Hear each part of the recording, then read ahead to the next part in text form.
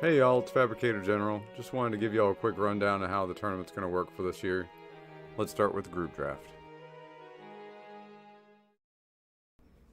Prior to the first round of competition, an offline group draft will be held, and on Saturday, July 9th, those groups will be revealed. 8 groups will randomly select one player from each of the 5 draft pools, which contains players of similar SRC ranking or personal best time.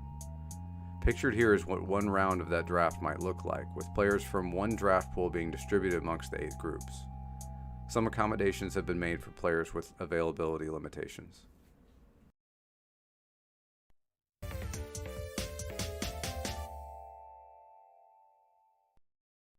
Like last year, the first round of competition will be a group race format. Each of the 8 groups will conduct 3 races that will include all 5 racers. Points will be awarded based on individual finishes, with 4 points for first, 3 points for second, and so on. The top 2 highest scores from each group will advance to the next round. Any tiebreakers will use average race time. Players are then reseeded for round 2 based on their round 1 finish.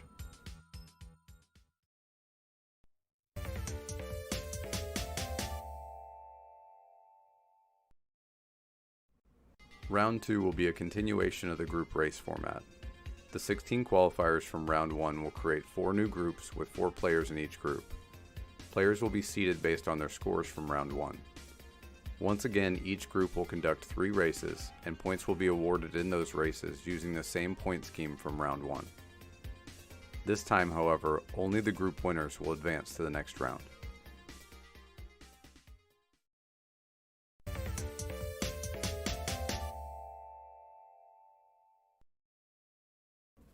The final day of competition will see 4 remaining players compete in head-to-head bracket-style racing. Runners will be seeded into matches based on their finishing scores from round 2. Both the semifinals and finals matches will be a best of 3, while the third place match will be a sudden death match or a best of 1. Unlike the group rounds, which have a 15-minute time limit, runners in the final rounds will compete until the game is beaten. The winner of the finals match will be crowned the 2022 NRL champion.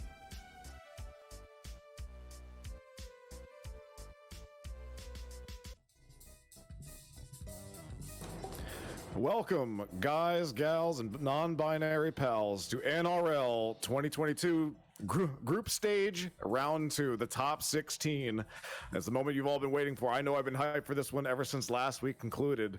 But welcome, everyone. We've got some wonderful races lined up for you this evening. And once again, I'm joined by the one, the only, the perfect Finn beside me. How you doing, Finn? Hey, Retrophile, just happy to be here, man. Very excited after last week. We have some stiff competition, and I think it's going to be really, really entertaining to see how this pans out.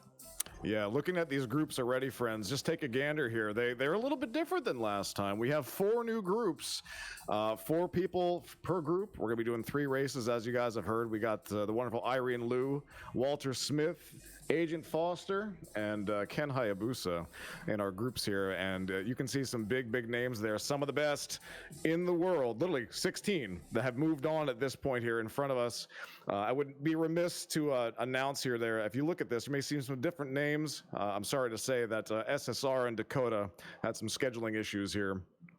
So they have been replaced by the next ones in their respective groups. We got Jim Jamboree, and we got Sideswipe in the Walter Smith group taking over for them. So we wish them nothing but the best here for this one, but this is where we stand at this point. But we'll be following the same format that we had previously. It's going to be 3 races each one, and points 4, 3, 2, 1 from first to fourth, respectively.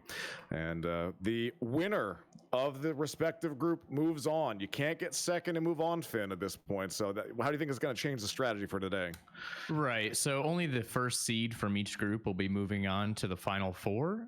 Like we discussed previously before the event started, runners who move into the third heat, let's say they got first place, the first and second heat, so 8 points total, they're still not entirely safe. They still have to continue to perform and execute in the third heat.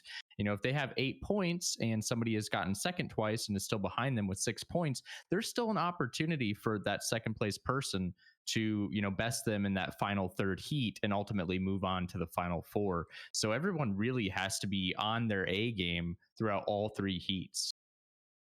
Right, you are, Finn. Very well said. And we're going to be kicking today off with the Irene Liu group on that one. And we've got some big names on this one right out of the gate. This is going to kick off today fantastically. Finn, let's talk about Irene Liu. Who we got in that group? Irene Liu is composed of first seed, the Retro Runner, current world record holder. He's had the world record since, I believe, September 29th, 2021. He's improved it, I think, about 5 times since then. Second seed in the Irene Liu group is X Christine. Third seed in the Irene Liu group is Nate 2K Hacks. He had a really nice performance last week. I think we discussed that Nate's a little underrated. I don't think people are as familiar with his speedrun work, but he was very impressive. And fourth seed in the Irene Liu group is Pistachio Daddio.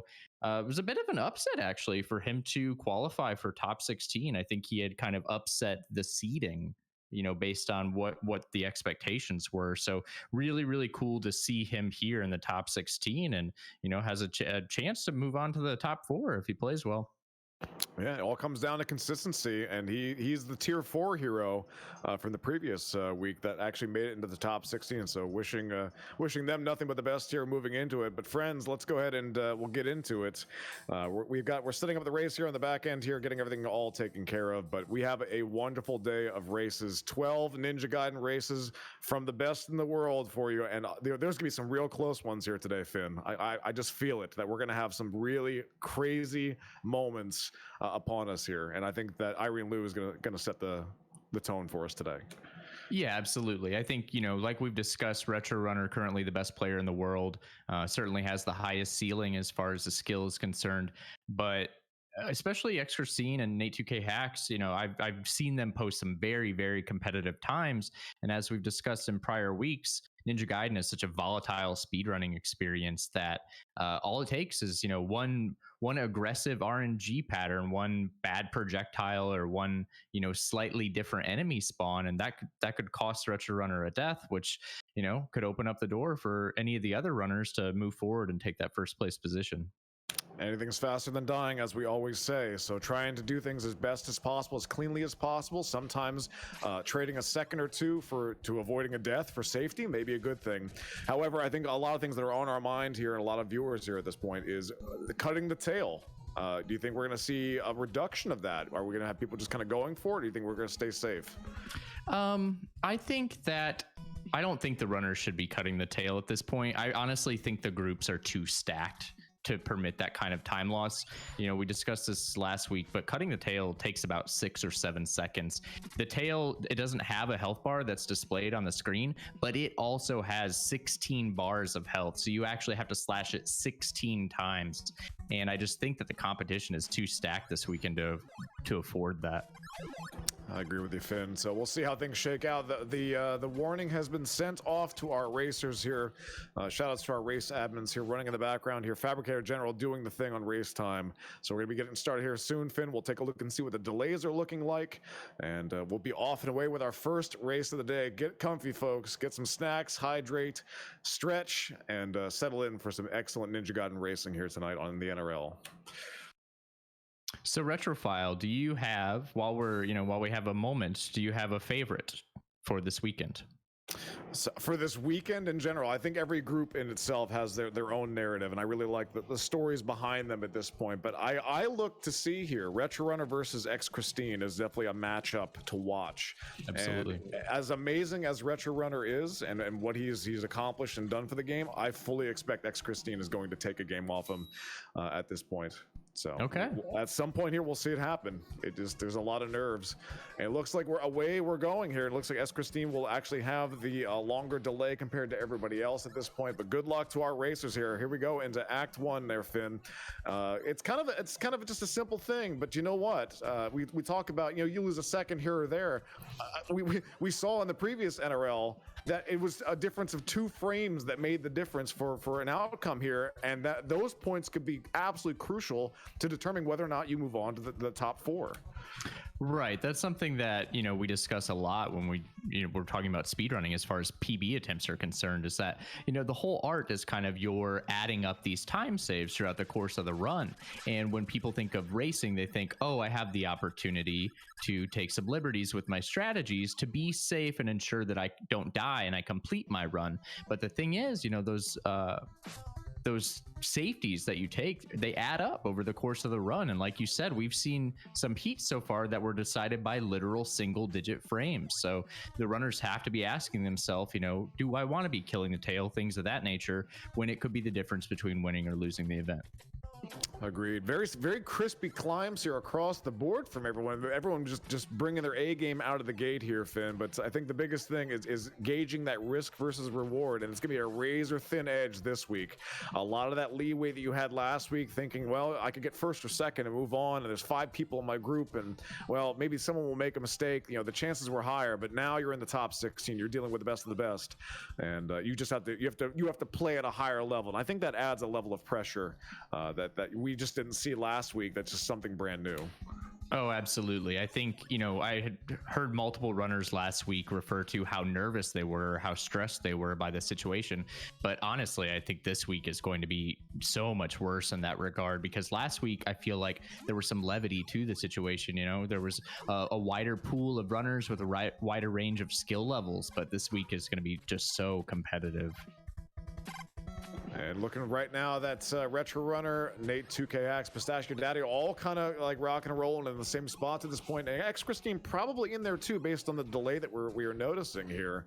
I think with stage 2 though, toward the ends here, you kind of got to be mindful of some of your Nimpo that you're kind of working with, and sometimes you have to kind of dump the Nimpo at the end there if you have too much. But there's always kind of that moment where you have to kind of figure things out here, moving into the stage 2 boss. Yep, so we see Retro Runner and Nate 2K Hacks. They both take down the Stage 2 boss Bomberhead with the Spin Slash subweapon. Spin Slash, as we've discussed previously, does damage every frame the hitbox is active, so it melts right through all 16 bars of health that these bosses have. And we won't be seeing that in stage 3, however, so we're going to grab the Art of the Fire Wheel and take that all the way to Massacre. Only 2 screens for this stage in general, but a lot of risk. I'm sure we'll be seeing the Bumble Tumble happening. A little knockback there for Nate 2K Hacks there up on the platform. Kind of some scary jumps there on that one, that if you're kind of off a little bit, I think, you know what, I can say that for pretty much any part in this game here. If you have any lapse of concentration during this game has a really bad habit of punishing you at the worst amount of time. Global timer, hammer bros, weird spawns, things that you don't adapt to, or just if you let your muscle memory just kind of take hold, sometimes you can find yourself in a bad way. Yeah, absolutely. And we see that here.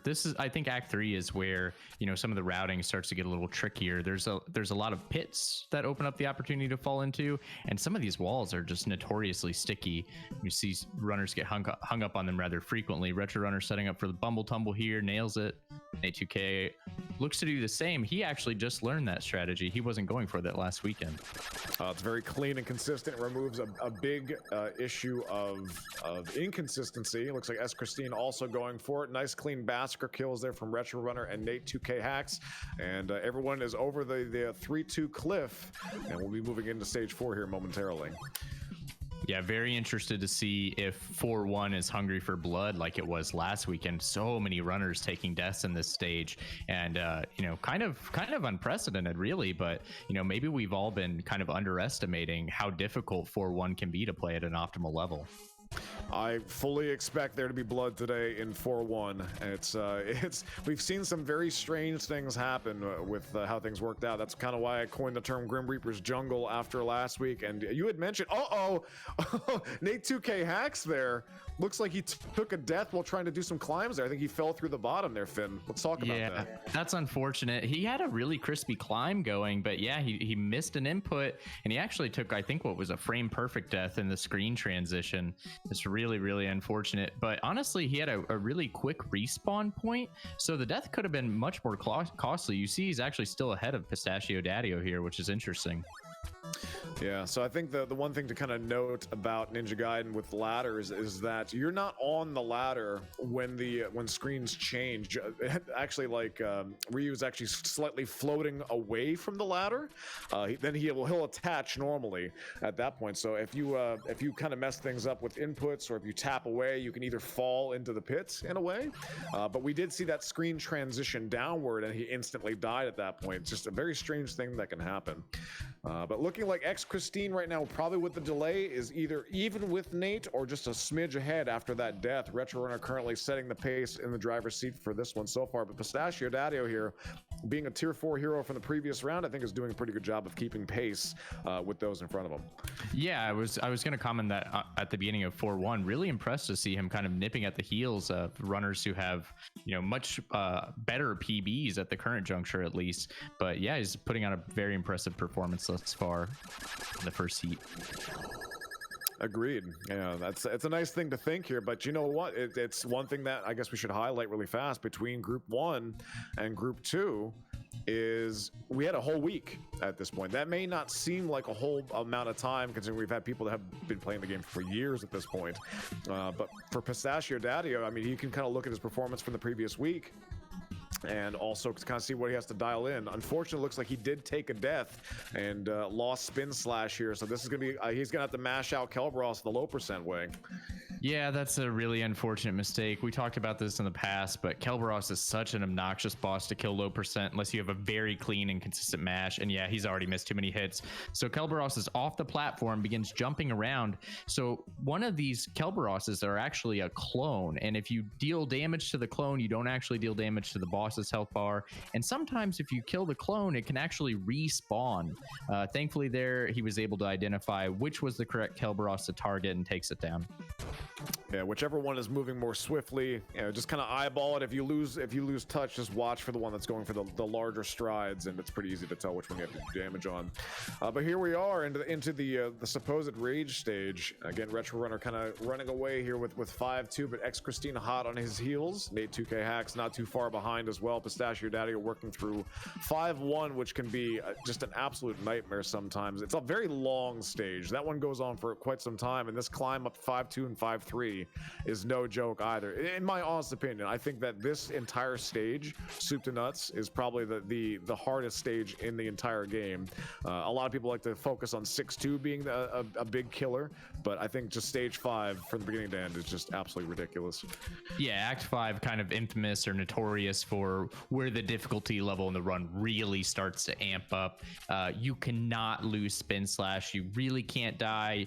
You can't afford to waste Nimpo extraneously. You need to keep that spin slash, and you need to keep your health and Nimpo count as high as possible to navigate these screens. They're so treacherous. They're littered with enemies and holes for you to fall into. And like you said, I think that, yeah, I don't think there's a contest. I think that all of Act 5 is easily the most difficult part of the game outside of the final boss fights. Agreed. And Retro Runner getting through Act 5. X Christina and Nate 2K Hacks not too far behind based on the delay that we saw. Looking like Christine is in second with Nate 2K Hacks not too far behind here. So kind of jockeying for position for that second place. I mean, again, it could be a singular point that makes the difference toward the win at this point. Retro Runner has to hold fast here as we enter the final stage already. Act 6. 6-1, Finn. Let's talk about that as we have a few people going into it. Yeah, 6-1, not a particularly difficult screen, but as you can see here, Retro Runner, he misses a slash on an enemy, and then all of a sudden things start to add up. Especially there are a high number of birds on the 6-1 screen, and birds actually deal the most damage. They do 3 points of damage, so the damage can really start to add up on 6-1. And similar to Act 5, like we talked about previously, you really need to keep your health total as high as possible as you move through Act 6. Yeah, you can definitely hamstring yourself in this one when health is such a big issue for a long part of it here. I mean, if you get kind of caught up in some of those birds, or if you have some problems toward the end of 6-2, that can quickly spell death, and that's going to be pretty rough. Very crispy climbs there from the Retro Runner. Can you talk about quick climbs here, Finn, since we haven't introduced that yet?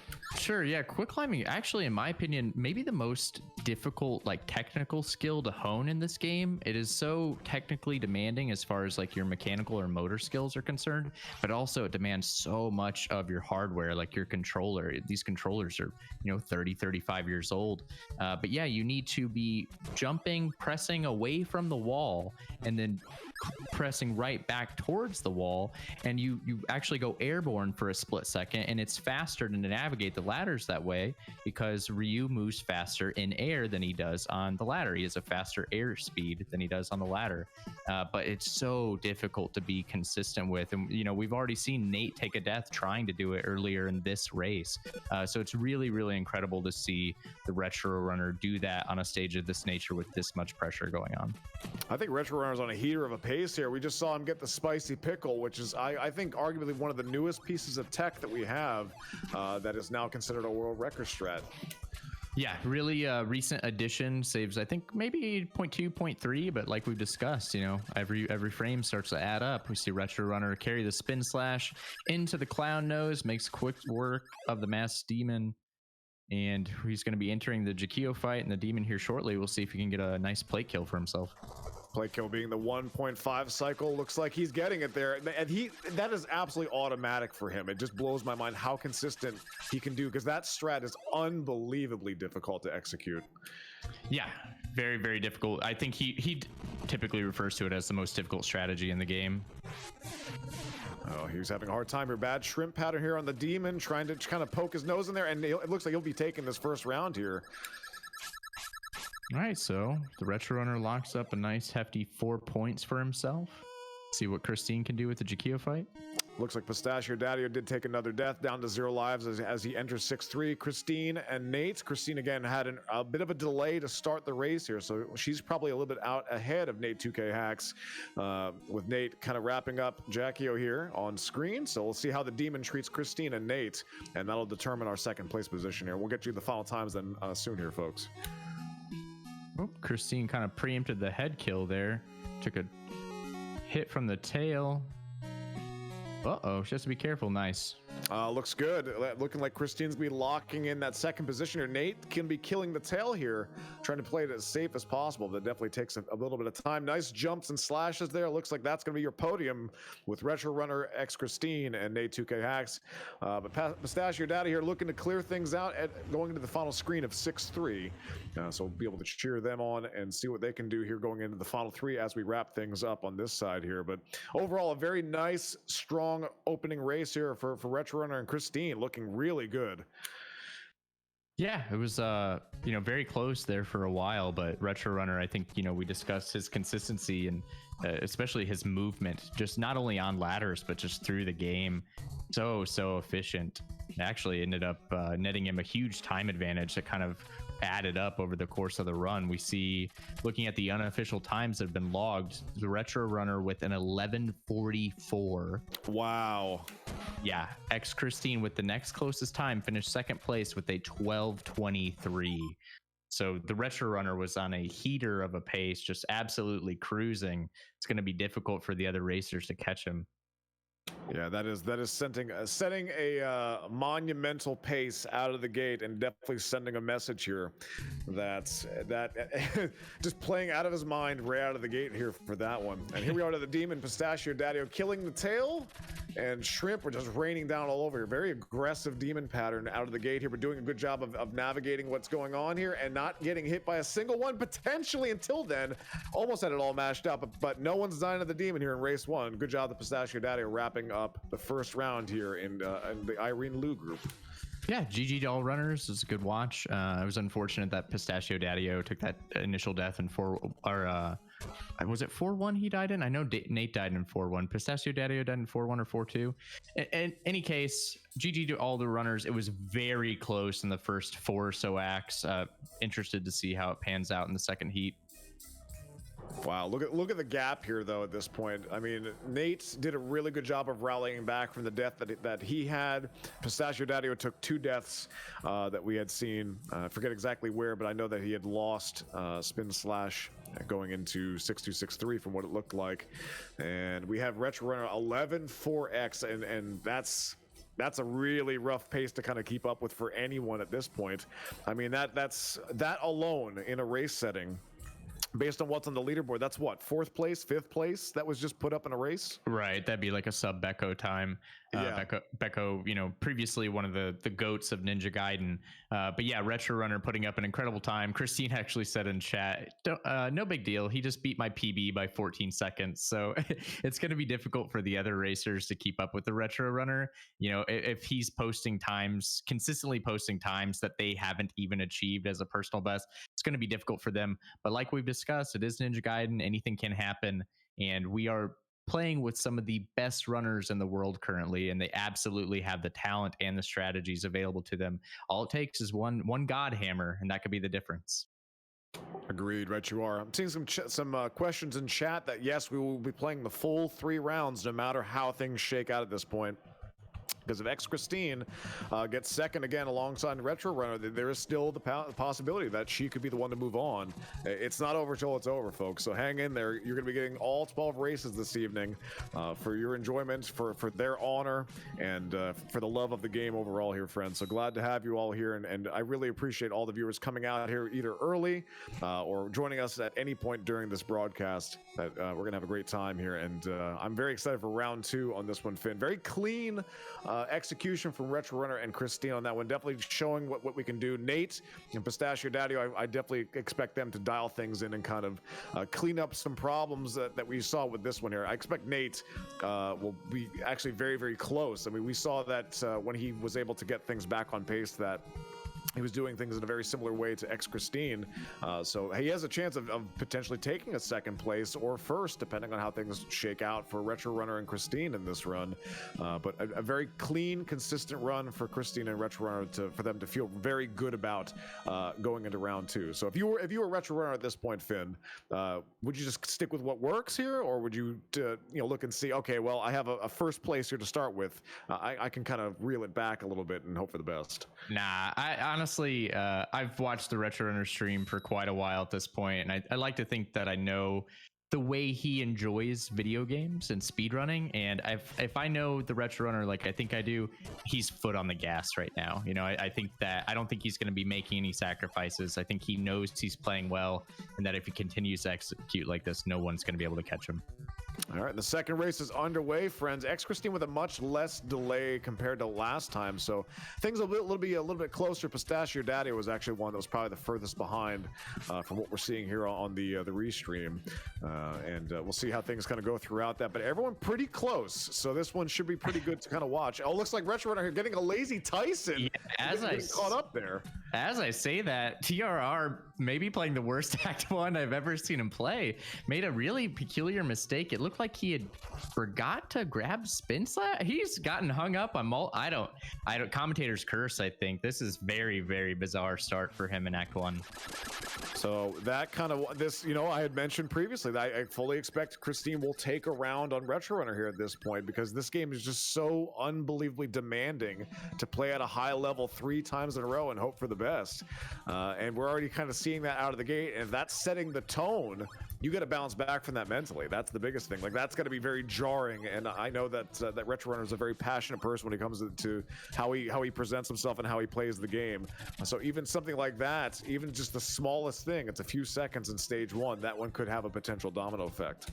Yeah, absolutely. The Retro Runner, an incredibly passionate speed runner, and I know that those mistakes are going to be frustrating for him.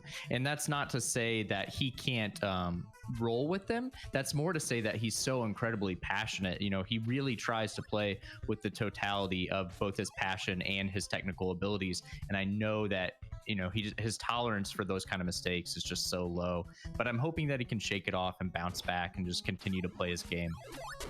I think as you kind of build confidence, as you do certain things that are rough areas, like sometimes you get a clean section or a clean climb. I mean, ultimately here, as a lot of us here are fellow speedrunners, we are all our own worst critics when it comes down to things. We look at things, we scrutinize. Even after getting PBs, we'll think about, well, this was so bad, or we could have did this better.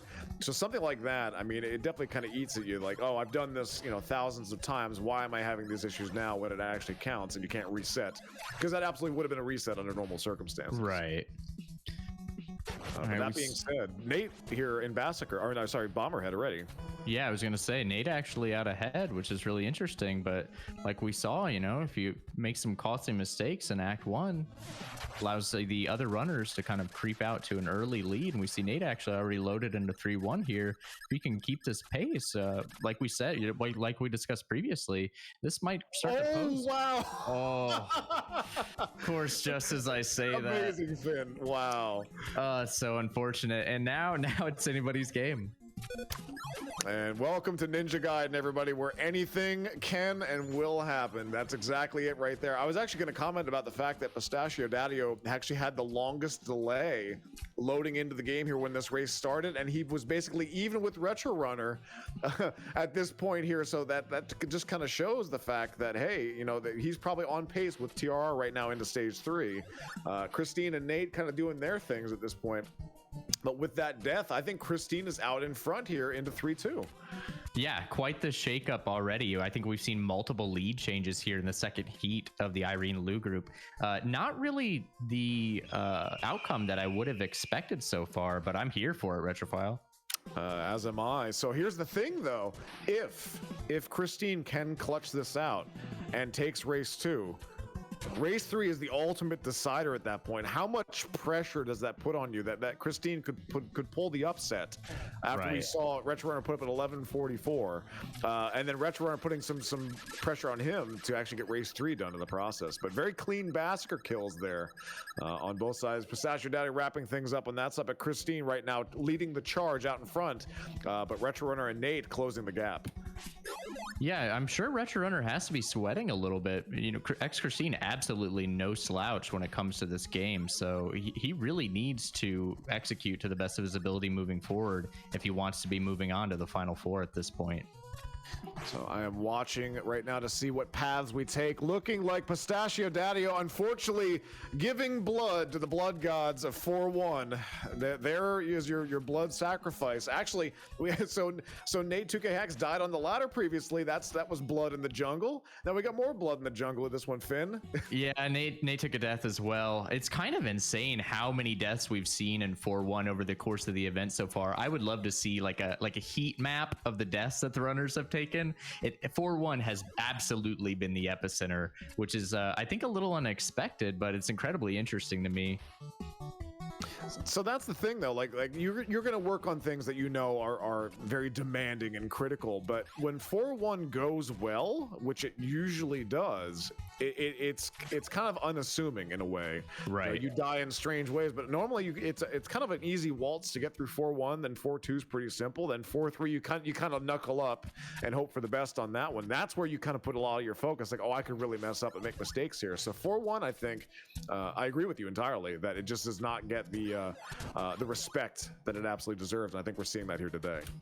Yeah, absolutely. We've seen 3 deaths in a matter of 2 heats so far in 4-1 already, and I don't think that will be the end of the story, as we finish out the rest of the groups. Yeah, well, that's your bingo card free space. Death in 4-1, friends. There you are. But here we are into 4-3, and looks like Retro Runner has actually closed the gap quite a bit on Christine here after that early flub. So this is looking pretty close here as we go into Kelberos, and we'll see. You know that he excels very well in Act 5, and that's where he kind of makes up a lot of his time. I'm very curious to see if by the end of Malth it will be even. Yeah, unfortunately, I didn't pay enough attention to the delays at the beginning of this particular heat, so I'm not sure if Christine's on a similar delay as she was in the first heat. But if she is, I mean, that gives her, still a decent lead over TRR at this point. But yes, you're right. TRR has done an impressive job of closing the gap so far, as both runners kind of synced up perfectly in 5-1. Look at the sync. So I will comment. Oh, Retro Runner taking an uncharacteristic knockback from the bat there.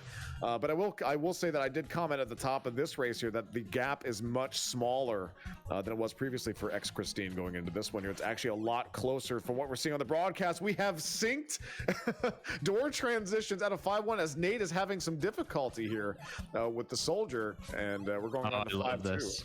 Yeah, 5-2 looking great so far. Both of them, look at that quick climb, matching transitions as they move into the second screen of 5-2. This is going to be great to see them move into the final screen of 5-2. One of the most notoriously difficult screens, requires multiple very, very tight tricks, both the lemon drop and the Janet bird boost. Let's see how Christine and Retro navigate this final screen of 5-2.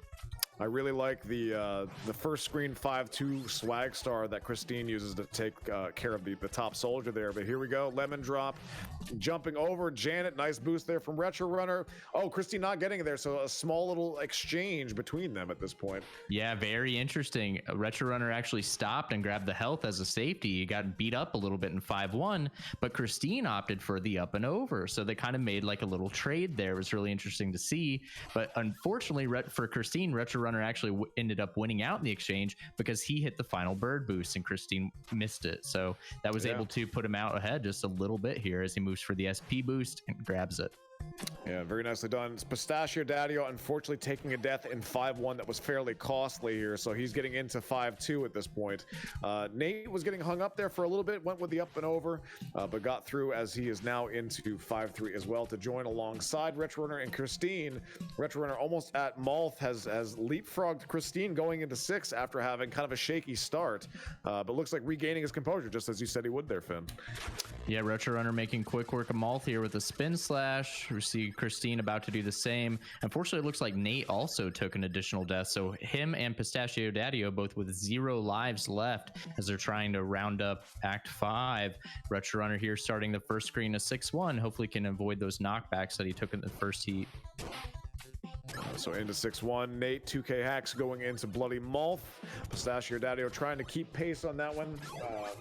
Still sitting on 0 lives here. Could have taken a game over for a fresh set of lives if you want to, but this is top 16, so you're just going to go with what you can at this point and hope for the best. But again, it has to be said, this is Ninja Gaiden. Still anything can happen, and nothing is nothing is guaranteed until the game is over and Ryu is hanging out with his dad. Yeah, I'm incredibly tense so far watching Retro Runner and Christine. I'm sorry if I've missed those deaths on Nate and Pistachio Daddio's screens respectively, but the competition between Retro Runner and Christine right now is actually so incredibly close. It has me on the edge of my seat to see how this is going to pan out. Yeah, we're going to the long ladder climbs here. We'll see what Retro Runner can do. Clean, very, very smooth on that one.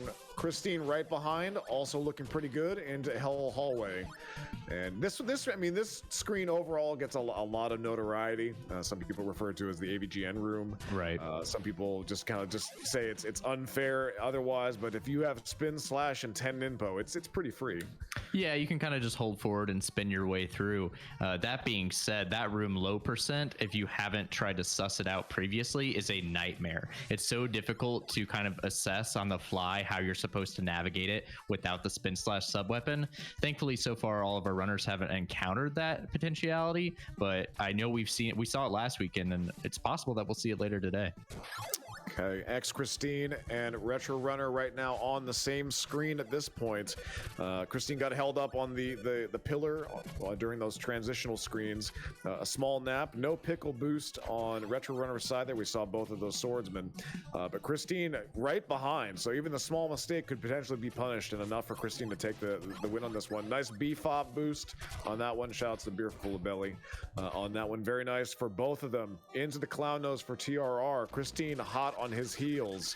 Yeah, I unfortunately I'm not sure if it's going to be enough. Retrophile, Christine's so incredibly close, but Retro Runner has arguably the best boss kills in the business. It's going to be really difficult for her to find her edge here. Let's see if Retro Runner can get another plate kill for himself. Nice. This automatic 1.5 cycle once again. Christine opting for the left side Jackio fight. Very clean and consistent. Getting in those good mashes, hunting Jackio down. Very nice. Looks like a 2.5 cycle on that one. Yeah, incredibly clean kill from Christine, but unfortunately each of those Jackio cycles, if I recall correctly, is about 3 seconds. So oh, look at this. Retro getting caught in the heart, but does slash it down.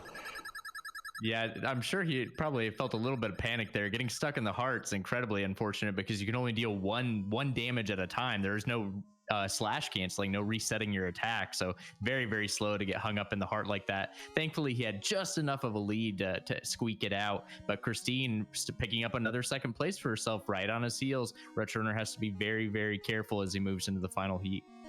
Yeah, looking very good for both of them at this point. Nate 2K Hacks taking care of Jackio, moving into the Demon. Pistachio Daddio wrapping up 6-3, about to go into the final screen on that side. Nate getting an absolutely ridiculous shrimp pattern that point, having to do all kinds of dancing, trying to take care of that tail here. That's the big risk. If you're trading off, taking care of the tail, but you're actually getting beat up by shrimp here in the process. And it looks like the Demon has come to play today. My goodness gracious, one hit to go. But he is able to clutch it out. Nice job there, Nate, getting himself that third. But that's why you keep going. Pistachio Daddio could have got a podium out of that if the Demon would have landed one more hit on Nate. Right. What did we say last weekend? The 5 Ds: duck, dodge, dip, dive, and dodge. That's it. Yeah, those are the 5 Ds right there. If you can dodge a shrimp, you can dodge a death. Yeah, something. Yeah, it's one of those things. Incredibly aggressive shrimp pattern from the Demon there, but Nate was able to see it through. Like you said, very, very wise of Pistachio Daddio to keep, giving it his all, because all it took was one slightly more aggressive shrimp or a poor reaction on Nate's part, and Pistachio Daddio could have found himself with an additional point in that heat. I think P. Daddio, he knows that lesson well. That's the reason why even in a tier 4 position, he ended up here. He was not a replacement. He earned his spot in the top 16 within his respective group because he was able to push through and play consistently enough to get there. So nothing's over. Again, you gotta keep it rolling here. We'll have the 15 minutes time limit in place to keep things moving expediently here, but it looks like we're not gonna need it, Finn. Round 2's in the books. Round 2 is in the books, Retrophile, and are you looking at these times? I am, sir. What do we happen to have here, Finn? Let's see what you got. The Retro Runner finishes in first with a 12:01. X Christine right behind him, 12:05. So incredibly close. Difference. 4 seconds separate the two of them.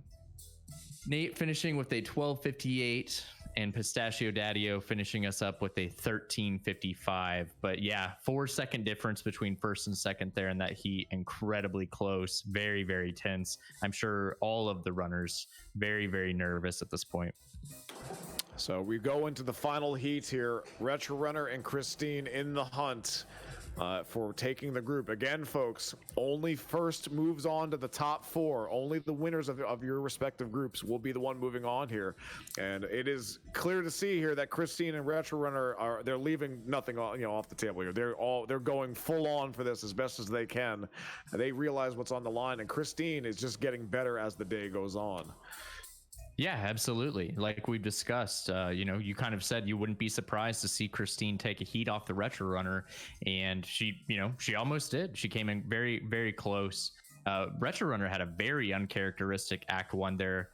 Honestly, I would love to kind of clip it and go back and watch it and maybe ask him about it. But yes, that's all it takes. Like we've discussed, making a couple sacrifices for safety strategies or having a few uncharacteristic knockbacks and getting kind of put out of your element, that could be the difference. And we saw it there. Fortunately, he was able to kind of clean that up and pick up the slack, but Christine just nipping at his heels, just hungry for that opportunity, and she'll absolutely take it if Retro Runner gives it to her.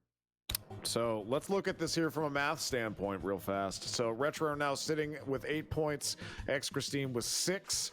So if Christine takes this one and Retro Runner gets second, he will advance by 1 point. He will end up with 11. She will end up with 10.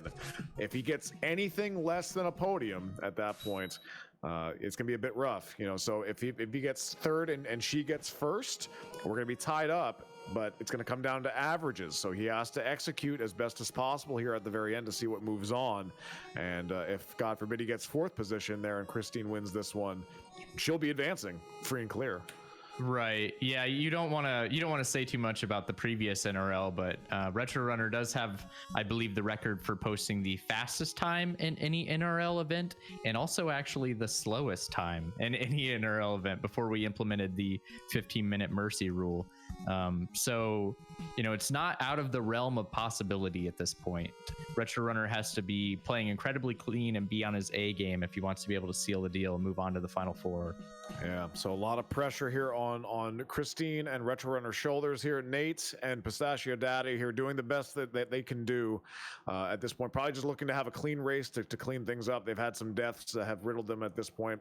The jungle especially been a problem all day today. Some issues with 5 and 6. Hoping to clean those up here at this point.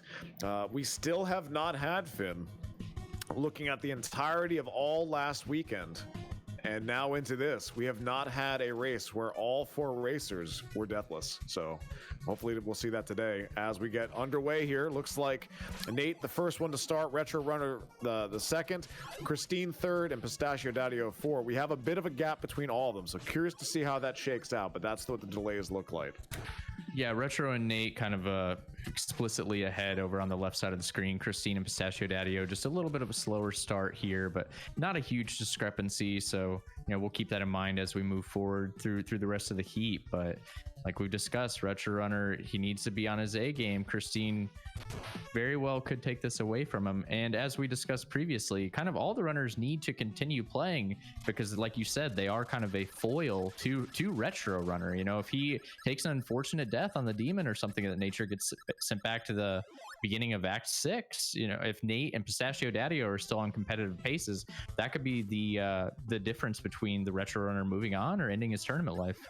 Yeah, right you are there, Finn. I mean, obviously having even just having a notch in your belt of like saying, hey, I beat one of the best in the world in under a race setting is something that you can kind of hang your hat on and feel good about regardless. So at the end of the day here, this is a fun competition. We're trying to do the best that we can do and go out there, have some fun, play a game that we're all passionate about and have a good time with it here. But yeah, it's going to come down to whether or not you move on to those grand finals, that tournament we're going to have next week. We'll talk more about that at the end of the broadcast here and what that picture is going to look like. But here we are, last race of the first group of the day, folks. We got 3 more groups after this, so 9 more races following this one. So settle in and get comfy for this as we're moving on to 2-2. Yep, entering the first screen of 2-2 here. Nate opts for the Arcus popularized Swag Star. Retro Runner goes for his shorter variation there. Both runners navigating that screen expertly. Christine setting up for the Retro Runner Swag Star as well. Pistachio Daddy, unfortunately, there dropped some frames, but all runners so far having a really, really clean start. You love to see it, especially after what happened at the beginning of the second heat there. Now look at this. Look at the climbs that Retro Runner has, and we know that there was a small delay between him and Nate, and he's caught up now. They're basically in sync at this point, so Retro Runner probably has a small lead right now out of the gate, depending on how things are working out for Christine and Pistachio Daddio here as we go into 2-2. Nate, so I noticed that Nate does that consistently, where he actually opts to kind of jump and do a little bit of a backflip behind that charging soldier to just kind of eliminate that as a potential risk factor, especially if Ninpo is a problem. Yeah, I'm assuming that's a Ninpo consideration.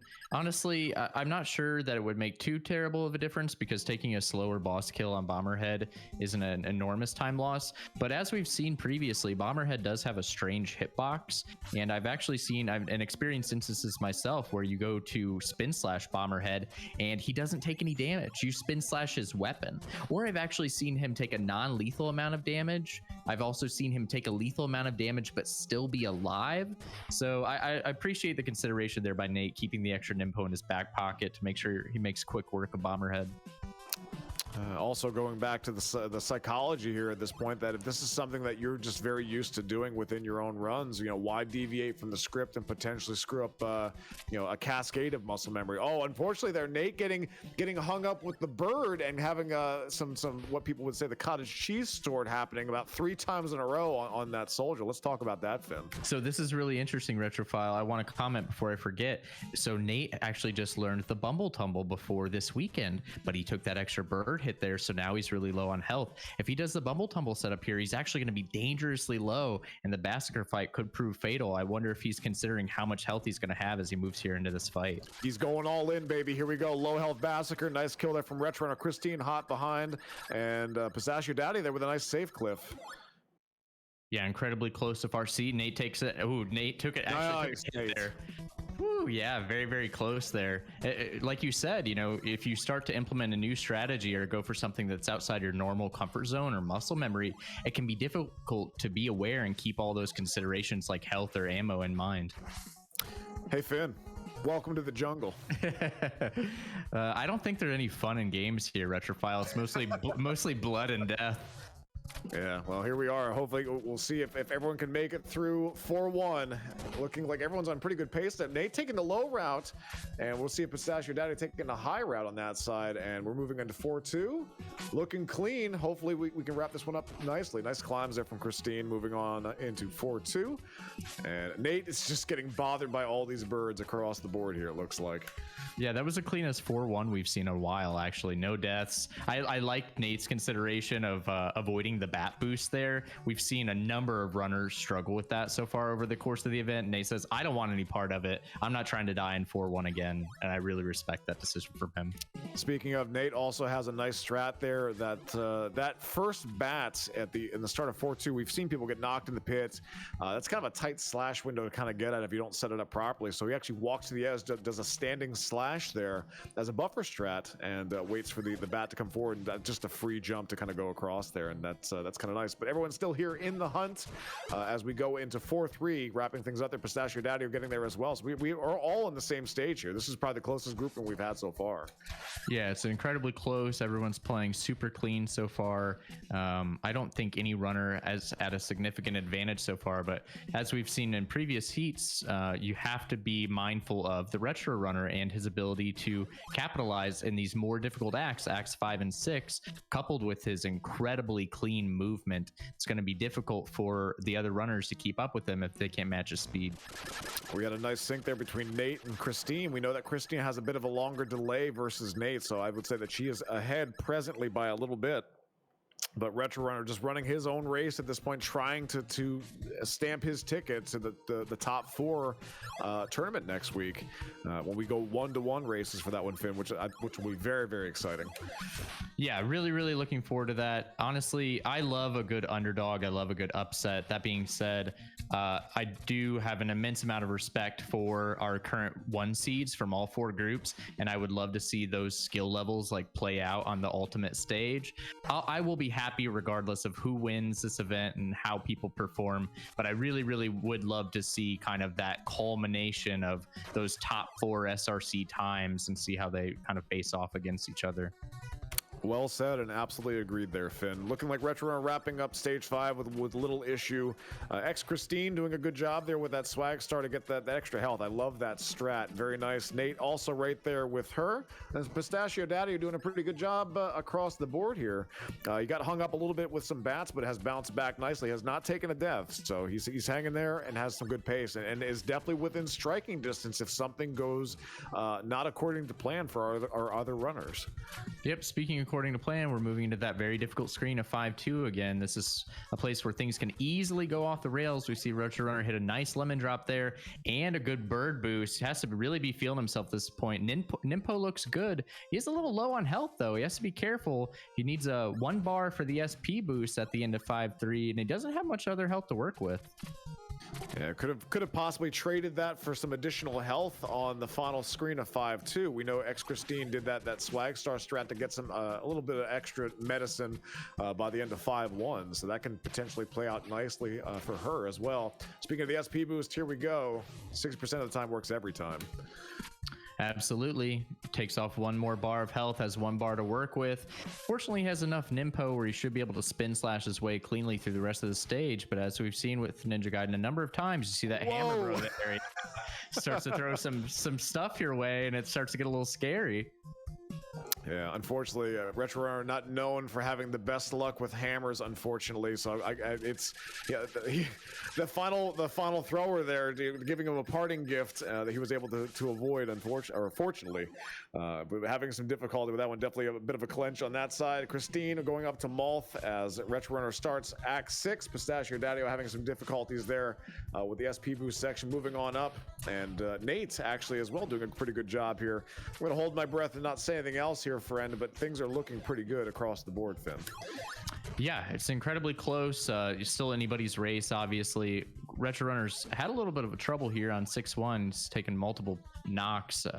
Thankfully, he's able to clean it up, keeps his life total in a healthy spot as he moves into the first screen of 6-2. Like we've discussed, 6-2, see, it's not a free screen by any means. This is, like you said, probably other than Act 5, probably the most difficult individual stage in the game. Retro Runner has to be on his toes, making quick work of these jetpack ninjas, see if he sets up for this boost. Opts to just grab the ladder and conserve his health. I respect it. Yeah, that's a good call. Christine entering 6-2 here, gets a little hung up on the wall. She tried to set up for a swag star. There we go. Very nice. I like that star a lot. Very high defensive star. Does a pretty good job of ruling out the RNG and the timer. Nate getting hung up here in the beginning part there. That's a rough spot to kind of get stuck in sometimes because you have things that are spawning. The hammer bros kind of chucking at you at that point. It can be difficult. So here we go with the exit boost on this one. Not the eggs Benny, but a very clean one to go through. X Christine nice climbs there in the long ladder going into Hell Hallway. Retro Runner firmly in the driver's seat on this one, looking to try to finish things up strong and stamp his ticket, like I said, for the top 4. Here we go, Finn. 2 screens to go until the final 3. Pistachio Daddio, by the way, doing pretty good on his side and running his best race of the day so far as well.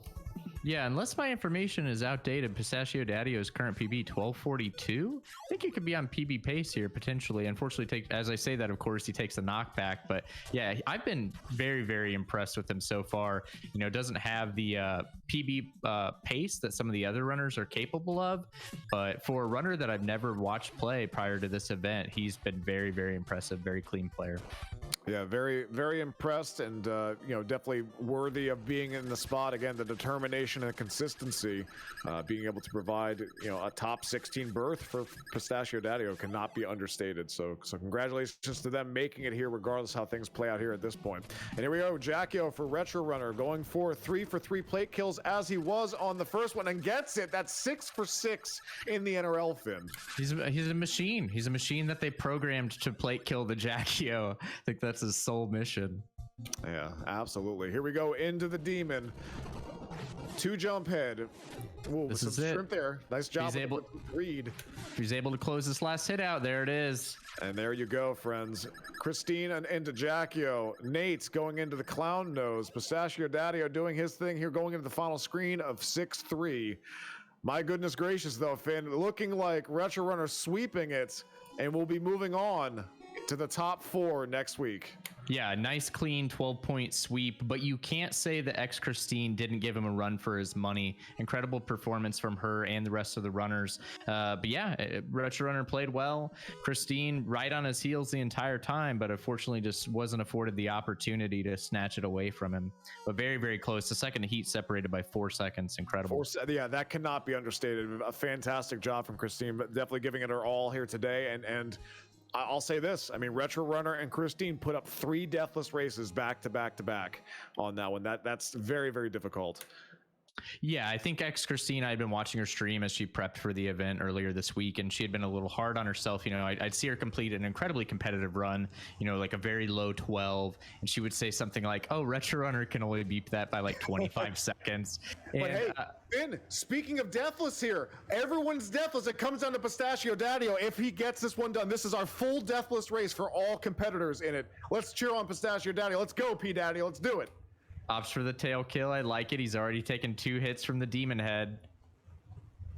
Oh, doing a good job avoiding the waterfall of shrimp here. Look at the explosion. Just going around him, looking pretty good there. He's got 2 more hits to work with. Nice. There it is, deathless. Let's go, baby. All right, we finally get through a race, a heat rather, with no deaths. Nice clean performance from all our runners. You love to see it. Retro Runner taking the full 12 points, going to be moving on to our final 4. I'm really, really happy to see that. You know, I had mentioned about it that we had not seen it between 24 races previously in the NRL for this year of the 8 groups we had, and then 2 before that. So we went 26 races without all competitors finishing deathless. So big shout outs to all 4 competitors on this one: Retro Runner, Christine, Nate, and Pistachio Daddio for wrapping that one up there. But Retro Runner, the story here, winning Irene Liu 3 for 3, the pristine 12 points, 6 for 6 on the plate kills. We'll be moving on with a very, very impressive average time going into the top 4. However, he did have that difficult second race. And I say difficult, and he got a 12:01 anyway. Right. But I think we all expected 3 sub-12s if potentially possible. But hey, stamp the ticket, guaranteed a top 4 slot. Absolutely. Retro Runner put on an incredible performance. Before we move on, is that a NRL record, 11:42? Have we seen better than that? That's an incredibly fast time. I don't believe so. I think that very well may be the fastest NRL time that's been put up between this season and last. So that is one heck of a bar to reach for. That's putting up a statement at the very end of your top 16 performance. Yeah, absolutely. Looks like someone in chat saying we saw an 11:41 last year. Very, very impressive. But yeah, I think we're going to be prepping our racers for our next grouping here. Just need a moment to get that set up, but don't go away. All right, we'll see you guys soon here, back here on NRL.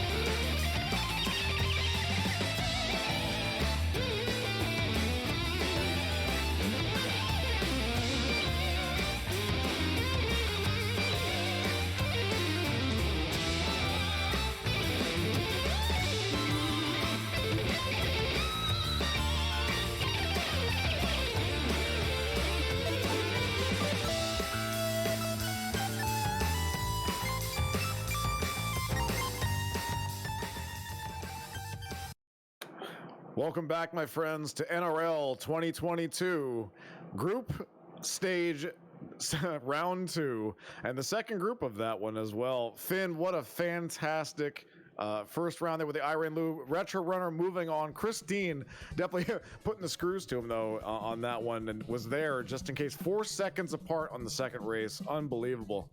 How you feeling, Finn?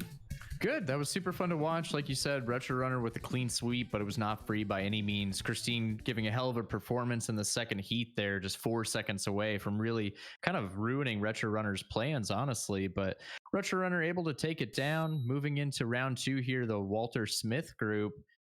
We got a little bit of a fan favorite here, Retrophile. I think you might be familiar with him. Some guy named Arcus. Yeah, Arcus, the cowboy speedrunner himself, prior world record holder to Retro Runner, gonna be our first seed here in the Walter Smith group. He has been grinding Ninja Gaiden for quite some time now. Actually got a new PB very recently by a number of frames here. But J-Riggs, the second seed, put on a really impressive performance last weekend. Current PB is a 12:06, and while Arcus is incredibly fast and consistent, J-Riggs absolutely no slouch either. And then rounding out the Walter Smith group, our third and fourth seeds are Jim Jamboree and Sideswipe. As we discussed previously, these were some replacements due to scheduling conflicts from Dakota and SSR 92. So Jim Jam and Sideswipe going to be rounding out the Walter Smith group here. I'm sure that they're incredibly excited to compete with such excellent talent. That's one way of putting it, Finn. I imagine that there's a lot of kind of pressure on it that you know who you're going up against. J-Riggs and Arcus are no slouches by any means on this one. But again, I want to just kind of throw out there really fast that we're sad that we can't have SSR and Dakota. Dakota quickly became a fan favorite, the Cinderella story. But unfortunately, you know, life takes precedent. This one, scheduling kind of became a thing. But we're very thankful for Jim Jamboree and Sideswipers for stepping up and filling in here so we could round out this group on this one. But this is going to be a doozy at this one. J-Riggs has been absolutely playing out of his mind lately, has really stepped up, has done a really great job across the week here. If there's anyone here that could potentially capitalize on a situation if Arcus slips up here, it's going to be J-Riggs, Finn. Yeah, absolutely. We see here, it looks like Jim Jam, I think, is off to a little bit of a lead. I think Arcus and Sideswipe loaded in at about the same time, and then J-Riggs is actually at a pretty significant delay, so keep that in mind as we're moving forward. But yeah, Retrophile, to kind of expand on what you were talking about, J-Riggs incredibly impressive so far. Like I said, current PB is a 12:06. Reminds me a lot of Nate 2K Hacks from our previous group, who has also been incredibly consistent throughout this event. So like we've discussed, you know, Arcus, very talented runner, super fast, super consistent, but J-Riggs absolutely has the skill and the tools to close that gap. Agreed. I mean, he has the consistency, though. He did win his group. He was a tier 2, the only tier 2 to win their group respectively against Edo after Edo took an unceremonious death to the demon there, but he was right there at that point for every race, essentially. So J-Riggs definitely very good consistency-wise. Very excited to see how things will pan out on this side here. But obviously, Arcus, no one has as much experience in this entire league compared to Arcus at this point here. You know, I don't know what could potentially be said about the man, the myth, the legend that hasn't already been said, but you know, glad to have him back for another year here for NRL, and definitely deserving of that tier 1 slot at this point. So definitely an uphill battle for the other ones to climb on this side here. A fan favorite, as you had mentioned. We'll see how the story pans out. But again, friends, 3 races. The slate has been wiped clean at this point here. Only the top moves on at this point for the top 4. We've only got one of those slots currently filled by the Retro Runner here for top 4 for next week, wrapping up the Irene Lou group. And after this, we got 2 more groups yet. Plenty of action to come here on the NRL. Into 2-2 for everyone here. Everyone kind of doing their thing, doing a pretty decent job with some strats. Now, we did see Arcus doing some practice this week. and was doing some safer things, but Finn, will he forego cutting the tail this time around, do you think? Yeah, so that's something I wanted to comment on as well. I'd be really interested to see what he chooses to do at the end of this first heat. Like I've discussed previously, I think we're getting to a point in the competition where maybe you need to forego that decision. But I've seen Christine comment a number of times about his strategy selection, and I've also been tuning into his practice sessions, and it just seems like he is still kind of married to that idea of opting for that safer strategy. I heard him comment earlier this week. He said something along the lines of, going for a standard rich kill-esque demon kill is a little too risky. If I die and go back to the beginning of 6-1, that's about a 2-minute time loss, and it could be my tournament life, which I certainly agree with. But you have to wonder, when does the 6 or 7 seconds from killing the tail, when is that too risky? When is that the difference that puts you, out of the tournament? So I'll be interesting to see what he opts to go here for, because I think that's going to set the pace for the other heats as well. Yeah, I mean, we just saw it in the previous group there. Imagine if Retro Runner would have decided to cut the tail in round 2. Christine would have taken that just from that 6 or 7 seconds it takes to optimally kill the tail at that point. But one thing that has to be mentioned here really quick is that Arcus has the tools and the strategies that even when cutting the tail, as he put up during the first round, you can still get a low 11 5x with that, which is absolutely insane. Yeah, I think I saw recently Arcus, I think, put up the fastest pace we've ever seen from a human. I think he was on an 11:30 pace, 11:30 pace very recently. It was either this week or the week prior. So yeah, Arcus, absolutely no slouch, very much in the race for the world record currently. Retro Runner, has to be, a little bit worried that Arcus is going to swoop in soon and take that record back from him. Arcus is not only incredibly consistent, but can be just as fast, if not faster, than the Retro with their current strategies. Here we go. Welcome to the jungle in 4-1. I will say that, honestly, from what I know with Retro Runner at this point here, that he fully expects and is waiting for the record to be taken either by Arcus or by the next generation. Lane Rainer and Pensive Moose very well could be the next crop of runners that could push this game even further, because their mash and their climbs are just out of this world at this point.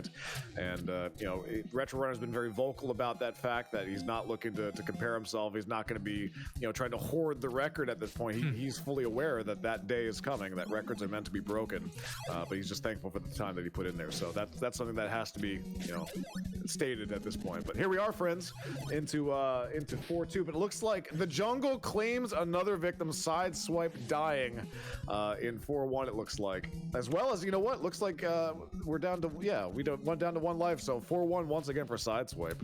Yeah, J-Riggs and Sideswipe both down a life here, unfortunately. Sideswipe actually loses Spin Slash, so he's going to have to pick that up and regain that in 4-2 here.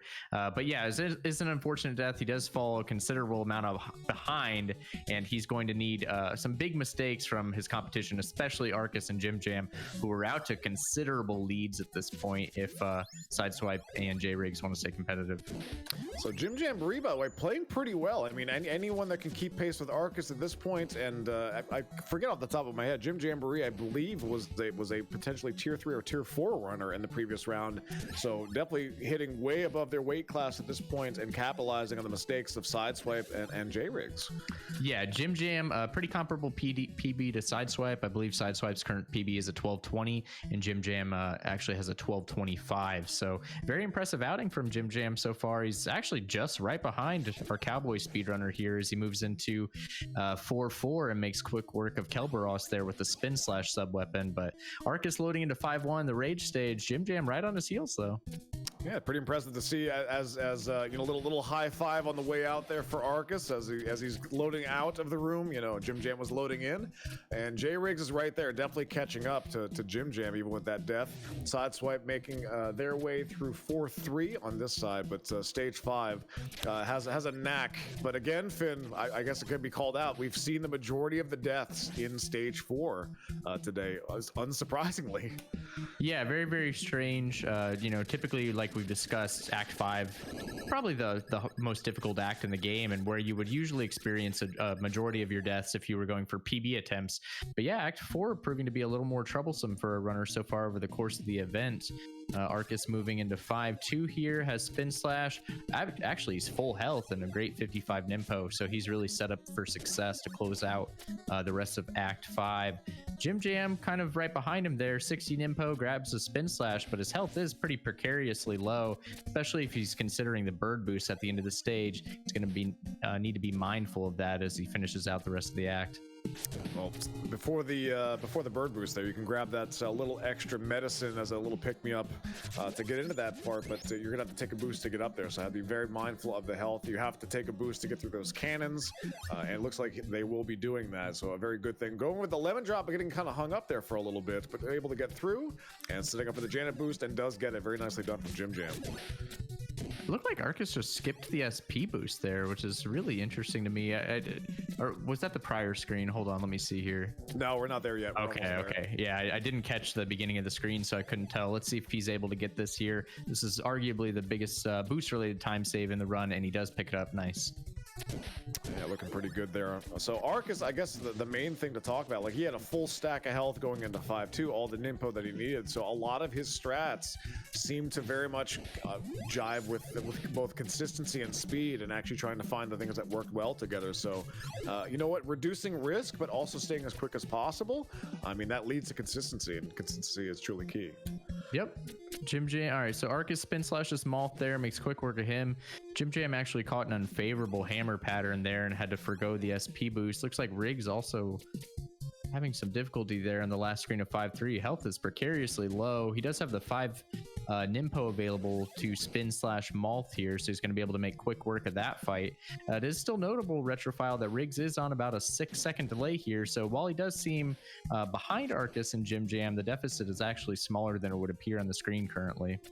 Pretty impressive considering that he took a death. So I'm kind of curious to see how the future races shake out, but definitely still within striking distance to take advantage of any potential mistakes. For sure, we see Arcus move into the first screen of 6-2 here, and he throws an excellent swag star. Actually, even throws another one for additional safety. Like we discussed, this screen can be incredibly difficult and treacherous. You see a number of enemies here who are throwing projectiles, or a number of pits for the runner to fall into, but Arcus really opting for some very wise, safe decisions, using that swag star sub-weapon to really cover all those potentialities. Takes an unfortunate knockback, ends at the bottom of the pit there, but ooh, really crispy climb up the long ladder to make up for it. Very impressive. Into Hell Hallway here, and we got Jim Jamboree not too far behind. J-Riggs also making up ground pretty quickly, sideswipe into 6-1, working their way towards 6-2 as well. So everyone's kind of like jockeying for position here at this point. Arcus trying to close things out as he enters 6-3 at this point, but J-Riggs has definitely made up a lot of ground. That cannot be understated. He's definitely on Jim Jam's heels, and you had mentioned the delay that we saw on the stream, so that's also very much a factor here. Oh, Jim Jam there taking the precarious boost on that one, almost didn't make it across there. Sometimes you want to kind of boost to the top of that platform above the pit there and just walk off, but here we go. Arcus possibly going for the pickle boost. No, not going for the pickle boost this time. I had an unfortunate hammer kind of flung at him after that bird kill. So looking at the load-in times for Jim Jam and J-Riggs with the 6-second delay, he's still about 4 seconds behind Jim Jam. So Jim Jam still solidly in our second place position here as the runners look to finish out Act 6. Arcus moving into the boss fights here, 2 bars of health. Whew! Bit of a clinch there as he spins his way through, makes quick work of the clown nose. Let's see if he's able to put up a plate here and match some of the consistency that we've seen from the Retro Runners boss kills. I'm also interested to see what strategy selection he opts for on the demon fight. Yeah, here we go. Jim Jam, by the way, potentially gets a nice a potential upset here, and would be in a good position. Some nice clean kill potentially. Yeah, okay, wrapping up there for Arcus. So not a plate kill, but still a pretty fast one. J-Riggs entering the door. Jim Jam having some difficulty with the clown nose. Looks like didn't have enough Ninpo for the spin, possibly. That's such an unfortunate mistake. That's going to be a huge time loss. He doesn't have any Ninpo to spin slash the clown nose, and he has to just mash it out manually. Health's getting low. Whew. Does take it, and Arcus did kill the tail and does take down the demon. Yeah, so I think like I said, I think moving forward he's probably going to need to opt for some more aggressive strategies. But we saw here, he was able to rely on his speed and consistency, give himself enough of a lead to where he could sacrifice the 6 or 7 seconds on the tail kill and still firmly finish in first place. Agreed. We'll get you guys the official times here, but J-Riggs now moving on to the demon, opting to kill the tail as well. We have Sideswipe taking down Jackio, and Jim Jam moving into the demon as well. J-Riggs here getting hit with some shrimp, but taking down the demon, solidifying potentially second place on this side. Jim Jam doing the not opting to kill the tail though, so actually gaining some time on that. I'm curious to see what those times are going to be possibly. And then we have Sideswipe trying to wrap up here on Jackio, and does. Yeah, unfortunately for Jim Jam, that I don't know if he ran out of Nimpo, if he just wasn't looking, or if he had tried to bzzzt the clown nose and missed. But yeah, unfortunately he let the masked devil there kind of get to work, creating that force field of fireballs. And like we've seen previously, those fireballs get going can be very difficult to get through them and actually deal damage to the clown nose by just mashing it out with the sword. So I think that was the difference there. Jim Jam had himself lined up for a second place finish, ended up in third, which is unfortunate, but still our first heat. We saw very clean performances for most of our runners, and I think it's still anybody's game. Well, it looks like the times are in, friends. Looking like the reported times, Arcus, even with killing the tail, as said, 11:56. J-Riggs, second position with 12:27. Jim Jam rounding out the podium, 12:41, and Sideswipe with a 13:13 Mockingbird lane. Yeah, so this is interesting, Retrofile. I'd like to keep an eye on this as we move through the rest of the event, but we see Arcus putting up an 11:56, which I think the first thing people are going to note is, wow, that's, like a little considerably slower than Retro Runner's average. But we have to keep in mind that Arcus opted to kill the tail, which, like we've discussed, is about 6 or 7 seconds. So that puts Arcus at a very high 11.4x, which is actually right in line with the kind of times that the Retro Runner was posting. So now we have to wonder, as we finish out these heats, we are pretty confident we're going to see Arcus opt for that tail kill. But A, how is that going to affect his seeding as we move into the final 4, assuming he gets there? And B, will he continue to kill the tail next weekend if he faces off against the Retro Runner? Yeah, that should be interesting, but it should be noted here, we did see Retro Runner have a bit of a hiccup there in the second race in the previous round, and that time, even with killing the tail, would have bested TRR's 12:01 that he had put up. So there should be some things said, and also the fact that Arcus didn't have a plate kill in that and still put up that time. It just shows how consistent and how fast he is in all of the stages at that point. So if he stays as consistent and as quick as he is, we're going to see that average time stay within that ballpark or potentially go lower if he's able to nail that plate kill. Yeah, absolutely. So runners here just getting a little prepped for our second round, giving everybody just ample time to kind of calm and collect themselves. 60-second warning is out, but we'll be underway momentarily. What do you think, Retrofile, as we move into our second heat here? I'm assuming Arcus is going to continue to kill the tail, but do you think J-Riggs can maybe give him a run for his money? Absolutely, yeah. J-Riggs was really only kind of hamstrung by the death that he had taken previously at that point, but he was closing the gap and actually showing some great promise throughout that race entirely. So again, I truly do expect great things of this point. If J-Riggs has a more favorable run or a deathless run, we're going to see that gap be a lot more close than what it was.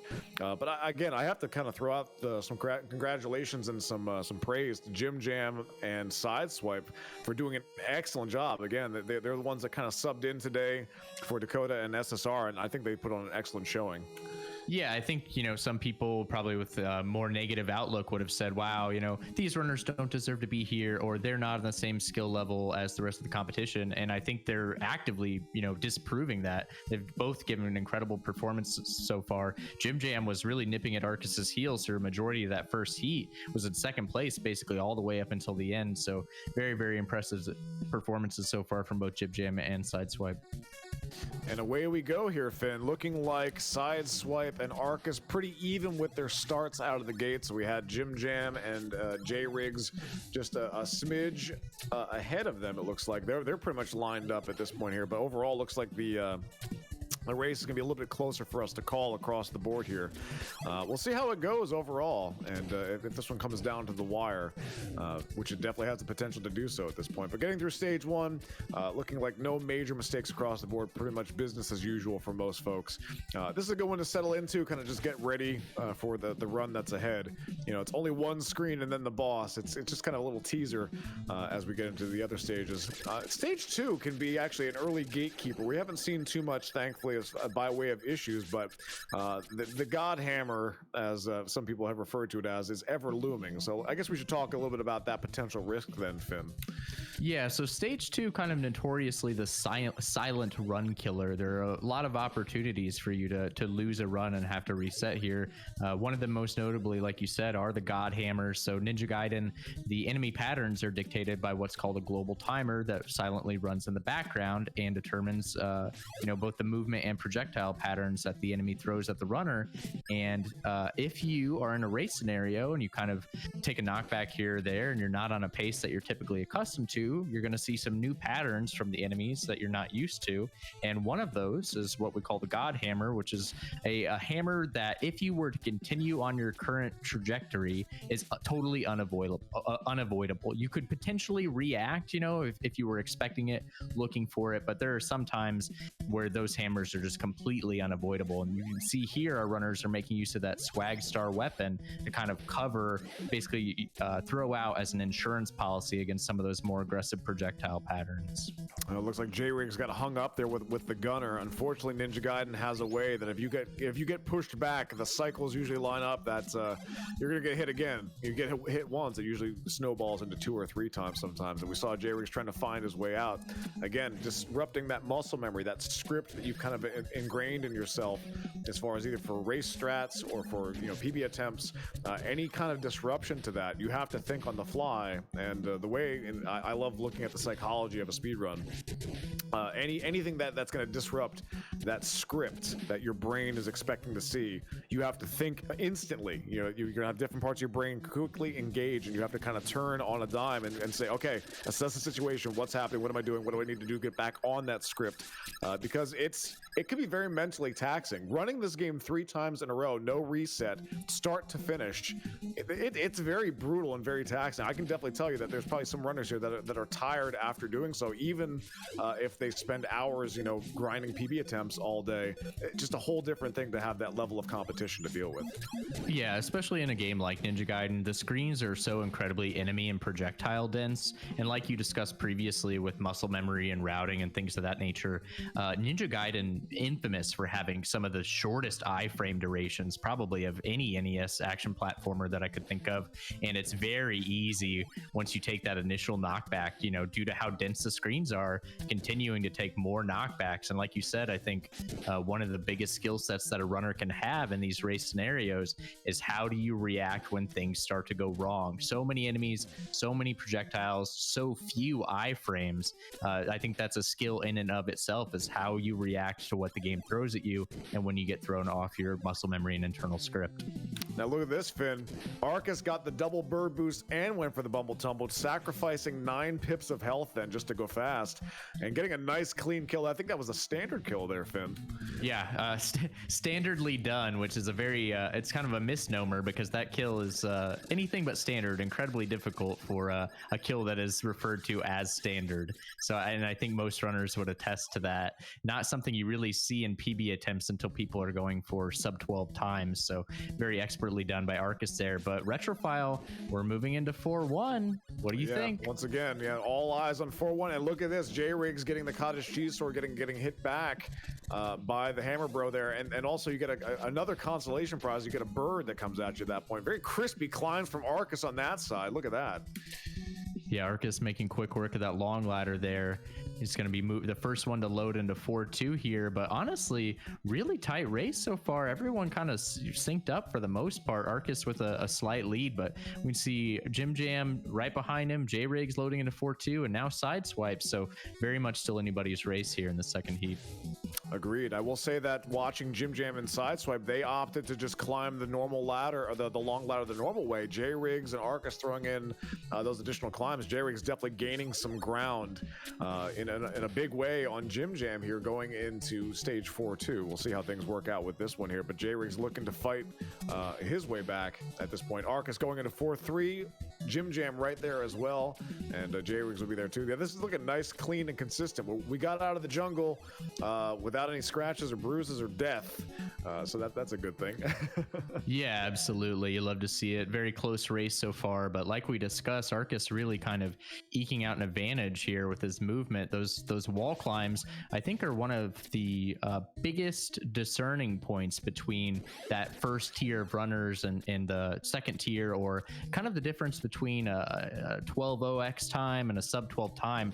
These wall climbs that you're seeing from these elite level runners, really the difference maker. I think. Wow, sorry to interrupt. No, J-Rig's unfortunately hesitating before that bullet soldier, and was setting up that boost and ended up taking a bullet to the face and got knocked in the pit. Yeah, you can't stop holding right there if you're going to set up this bullet boost at the end of 4-3. You can't lose any forward momentum, otherwise this boost isn't going to work out. Unfortunately for J-Rig's, it is costly because, like we saw previously, he's out of spin slash now. There's nowhere for him to pick it up in the rest of 4-3, and he's going to have to see if he can mash out Kelberos before Kelberos leaves his throne and spawns his clone. Yeah, hoping for the pedestal kill. And also, Finn, you're a poet and you didn't even know it. Fantastic job. I did like that quite a bit. So able to mash down about half of the health there on the doggo, as we refer to at Kelberos as at that point. Pretty good. But yeah, that's definitely a very costly death, both from just a moral standpoint, the fact that you don't have spin slash. So something that's usually a pretty instant kill on Kelberos, you're bleeding even additional time on top of that. So J-Rig's now going to be fighting from the corner on this one, as Jim Jam and Sideswipe are trying to keep pace with Arcus, as Arcus moves into 5-2, lengthening his stride. So I noticed in the first heat, Arcus had moved into 5-2 with full health, and I thought that was interesting because 5-1 is, both a difficult aggressive stage, and also you need to make some aggressive movement options that sacrifice health if you want to stay competitive. I notice again Arcus has full health as he moves into 5-2. He's throwing a really cheeky swag star around the double bird boost at the end of 5-1 that actually knocks the medicine out of one of those power-up containers at the end of the screen and just sneakily grabs it on his way out, which boosts him up to full health. I haven't seen anyone else do that yet in this event. It's a really, really interesting and I think smart strategy decision by Arcus. There are variants that we've seen of that where you kind of jump off there. Unfortunately, looking like Jim Jam taken to death at the lemon drop area, it looks like. So that's going to open the gates here for J-Rig's. We see Sideswipe going up and over and leapfrogging into second place. Yeah, unfortunate death for Jim Jam. Moving through 5-3 without spin slash is kind of a nightmare. The low percent strategies are very, very difficult, probably on par with Act 6-2. You see Jim Jam also getting a cottage cheese sword there, taking a couple knockbacks. Like I said, really difficult to navigate these screens, low percent, and you have to feel for him. So we had mentioned this in the previous round that 5-3 is essentially hell hallway the stage to do this low percent. So that time loss is going to snowball and definitely open the door for J-Rig's, who has spin slash, to kind of get back in contention, get back on the podium potentially. Sideswipe though in second position, doing a pretty good job there with spin slash in tow as Arcus wraps up Malth, moving on to stage 6. Yeah, Arcus with a considerable lead at this point. Looks like J-Rig's took a death that I must have missed, but J-Rig's moving into the SP boost here on 5-3. Looks like he's going to make quick work of it, but unfortunately, it looks like that death that he took was going to be a little too costly. Like I said, Arcus kind of very much out in front here as he's wrapping up 6-1. None of the other runners even there yet.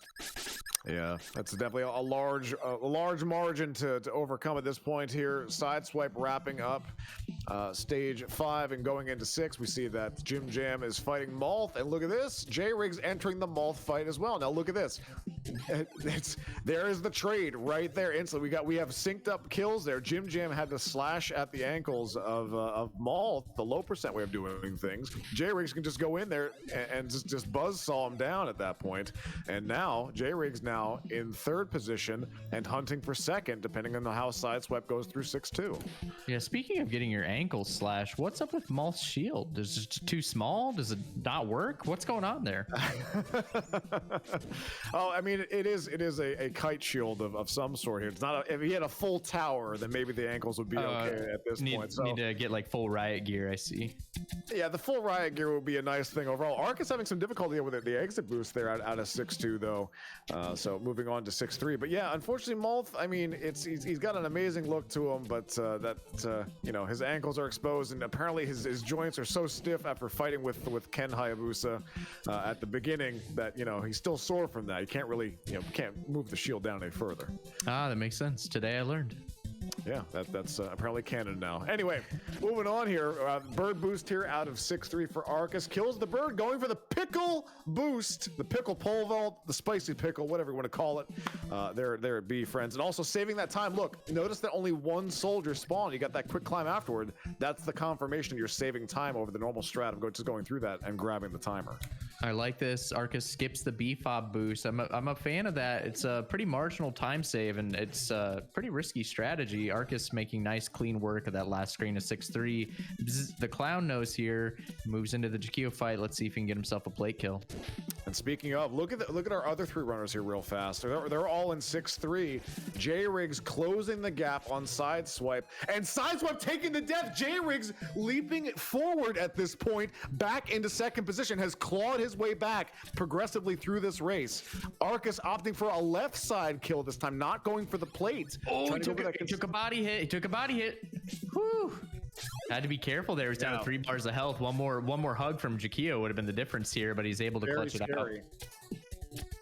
Yeah, those fireballs only doing 1 pip of damage versus giving Jakio a hug there. That'll be 3 on that side here. J-Riggs, though, in second position, moving up.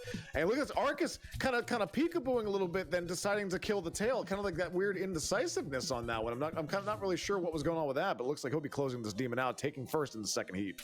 So that was interesting. I couldn't tell if he got mash locked or if the demon heart hadn't lit up yet, which is something we haven't talked about.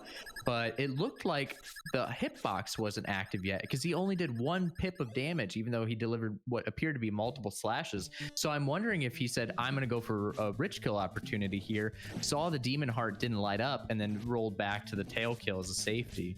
Oh, look at this. Jim Jam unfortunately grabbed the Art of the Fire Wheel and has to use that to take care of the clown nose here, allowing Sideswipe to get into the Jakio fight first. J-Riggs here opting not to kill the tail and is getting beat up pretty bad, but trying to poke his nose in there, and does get it. It gets a second position. Nice job from J-Riggs coming back.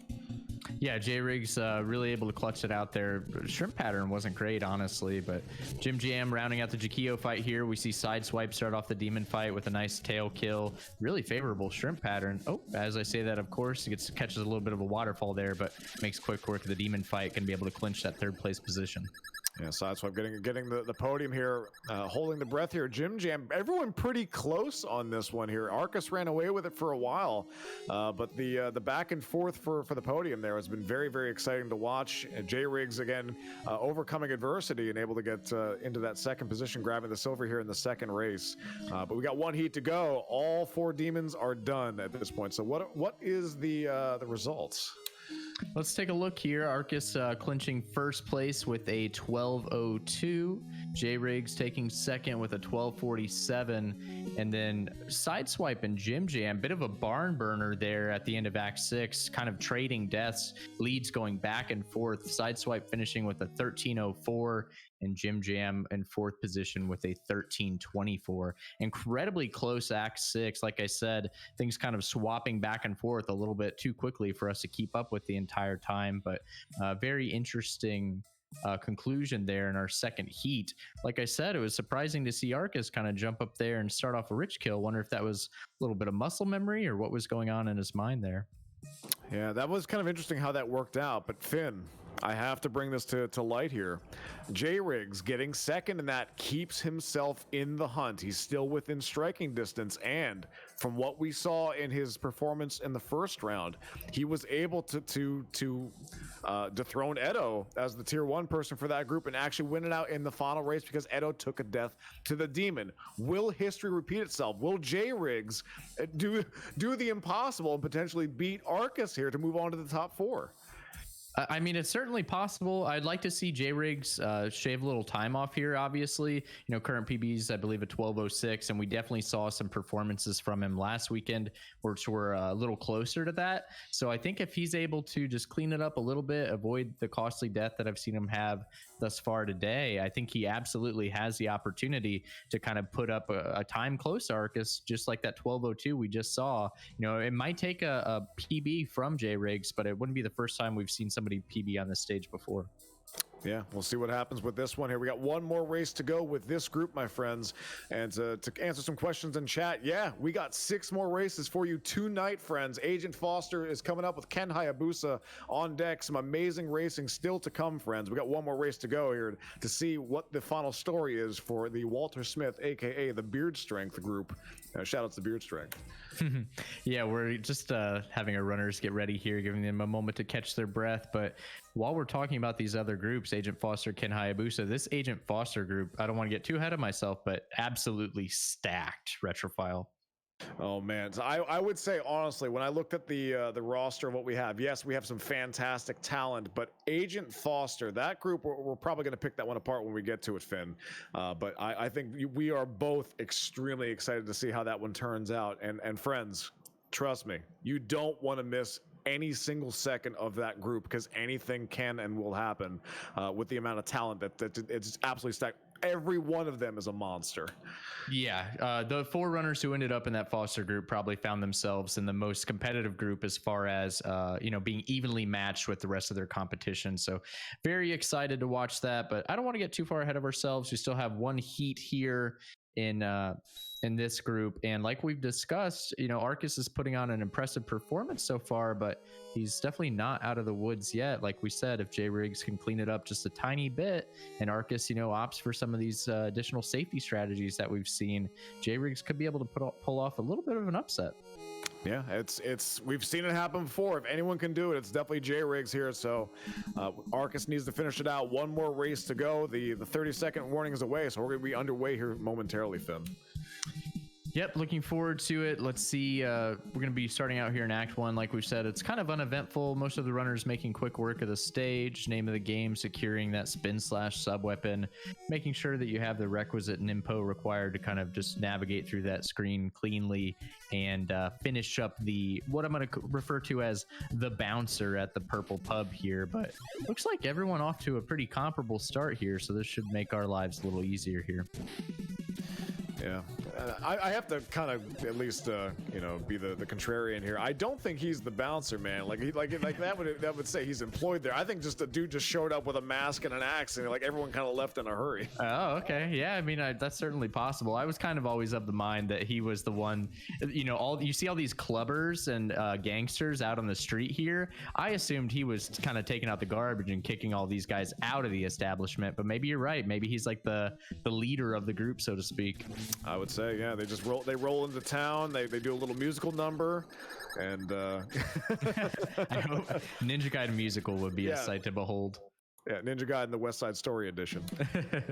We see all the runners making quick work of the boss of the gang, unfortunately. Spin Slash actually cleans him up so quickly. The guy doesn't even know he's dead. He's still slashing away there as the timer counts down.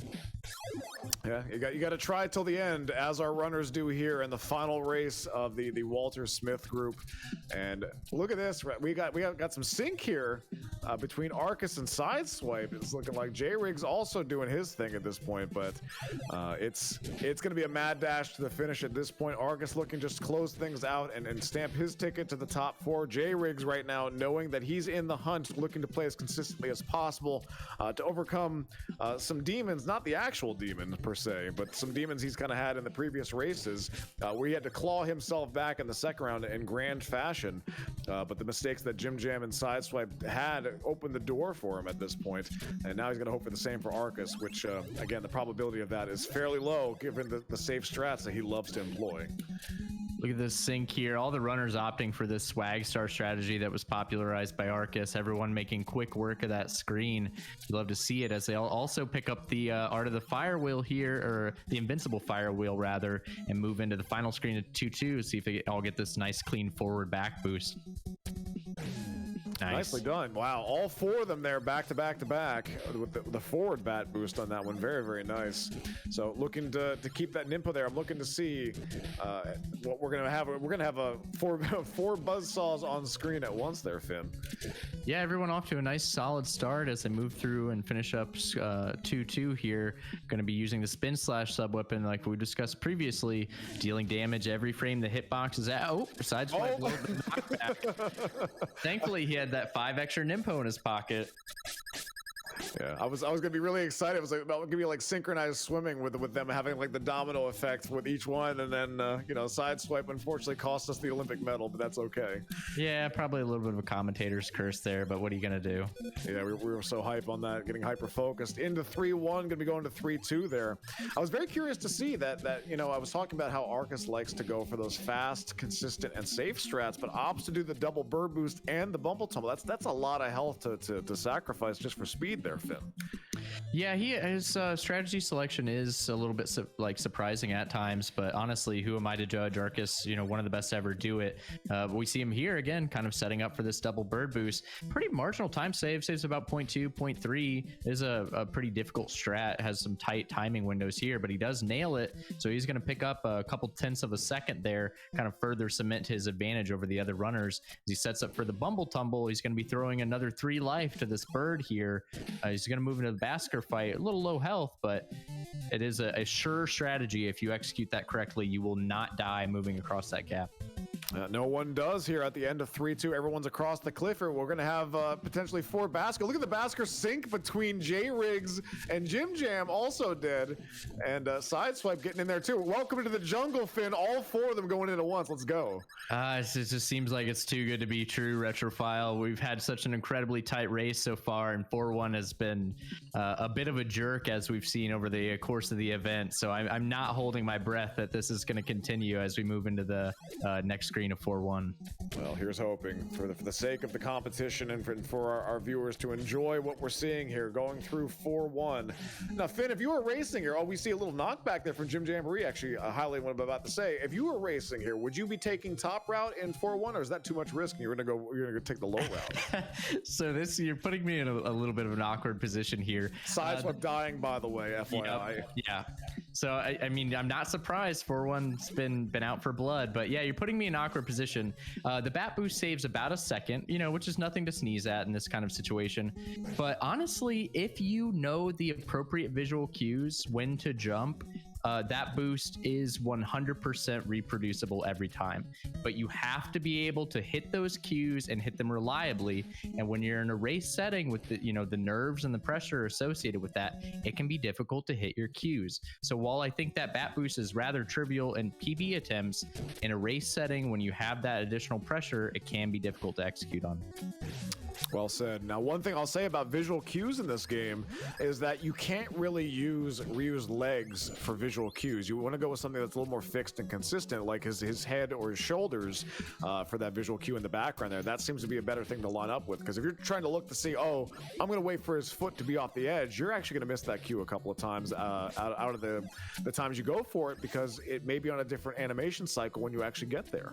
Right. I think that's something that we haven't really talked about, and I'm kind of this is a little bit of a conjecture, so bear with me and forgive me if I'm incorrect here, but I think part of setting up that 4-1 bat boost and part of making it reproducible and inconsistent is the 2 jumps prior to it. As you navigate those platforms, you need to be jumping at specific points on those platforms, because I believe the 4-1 bat boost is sub-pixel dependent, and in order for you to set up your sub-pixels appropriately, you have to do the 2 jumps preceding it in the correct fashion.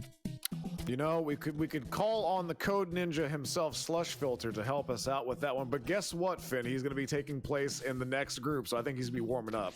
We'll have to hit him up later about that to confirm if that's the case.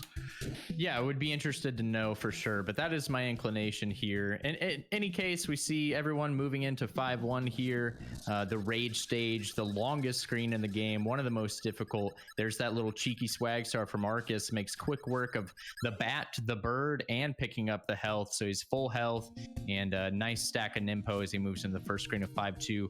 Little bit of lead over his competitors, but still very, very close. Well, pleased to say that we did not have to see low percent Kelberos happen this time around. Everyone was able to take spin slash through 4-3 and go and just jump and slash and get through that. Another nice buzzsaw. J-Rig still within striking distance to take take advantage of whatever may be happening on Arcus's side at this point. But Arcus has a pretty nice lead, very comfortable at this point. But J-Rig's nipping at his heels as best as possible.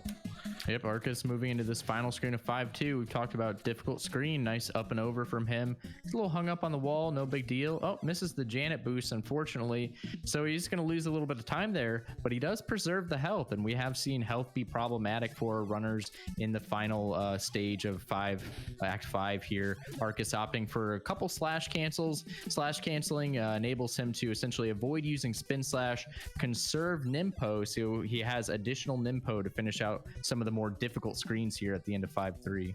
So I will throw this out there really fast that J-Riggs was able to get the bird boost at the end of that. Oh, just as you say that. God hammer, it looks like. Yeah, I don't know if I think that was one of those scenarios where you see a lot of runners there opt for a safety spin slash to clear out any projectiles, and I think Riggs thought it was safe, and the hammer guy gave him just a little parting gift right at the last possible second before J-Riggs was on the ladder. Oh, that's absolutely heartbreaking, because I was just about to comment that J-Riggs was closing the gap at that point, but the global timer, I guess maybe, just said no on that one as Arcus taking care of Malth. Jim Jam was having some difficulty with the SP boost, but making through on that side, about to work up to Malth as well. And now J-Riggs has to go through this low percent, and well, does so at least, but also has to low percent Malth. So look at this, Jim Jam, the first one there is going to buzzsaw, spin slash right through Malth, and J-Riggs now in third position. Jim Jam in second, Arcus in first. Yeah, J-Riggs unfortunately has to mash out the Malth fight here, which is not difficult by any means, but it is incredibly time consuming. We see Jim Jam already loaded into 6-1 here while J-Riggs timer still counting down. So unfortunately losing spin slash in Act 5 is a considerable time loss. J-Riggs was closing the gap there on Arcus, now finds himself solidly in third position here. It's going to be difficult to make that time up at this point. So Arcus not opting for the jetpack boost, only went for one safety swag star on that one, didn't throw the second one that time around to throw that one out as something as a point of interest at this point. J-Riggs still able to battle back potentially, from what we're seeing here. One thing I want to say really quick about low percenting, as we're seeing right there, Sideswipe having to slash down Malth as well. So it looks like losing spin slash at some point there within 5-3, because you can't just mash the button, Finn. There actually is a rhythm to actually using the sword properly. Yeah, you do need to time your sword slashes, especially in Ninja Gaiden, but really with most speedrun games.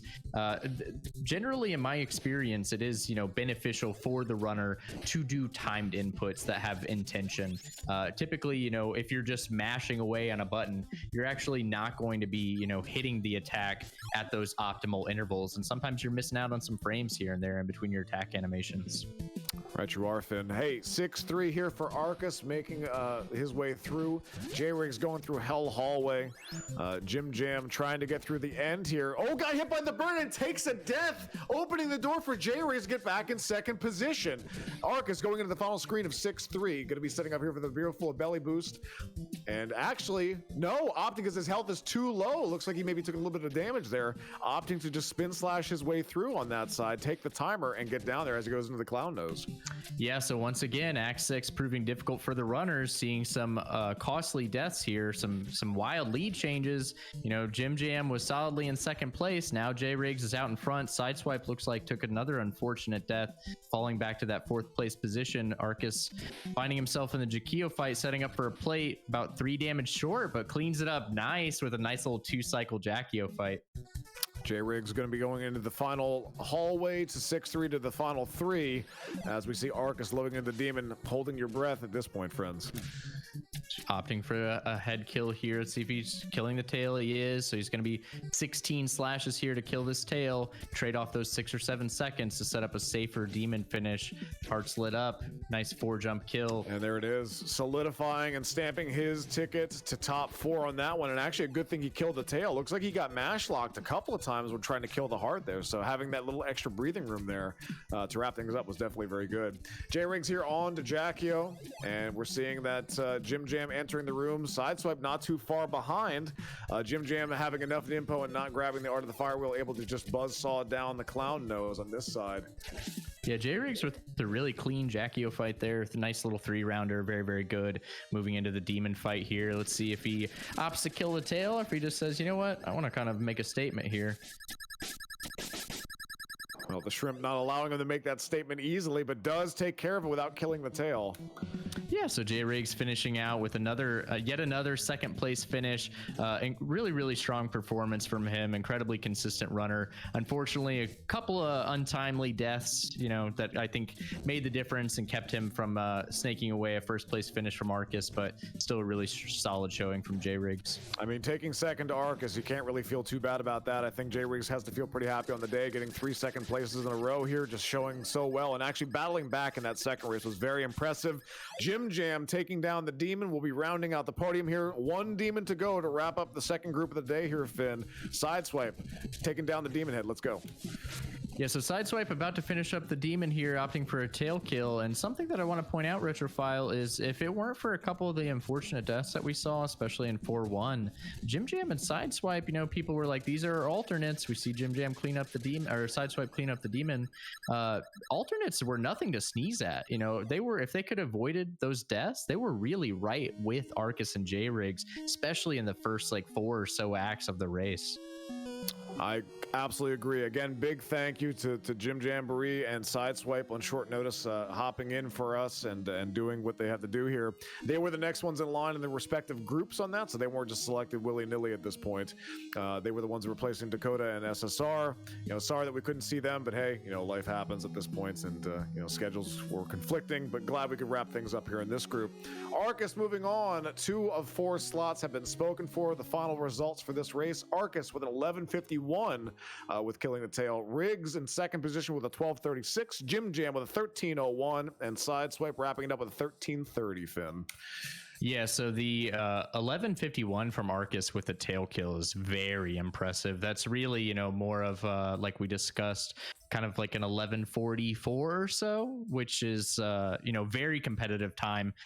We saw Retro Runner post an 11:42, but yeah, if Arcus cuts out this tail kill, he's right there with the times that Retro Runner has been posting. Both of them making clean sweeps of their group, a full 12 points, a nice 3-0. Both going to be moving on into our final 4. Like we said, Arcus, posting slightly slower averages, but he is taking that tail kill safety consideration, and if he cuts that out moving into the finals, he definitely will be right on top of the Retro Runner. Yeah, depending on how things work out here, Finn, this is the very exciting prospect that if Retro Runner holds on to that tier 1 seating for next week and Arcus gets tier 2, they're going to be on the opposite ends of the bracket, and right. That would be very exciting if that plays out the way that I think all of us would want to. Yeah, I would love to see that. I'm hoping that's how that pans out. But, before we get there, we have, like we discussed, probably my personal favorite that I've been looking forward to today, this Agent Foster group, incredibly stacked. Yes. Oh, my goodness gracious, Finn. This is going to be absolutely insane. But before we get into this one, friends, please get yourself a snack, stretch, hydrate. You don't want to miss this one. Make sure you're able to dial yourself in for 3 races of this one. These are all going to be close, friends. We'll be back with more NRL action. See you soon.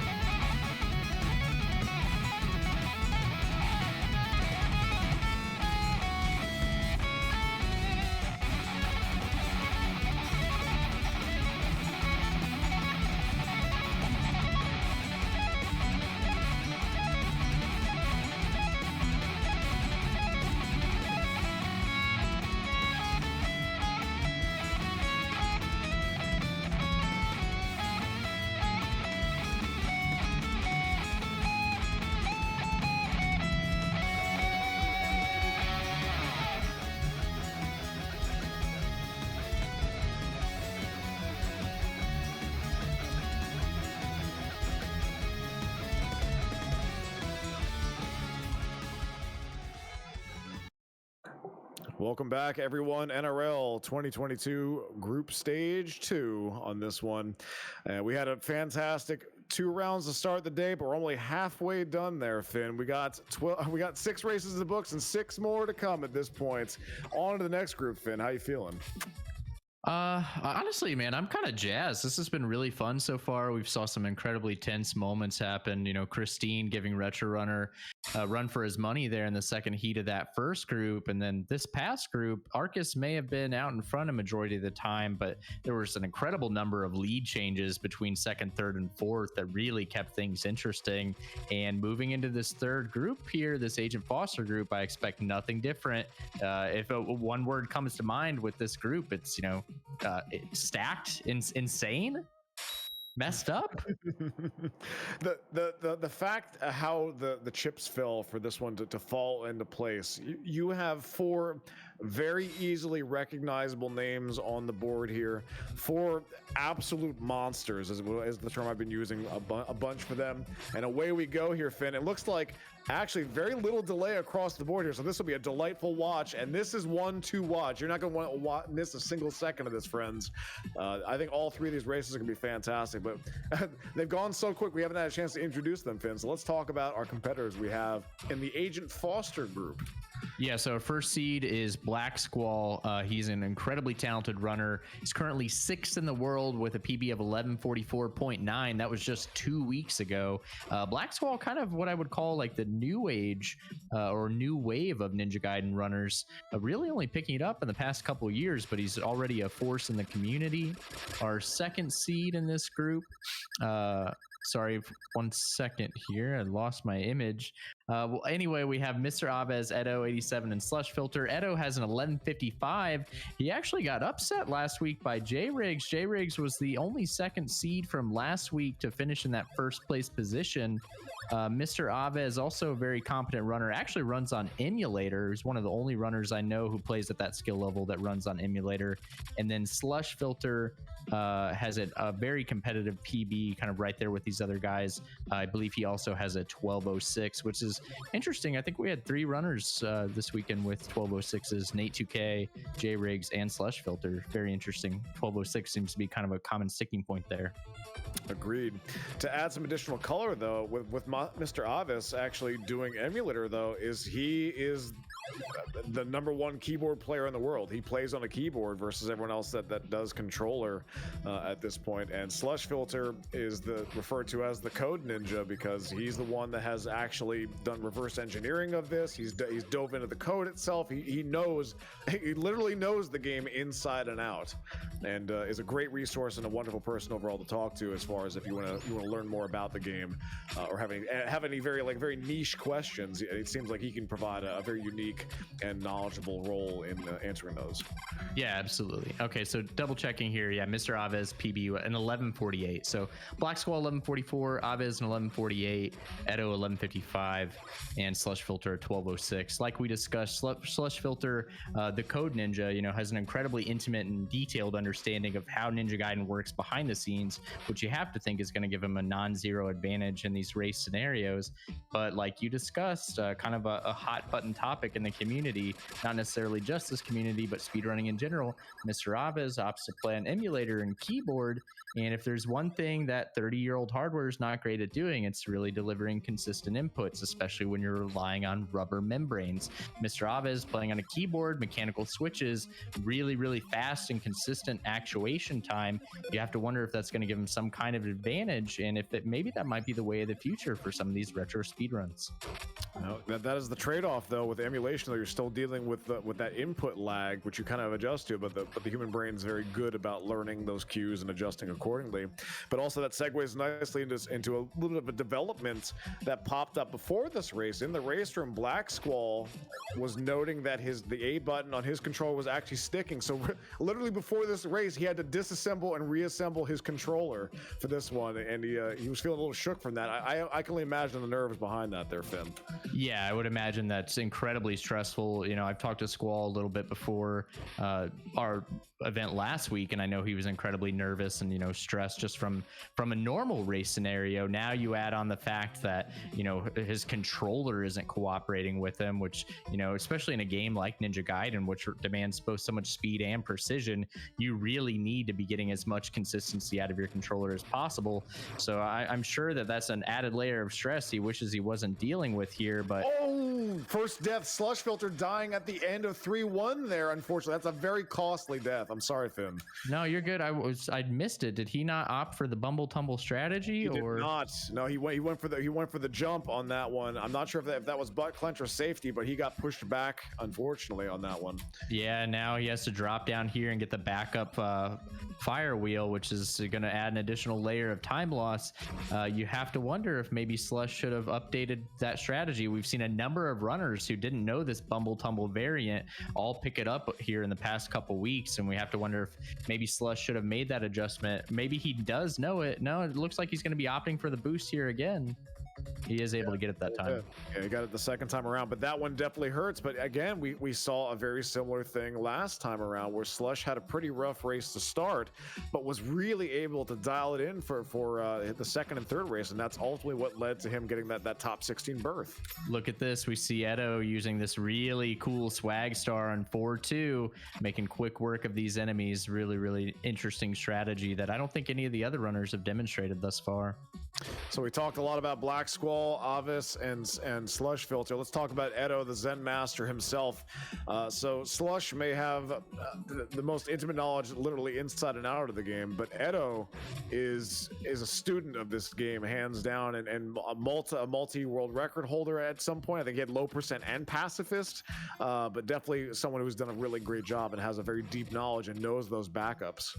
Yeah, I would say, you know, I'm not one to judge, obviously, but if you had to ask me who I think loves Ninja Gaiden the most, Edo comes to mind. You know, maybe Knucklebuster, but really Edo comes to mind first. He just seems to love being in the game, you know, regardless of what he's doing. It could be any percent, it could be low percent, it could be pacifist, it could be some kind of meme category. The dude just really, really seems to genuinely enjoy playing Ninja Gaiden, which I have like a deep amount of respect and admiration for.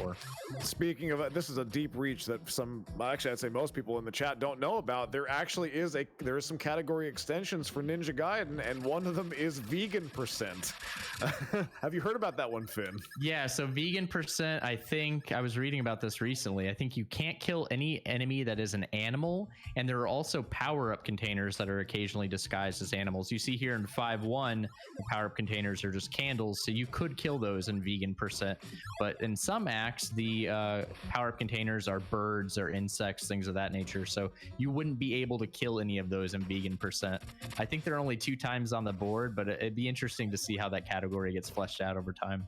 Yeah, I just find that very interesting that, you know, different categories can breathe life into old games by adding those unique challenges. So very, very fun. And talking about unique challenges, I mean, Slush Filter himself has released that Oops All Swag Stars hack, where basically all you have to work with is the windmill shuriken, and you can stack up to 3 of them in certain points. But getting back to the action here, friends, we're into 5-2 for 3 of our runners here. Slush trying to catch up from that unfortunate death at the end of 3-1 after trying to take the save clip on this one here. But it's going to be a pretty tight ship across the board here for Squall, Avis, and Edo. Yeah, unfortunately for Slush, that death at the end of 3-2 is probably the costliest death outside of a death on the final bosses of Act 6. It's either that or a death here at the end of 5-1. But yeah, a really large time loss, going to be difficult for him to come back from. That being said, Black Squall, Edo, and Mr. Aves kind of all neck and neck here. Black Squall falling slightly behind. You'll see Mr. Aves transitioning first. Woo! That was very scary. That could have been a death, Finn. Yeah, nice reaction there in recovery from Black Squall. But yeah, Mr. Aves out in front, Edo right behind him, and then Black Squall right there as these runners are trying to navigate their way through 5-3. Ideally, they preserve Spin Slash, make their way up to the top of the fortress, make quick work of Bloody Moth with Spin Slash, and then move into one of the most difficult acts in the game, Act 6, where we're really going to see, especially at this level, with this group being as close as it is, we'll see not only the consistency in execution, execution of the stage routing, but those boss fights, the Jakio and Demon fights, and the strategies that they opt for, that's really going to be the deciding factor here in this first heat. We just saw the insurance policy pay out for Black Squall. They opted for that spin before going on to that ladder near that hammer, bro. And the hammer did throw a hammer. If he didn't spin there, he would have been hit and fell in the pit on that one. So actually a good call from him with having that level of expertise. Yeah, speaking of safeties there, Edo was down to 1 bar of health there at the end of 5-3. Incredibly close for him. Thankfully, he was he got some pretty favorable hammer bro patterns there at the end. Look at the sync between Edo and Black Squall right now, fading in at the same time. They're nipping at the heels of Aves. We got 3 people starting 6-1 at the same time here, Finn. So this is going to be interesting here. I'll be interested to see if Edo opts for this swag star strategy, because if he does, he's going to lose some frames to that startup animation, which is going to give Black Squall just a little bit of an edge. Actually, Black Squall's the one who throws the swag star, and you can see his character falls just frames behind Edo as they're almost just loading in the exact same time. This is unreal. Look at this. Welcome to 6-2 here. Slush Filter taking a death and a game over, unfortunately, in 5-3. That's going to really hurt and kind of take him out of contention here. It's looking like at this point, but got to keep going. Black Squall getting hung up here in 6-2 into the Jetpack Ninjas.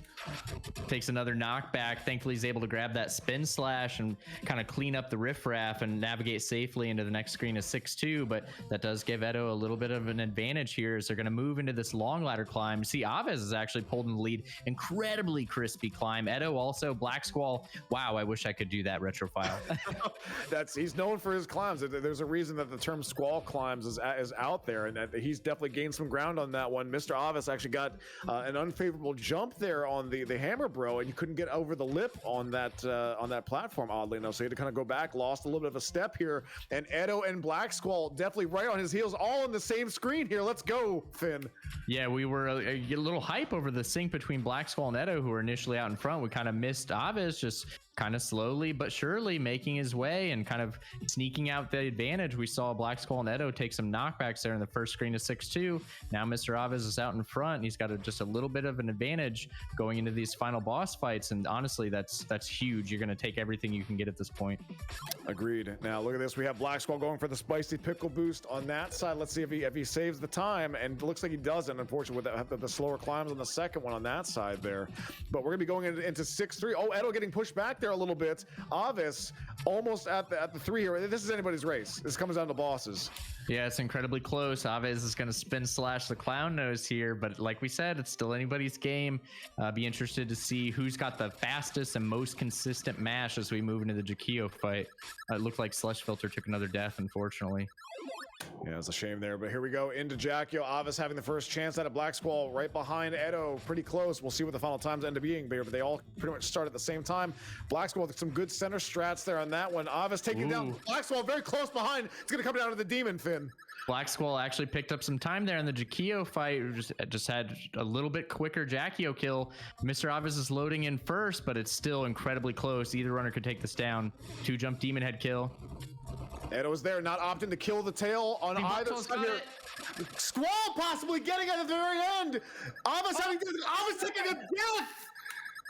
It's not personal. Oh my God. Slush moving up into the podium there. Aves was in striking distance of getting the win. Edo getting the silver on this one. Unbelievable, Finn.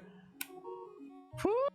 I thought Aves, I thought he had it there moving into the demon fight, but Black Squall really putting his mash on display, and Aves actually taking that death. Has to go all the way back to the beginning of Act 6 because the developers at Tecmo are incredibly cruel, and actually Slush Filter going to find himself in a podium position here. Took that unfortunate death, really costly one at the end of 3-2, but unless something drastic happens, Slush Filter is going to be able to finish ahead of Aves, who moments ago found himself vying for first place. Now actually going to finish out this first heat in 4th, it looks like. Welcome to Ninja Gaiden, everybody. This is how brutal and difficult it can be. And like I said, it's not over until Ryu and his father are reunited at the very, very end. At that point, so that's unfortunate. 15-minute time limit, so Slush is going to have to boogie here to get things taken care of with the final 3, but he's vying for a podium position after not only taking a death at the end of 3-2, but also game overing at the end of 5-3 as well. So he's been clawing his way back. He's had a rough go of it, but can still get a bronze medal out of this. Having some difficulty with the climbs here. He's running out of that timer at this point. Got to watch his health. You should be able to just damage boost through the rest of the way. But yeah, Black Squall, guy's heart rate has to be like 140 beats per minute at this point. I don't know if he's watching or listening to the broadcast. I hope not. Maybe turn it off. It was difficult for me to sit here and watch that. It was incredibly entertaining, but God, was it tense. And this is what I was talking about, though, Retrophile. I knew this group was going to be this way. I think we all did, just looking at just the names on there, just absolute own the legends in their own rights across the board. We knew that they would absolutely deliver on this one, and that's not to say that the next group is no slouch either after these races are said and done, but there's still so much more. Again, I mean, how many lead changes that we had, just so many developments. There's so much that happened in this singular race, and that was the first demon death of the day. Yeah, that might be my favorite single race so far. Aves actually gets to spin slash. He almost died. So think about this for a second, though. The fact that Aves was able to actually come back and actually shove Slush off the podium with a spin slash kill. Are you kidding me? Yeah. So because Aves was able to keep spin slash, he died in 6. He's actually then able to bring spin slash into the final boss fights. Typically, when you get to the final boss room, the game strips you of spin slash. It says, no, you can't use this. You need to prove that you can beat these without that crutch. And Aves, because he died and went back to the beginning of the act, he's already loaded that cutscene, and spin slash no longer gets taken away. So he's able to make quick and easy work of the final bosses and actually still nudge out Slush Filter and finish in that 3rd place position. I can't believe I thought Slush had it at that point, but Aves just strapping the boosters to his back and just going for it, man. But here are our times, friends. We have Black Squall taking first with a 12:02, Edo in second with a 12:12, Mr. Aves rounding out the podium in third with a 14:25, and listen to this, Finn. Slush in fourth with a 14:32, 7 seconds apart. Aves was able to come back with a full stage 6 clear and take care of it. Yeah, it's wild. Spin slash is a hell of a drug, Retrophile, dealing damage on every frame, making quick work of those bosses. But that race was insane. There were so many active lead changes throughout the course of the event. Black Squall was able to finish 10 seconds ahead of Edo, but as we saw, Mr. Aves actually was loading into the demon fight first. So I don't think Mr. Aves or Slush Filter are going to be very happy with those performances, nor do I think it's indicative of their skill level. And I think this is still much an open field as we move into the second heat of the Agent Foster group. Rhett, you are perfect, Finn. Perfectly stated as always. Very, very good on that one. But hey, Black Squall got to feel pretty good after that one. But man, he had to hustle to stay ahead of Edo on that one.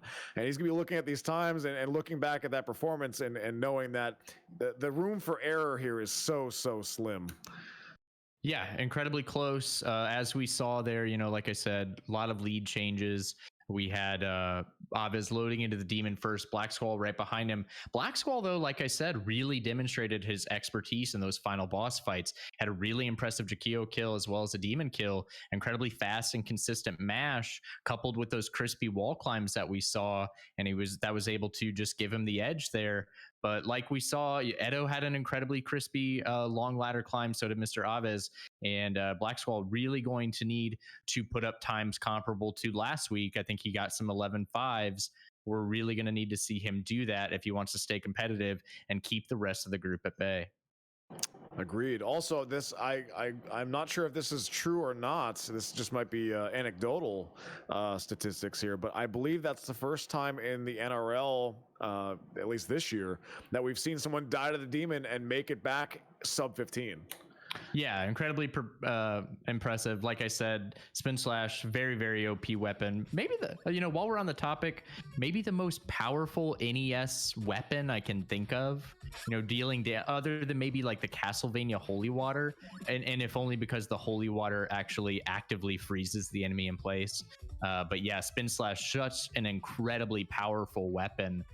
really, gives the player a sense of power over, some of these enormous, larger than life bosses that you have to fight. If you were playing this game casually and you didn't know how Spin Slash operated, you walk in and you're throwing, the purple shuriken and just slashing at Maul's heels and stuff. But you walk in with Spin Slash and kill the boss in literally a matter of frames. And it's like I said, it's very intoxicating giving that kind of power to the player. I absolutely agree there, Finn, and this is exactly why there's other categories. Low percent, hey, where's your Spin Slash now? You don't hit, all you have is the sword to work with. We know how well that works. Or hey, let's do pacifist, where you can't slash anything or do anything at that point other than the bosses themselves. And my ears are going to perk up the moment you mentioned Castlevania, and I was going to say, hey, well, Holy Water's not that great in Castlevania 2, but then I remembered that there's actually a glitch in that game where if on the last frame when the Holy Water goes away, it erases whatever it touches. You can kill bosses with a single hit with the Holy Water if you frame perfectly time it. Huh, that's insane. I actually didn't know that, but I'm also not surprised because historically that weapon's been, like I said, incredibly strong. But we are underway here in our second heat of this group.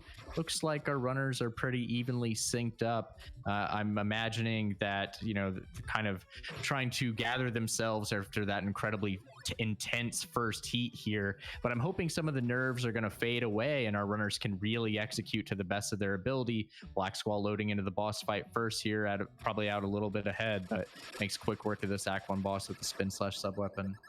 Agreed. Looking pretty uneventful across the board here for stage 1 from what we're seeing here, so pretty much textbook. I will fully expect that Slush is going to step things up here consistency-wise, just like we saw in the first round. In the second and third race, and that's going to make things even more difficult for Avis, Black Squall, and Edo.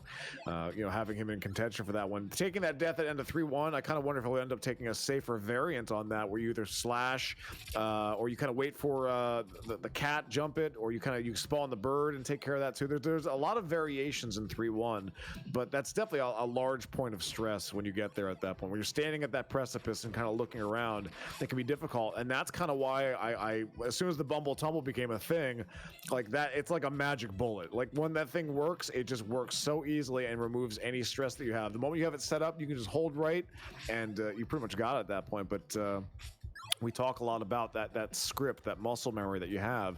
If you feel comfortable doing one thing one way and you don't want to kind of throw something new into your tool bag there, that can be a bit of an issue, and you just want to kind of hold on to what you got, and hey, you stick with what works for yourself. Yeah, absolutely. So unfortunately, while you were talking, Aves did have some issues on one of the ladders there in 2-1 and actually took a death. So he is going to fall a little bit behind here. It looks like he's synced up with Edo, but we actually have confirmation from the broadcast team that Edo started about 9 seconds behind. So, Mr. Aves, really costly death there in 2-1, unfortunately. So given the 9 seconds or so, that's probably going to sync him up a little bit closer with Black Squall then, if we're looking for Edo at that point. So good to know about that as well. And it's going to be another nail biter. I can already feel it here. It's so much happening. Oh, Avis gets God hammered and takes another death. There it is. There's the God Hammer. Yeah, that's unfortunate, and this is really, like I said, is I don't think it's really indicative of the skill level, but like we discussed, Ninja Gaiden, an incredibly mean game. The global timer really dictates the patterns that you're going to see. He takes an uncharacteristic death at the beginning of 2-1, and then it cascades into another death in 2-2, because now we're seeing more aggressive hammer bro patterns, more aggressive enemies and projectiles, and it cascades into a second death. Yeah, because you're kind of going off the global timer. I guess that's kind of the big thing that we should talk about here, friends, is that we talk about the global timer. It starts from power on. So what you'll see every runner do is they reset and then mash start more often than not. And if you kind of play optimally, you're going to get those Hammer Brother patterns that work out okay. But with him taking that death, you're off that global cycle that you're used to. And you don't know what anything's going to do at that point. So Black Squall and Slush both taking knockbacks from this first Hammer Bro in 3-1. It looked like he was trying to set up for double bird boost. He's not going to be able to do it anymore. They are moving to the end of 3-2 rather. Sorry. Be interested to see what strategy Slush Filter opts for if he can avoid the costly death that he experienced in the first heat. Yeah, we see Edo Oh, was going to go for the bumble tumble, but kind of got like hung up there. He kind of just jumped and slashed and kind of gave up on it. Black Squall ended up taking that one. And looks like Edo was able to make it through. Slush able to make it through this time as well. Aves having some difficulty here in the beginning of 3-2. Yeah, so Black Squall with a standard Basker kill, really, really clean. Edo with a decent kill, not quite a standard. Slush Filter opting for kind of a safer fight there, a little more passive approach, which is interesting. I think I've seen him standard kill in the past. I don't know if maybe he missed a jump or a flame input at the beginning of the fight, but we are moving into 4-1 Retrofile, which... oh, man. Yeah, the narrative of the event. We'll see if our runners can move through this first screen safely. I think we can all basically say that after NRL is completed, that anytime that races are on the table again, I think people are going to have a newfound respect for this after all the blood that has been shed here. Yeah, absolutely. We see even Edo kind of, throwing a swag star there, something that we don't typically see from most of our runners. But yeah, I think any safety considerations you can give to 4-1 are probably worth examining. I really appreciate the variation of strats that Edo employs at this point, where he doesn't pick up the spin slash, he opts to go for the swag star that he carries into 4-2 at this point, and he'll probably be throwing that here momentarily. And here we go. I love how it looks. Unfortunately, it looks like he caught it, but he's going to throw an alternate one here, burn some Nimpo in the process. But the Hammer Brother says no swag for you, Edo, and moving on from that one here. Black Squall charging ahead at the end of 4-2, taking the damage boost onto the ladder at that point. Slush Filter not too far behind. Edo nipping his heels there, and Mr. Aves, however, battling back and starting 4-2 as well. Yeah, Aves, honestly, for somebody who's taken 2 deaths already, he's not looking bad. I'm very impressed by his position relative to the other runners for somebody who has already died twice. Aves has a great deal of resiliency and definitely can I mean, like you said, not indicative of his skill or ability by any means when kind of in the face of that great adversity, but doing the best with the hand that he's been dealt at this point. Having a difficult death from the ladder and then getting God hammered and literally nothing you can do at that point. The Ninja Gaiden just being Ninja Gaiden, but he has a lot of raw talent and ability that cannot be understated. That's absolutely here. Black Squall here taking care of Kelbaros. Slush Filter about to enter as well. Edo also right there. Once again, Finn, we got 3 runners all very, very close together. And also, if Edo has that 9-second deficit, definitely a lot closer to Black Squall than we're seeing here on screen. Yeah, that's what I was about to highlight, is I think Black Squall and Edo are actually a lot closer than they appear. And I don't know if Black Squall is actually watching or listening to the broadcast, but if maybe he has it on mute in the background, takes a quick glance over, sees that it's ahead, you have to wonder if maybe that'll alter his strategy selection. I hope not, because like we've discussed, I think Edo's actually a lot closer to Black Squall than it initially appears at first glance. See both of these runners moving into the end of 5-1 here, see if they can get this double bird boost, save a little bit of time. Black Squall nails it. Edo's going to be setting up for it here shortly. I got to highlight Black Squall again with the crispiest of climbs. Had a very, very tight execution climb on the outside of the pillar after the Hammer Brother with the axe thrower on that one. Did a really, really nice job with that one. It was a thing of beauty to witness. So Slush Filter taking an unfortunate death here in 5-1. This is terrible for Slush. We saw him take one of the most costly deaths at the end of 3-2 in our first heat. Slush taking another costly death here, probably the second most costly in the run, other than the Act 6 bosses, dying in 5-1. The Rage stage is going to put him at the back of the pack, unfortunately, even behind Mr. Aves, who has died twice already.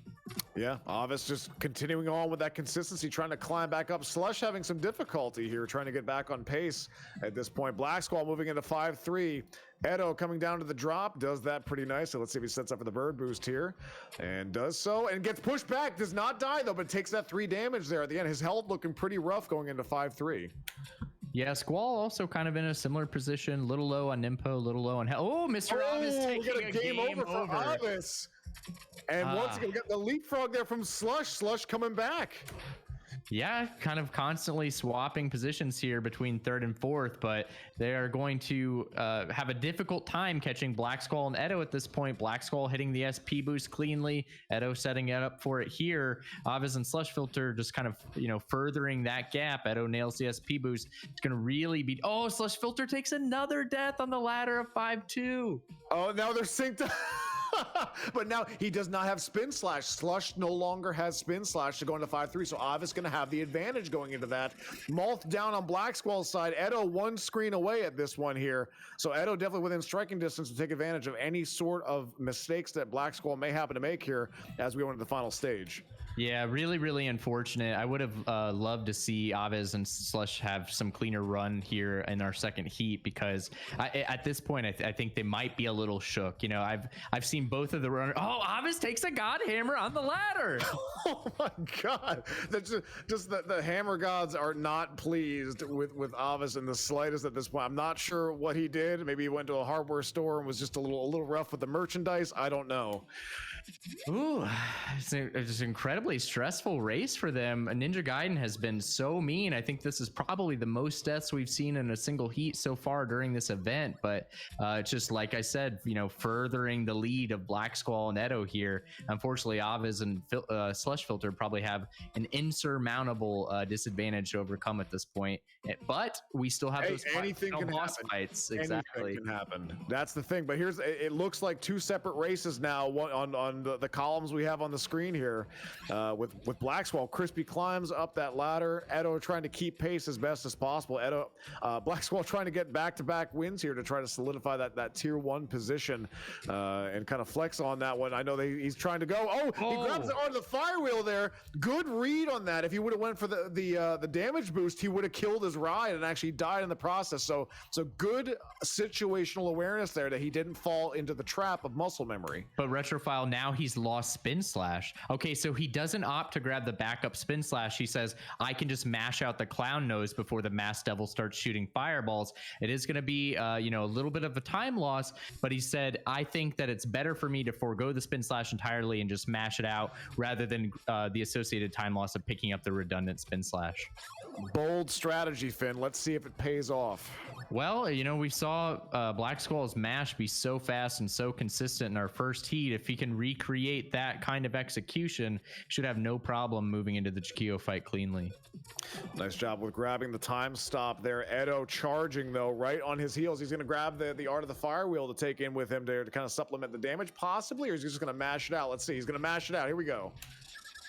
Nice little 4 jump, pretty clean. Think he probably could have done it in 3 if the mash was a little faster, but you certainly like his odds moving to the Jakio fight here. If he can recreate that mash for this fight, able to cement his advantage over Edo and take that first place position.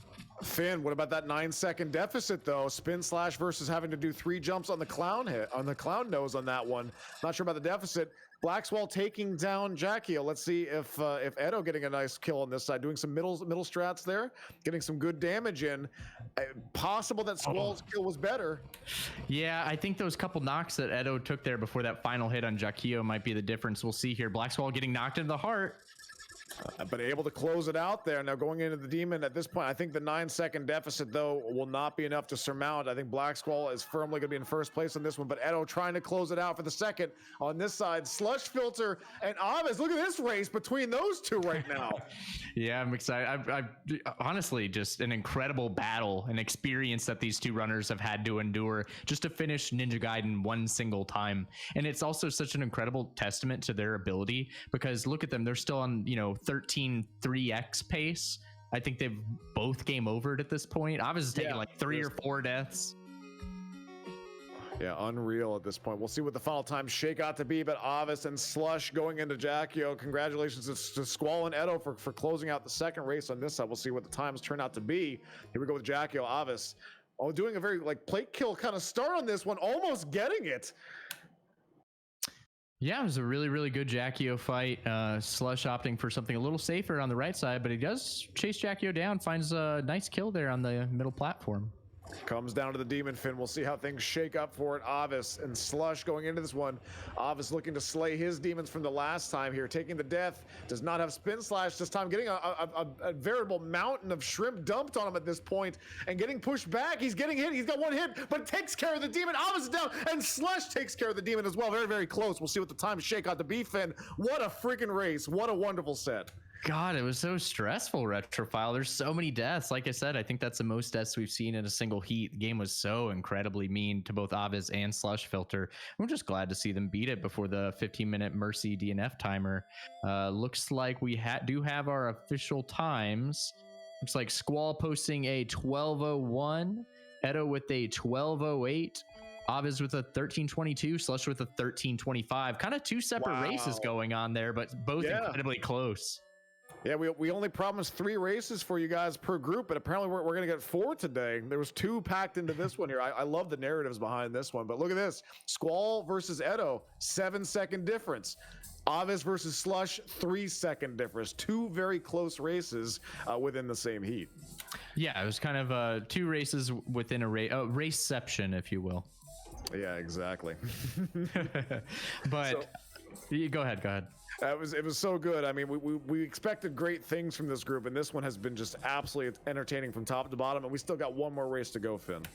Yeah, I'm very excited for this this final heat. But like we've discussed, Black Squall nailing first place in the first and second heat has 8 total points, but Edo's still not out of it. You know, the way this is shaken out so far, Black Squall's kind of been in front, but all it takes is a really A+ performance from one of the other runners, and you know, some of those aggressive Godhammer patterns we saw previously happening to Black Squall this time around, and Black Squall could find himself out of the event. So still very much possible for Edo to, you know, cement that 4th place seed moving into next week. Yeah, we have to see how this is going to shake out here. The story is not entirely written at this point. Black Squall right now, the master of his own destiny. Well, maybe Ninja Gaiden, though. We saw Aviz get Godhammered not once, but twice in that run, showing that the global timer is omnipresent everywhere within Ninja Gaiden. But we have one more race to go. But I want to highlight this really fast. Black Squall, 12:02 in the first race, 12:01 in the second race. Talk about consistency, Finn. Yeah, dude's incredibly consistent, very talented runner. Like I said, he's only been playing the game for a couple years. I think he started speedrunning Ninja Gaiden around the time the pandemic started, but he's already an incredible force in the community. I think he's 6th in the world on the SRC leaderboard. I think he is right around Becco's time of 11:44, just a few frames short there, bopping Becco. But yeah, Black Squall, 12:02, 12:01. We've seen incredibly crispy climbs, very clean boss mash, and I think that he absolutely has the tools to be in that same tier with Retro Runner and Arcus, and potentially sweep his group. Yeah, we'll see how things shake out here with the final race on this one. We're getting things set up here on our end at this point, but Squall trying to finish this out here and stamp his ticket to be 3 of those 4, Finn. This has been an absolute, barn burner, very exciting from start to finish within this group here, but that one was a bloodbath. That's absolutely for certain. Yeah, there's a lot of deaths. I really want to see, kind of what we saw in, I think it was the first group, but I would love to see this group finish out the final heat without a death. I just think that these 4 runners are all so incredibly talented, and honestly, the skill gap is so small between the 4 of them. I would love to see them both be able to play with the totality of their abilities, have the game just cooperate, just be nice for just a little bit, and let them get through Ninja Gaiden deathless. That would be nice. We did see a deathless race for our 4 competitors earlier in the first group, the final race of that one there today. So that was pretty exciting to see that actually happen. Again, just kind of thinking about it, we had run 26 races up to that point, 26 times going through Ninja Gaiden, and we couldn't have a solid group up until then. So that was pretty crazy that turned out that way. But you can see, trying to play this game at any level and trying to do it deathless is very difficult, let alone trying to do it as fast as possible in a competitive setting. Yeah, absolutely. So I'll be interested to see here. It looks like everybody's foregoing the tail kill. They're going for the more aggressive rich kill strategy on the demon. We didn't really see, I don't think we've seen a death in 4-1 from this group. We did see some unfortunate hammer bro patterns, and we also saw Slush Filter taking that death. It looks like Slush is the only one in this group not opting for that bumble tumble strategy that we've discussed a lot so far throughout this event. And hopefully he's able to do one of those consistent backups like we've discussed. It can be very scary when you're kind of thrown out of your element and you say, oh, well, I went for this strategy previously, it didn't work. Should I do something different? Is it going to be riskier to do something different that's not ingrained in my muscle memory? Yeah, and that's the discussion we had previously about going off script. So looking at the delays for this round, looking like Slush was the first one to load in, followed by Black Squall, Aviz, and Edo in that order. just a few seconds apart between Slush and Edo from start to finish on this one here, so it shouldn't be too bad. You can kind of see how Slush and Edo are actually synced up. We have a lot of people going in at the same time here, so this one should be a delight to watch across the board here, and maybe pretty close to what we're seeing as far as real time. Yeah, I'll be interested to see if Aves can kind of clean it up. He had some unfortunate time loss in Act 1 in our second heat, and then took, I believe, a death in 2-1 and a death in 2-2, which seemed to kind of shake him for the rest of the heat. So I hope that he's able to clean it up and, you know, can really execute to the fullest of his ability in this final heat. Well, the final chapter for the Agent Foster group, just looking at it, just completely stacked across the board. So much expertise and experience here. I will say that looking at the group and how people kind of pick things up, Blackswell was definitely a very fast learner, a very diligent player of the game, and quickly climbed the leaderboard into the role that he's in today. Yeah, absolutely. It seems like, you know, right there with Knucklebuster, the game kind of sunk its claws into him, and he's never been able to get away from it. I've seen him dabble with Ninja Gaiden 2 a little bit. I think he got a license in that game rather quickly. But yeah, he seems to keep finding his way back to it. And that's the thing about these grinds, especially a game like Ninja Gaiden. You start out and you say, oh, I've seen, oh, Edo! Oh, Edo was able to rebound, though. He got knocked back by giving that mummy or that hammer bro a hug, but able to climb back up and keep fighting. That was clutch. But what I was saying was that, you know, that's the thing about Ninja Gaiden. You watch Arcus or the Retro Runner play it on Twitch. You're like, I want to try speedrunning. I think I could play that. And then all of a sudden you get a sub 13 and you're like, oh, I'm so incredibly close to license. I want to get license. Then all of a sudden you're like, well, I'm actually pretty close to, like, you know, 12 1x or 12 0x. I want to do that. And then at that point you're like, well, I definitely have the tools to get a sub 12. And it's just such a slippery slope, constantly chasing the dragon. Black Squall, no different there. And it's, like I said, definitely got his claws in him, but it's paid dividends for him. Dude's incredibly talented, and he's putting that on display today. Agreed. Avis right now the first one to go into Bomberhead and was not the first one to load in, so definitely on a pretty good pace there. Edo had to overcome some difficulties, as we saw, and he was the last one to load in from the group that we had here. So everyone pretty tightly grouped into this. I will say there, Finn, just looking at not just Ninja Gaiden but speedrunning as a whole here at this point, is that it's very alluring to a lot of people because of one key thing, and that's measurable self-improvement. You have a timer, you have your splits, you're racing yourself. A lot of people tend to hyper focus on, oh, well, who's the best in the world, who has the world record. Ultimately, when Slush, sorry, he's getting beat up. He took 3. Yeah, look at this. On the same he can't get out of here. He's in the vortex. He's still getting beat up. He's actually opting to go all the way back for the fight. He missed the jump. Oh my gosh, he's having a Ninja Gaiden meltdown. All right, he picked it up. I like that term, because if anyone that has played this game for any amount of time, that meltdown can happen at any point, and just like you get knocked around, you get stuck between those loading and spawn seams, and that's pretty gnarly. But man, heart goes out to Slush for that one, and he was able to survive, but health is definitely a bit of a concern. Yeah, sorry to interrupt you there, but Slush was uncharacteristically getting beat up there for an extended period. Well, that being said, Avis getting into Massacre, Bumble Tumble for Black Squall, Edo just jumping and going for it, man. And he's also in there, so Slush falling back a smidge, but everyone's still kind of on pace. But anyway, a lot of people like to hyper-focus on the world records on this point, but it ultimately comes down to yourself and the self-improvement and racing against yourself. That's what speedrunning is all about. And if you want to make that push and you have that goal to go up against it, you know, that could be the thing that you're pursuing more than anything else. Anyway, yeah. Here, go ahead. The jungle. Yeah, 4-1. I think, you know, these guys have demonstrated that they know their way around this stage. I think we've seen consistent bat boosts from all 3 of these runners. Black Squall hits it, Avis hits it. Oh, Edo actually gets knocked back there, has to take low route, a little bit of a time loss. He still has a swag star in tow, for what it's worth. Slush took a death at the end of 3-2 again. Oh, there it is. So that one might be the nail in the coffin for Slush at this point, unfortunately. But yeah, this game is difficult. Doesn't matter how much experience you have into it or how much you know it. Ninja Gaiden will Ninja Gaiden. Yeah, I mean, other than, you know, we've discussed the Reaper's Jungle 4-1. I love that name, by the way. But yeah, I think the other big takeaway from the event so far is that learn the bumble tumble. No butt clench cliff, no damage boost off the clubber, just the bumble tumble's right there. Edo, look at it. Look, the ultimate swag star. I'm sorry, he got it. He got the full duration of that. That is the longest swag star possible in the game from what I've seen anyone do in a run. Nice, very pretty. Love to see it. All right, my apologies, Finn. I just wanted to call that out, but we're going into 4-3, and we're pretty close across the board here between Squall, Avis, and Edo. Anybody's race into this one. Squall, again, trying to kind of stamp his ticket. He's got 8 points in the books at this point, just trying to close this out. But Avis and Edo are definitely going to make it difficult for him. Yeah, it looked like Avis was out in front there for a while. I think he just, due to some couple knockbacks, got hung up in his movement on a wall here and there. Black Squall is able to sneak back out in front as he takes that into stage 4-3 bullet boost. Going to be moving into the Kelberos fight. All three of our runners here in 4-3 still have spin slash, should be able to make quick work of this boss. But as we've seen, so Avis took a death. He still got spin slash. Wait, when did Avis die? Did we miss that?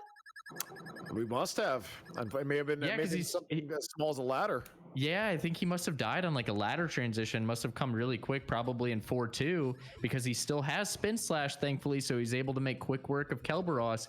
If he had died in 4-3, there's actually not another spin slash available in that stage, so he would have had to mash out the Kelberos boss fight. Yeah, so that has to be the case here at this point. But Black Squall and Edo now, once again, are we seeing that separation? But Avis is kind of still staying within it. Slush having a rough go of it, unfortunately, in the final race for this group here.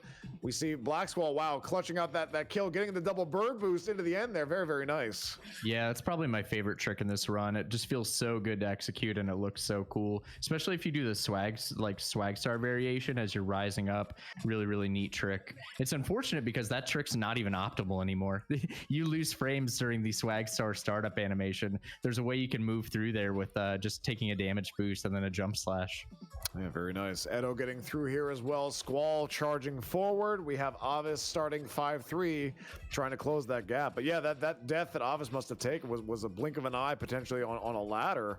Unfortunately, I apologize that we missed that. We were talking here a little bit, but we see Black Squall up and over on that one. Actually, a very quick and clean up and over. That's probably a really good poster child for you right there with your argument there, Finn. Yeah, I'm a big fan of the up and over. It's not quite free. There is a chance to die, but I do think it's a much easier strategy to execute than the lemon drop, especially in a race scenario. Edo, unfortunately, there misses the bird boost at the end of 5-2. Going to lose a little time to Black Squall. But yeah, I'm a big fan of the up and over, especially in a race setting. Oh, wow. Once again, hammers are a big problem for Black Squall there, but able to spin through. Here we go into the SP boost. Edo only one screen behind. Yep, Edo also going to be moving into the SP boost here. Ooh, aggressive hammer from the hammer bro, but he did spin to cover it. Be moving into this SP boost. Nice. Actually he's not set up for it. That's going to be a time loss. He misses the backup too, gets hit by the bird, loses 3 bars of health. Actually has to jump off the ladder and spin slash the bird so he doesn't get knocked down to 1 bar as he finishes out the rest of 5-3. Yeah, that can be pretty scary there. Black Squall wrapping up Moth, going into the final stage, trying to stamp that ticket. Like I said, all he has to do is execute one more stage and he's there. Yeah, Black Squall in a position to kind of sweep his group here with a nice 3-0 12-pointer. Unfortunately, it looks like Slush Filter took another death in 5-1. Is kind of flirting with that game over here. Unfortunately, it seems like he's had a rough few heats this evening. Yeah, I mean, honestly, that's how it goes. Like, look at last week. Like, he had a rough go of it the first race, but had an excellent performance in the second and third races. So I cannot understate, again, that's the amount of skill that he has here. He's working against what Ninja Gaiden is actually giving him at this point, and just trying to do the best with it. Black Squall into stage 2. Throwing out is that the Fong Star that he threw there? I'm not sure if that was the first one we saw. I didn't quite catch it. It could have been. There's a couple variations of the Swag Star there. The Fong Star is one you throw when you first come into the room, and it kind of works all the way until you get to that first platform. It's really, really cool. It's very safe, and honestly, you could probably world record with that star. Honestly, more runners should probably adopt it because it's so incredibly safe at clearing out the projectiles and the enemies. Oh, that's a death for Slush there on the lemon drop. It looks like going back to the beginning of 5-3. That one definitely hurts, or 5-2 rather on that one. Pretty rough, and looking like Squall gonna be wrapping up 6-2. Edo with some nice climbs there on the long ladder. Alvis catching up to Edo. Yeah, Avis is really, really close on the tail of Edo here. I'll be interested to see. This will be a good indication of whether or not Squall's watching the broadcast at all, because he has a very considerable lead at this point. Really, the only way he could die is if he misses this bird boost, or if he dies to the final bosses. I wonder if he's watching the broadcast, if he'll opt for a tail kill on the demon. So Avis, again, I have to really just talk about this, that Avis's ability to come back from adversity, just the amount of speed that Mr. Avis has. If he was not, say, stuck behind dying a few times, like, he would be definitely a complete contender at this point. But even with the amount that he's had to deal with, I think he's a fantastic competitor through and through. No, absolutely. Black Squall actually taking an uncharacteristic death there at the end of this screen. You did it, Finn. Oh no, so Edo's actually out in front here. He's going to be a little bit ahead of Black Squall. Black Squall's just now doing this bird boost, and Edo actually going to be moving into the final bosses first. Aviz also on the last screen is 6-3. Look at this. So Black Squall now possibly slipping down to a potential third. Oh no, this is terrible for Black Squall. It is. This is a very, very bad situation depending on how things shake out here with Edo. This is literally, this is the worst timeline for Black Squall. Actually, Black Squall would prefer that if he's not going to win this, he would want Avis to bop Edo here. Edo getting first here would be terrible for Black Squall. Oh, into Jacchio. Black Squall mashing down the clown nose. Avis going up against Jacchio. Edo, center strats. Getting bound up with the fire. Avis finishes first, frames ahead of Edo. Now remember, Edo was the last one to load in here, so there is a slight advantage. We'll have to see how the times shake out for this one. Black Squall having a little bit of a problem there, kind of canceling the wrong way, doing those middle slash attempts. Head is down for Avis, going for the heart on Edo's side. Looking at the health, Edo taking care. The demon kill, very, very close for both of them. Frames apart, I think. On the stream itself, we'll have to see. Again, Edo was the last one to load in. Yeah, I think if the delays aren't synced, I think Edo might have this actually. But Avis was close. Avis loaded in a little bit earlier than Edo there. So Edo, I believe, may have taken that. We'll see what the times turn out to be. Black Squall now taking care of the heart. And it's down. It looks like he'll be taking third on this one. That's going to throw some wrenches in the works here. So he's looking at 10 points overall.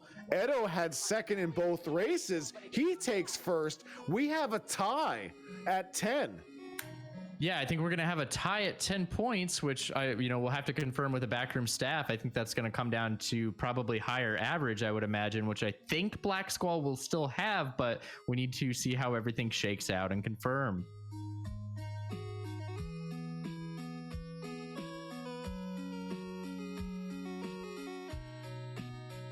So looking at the times, we're going to need to be confirming these like we've discussed. There's some discrepancy on when the runners loaded in. Just working with the backroom staff here, trying to confirm whether or not we're going to need to do a frame count. Edo and Aviz literally finishing the demon frames apart. Looks like we have some preliminary estimates.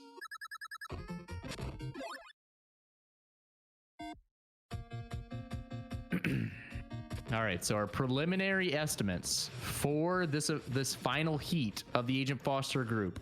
Edo with a 12:09, Aviz with a 12:10, Black Squall 12:35. So Edo going to be preliminarily grabbing first place, which would put him and Black Squall tied on points. We do need to confirm those results. Backroom chat says backroom staff is just a computer from 1992. You're not wrong. Just working with the backroom staff here to confirm whether or not we need to frame count these first two times between Edo and Aviz. Literally killed the demon frames apart. Edo preliminary 12:09, Aviz 12:10. Black Squall grabbing third with a 12:35. Slush unfortunately with a DNF. This would put Edo and Black Squall tied for first seed with 10 points apiece, and then Mr. Aviz in a second place position.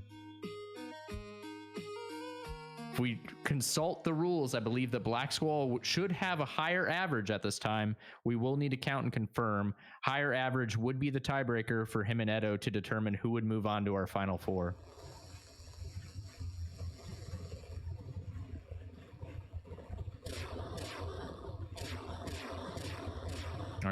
working with the backroom staff here. It looks like we are getting confirmation that these times are correct, and we did confirm the tiebreaker rules. Confirmed tiebreaker: Edo and Black Squall both 10 points apiece.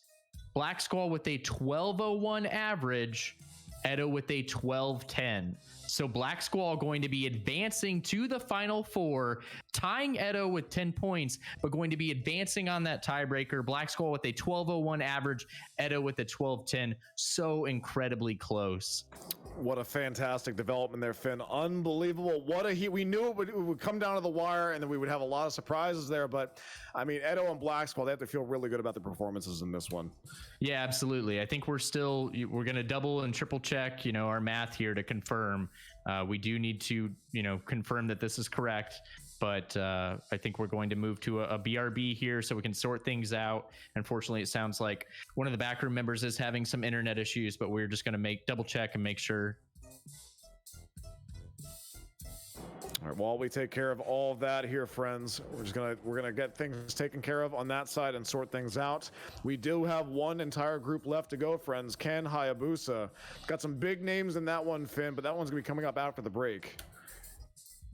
Yeah, we're going to go ahead and take that break, and we're going to double check the average math and confirm the tiebreaker, but we will come back with our final group here.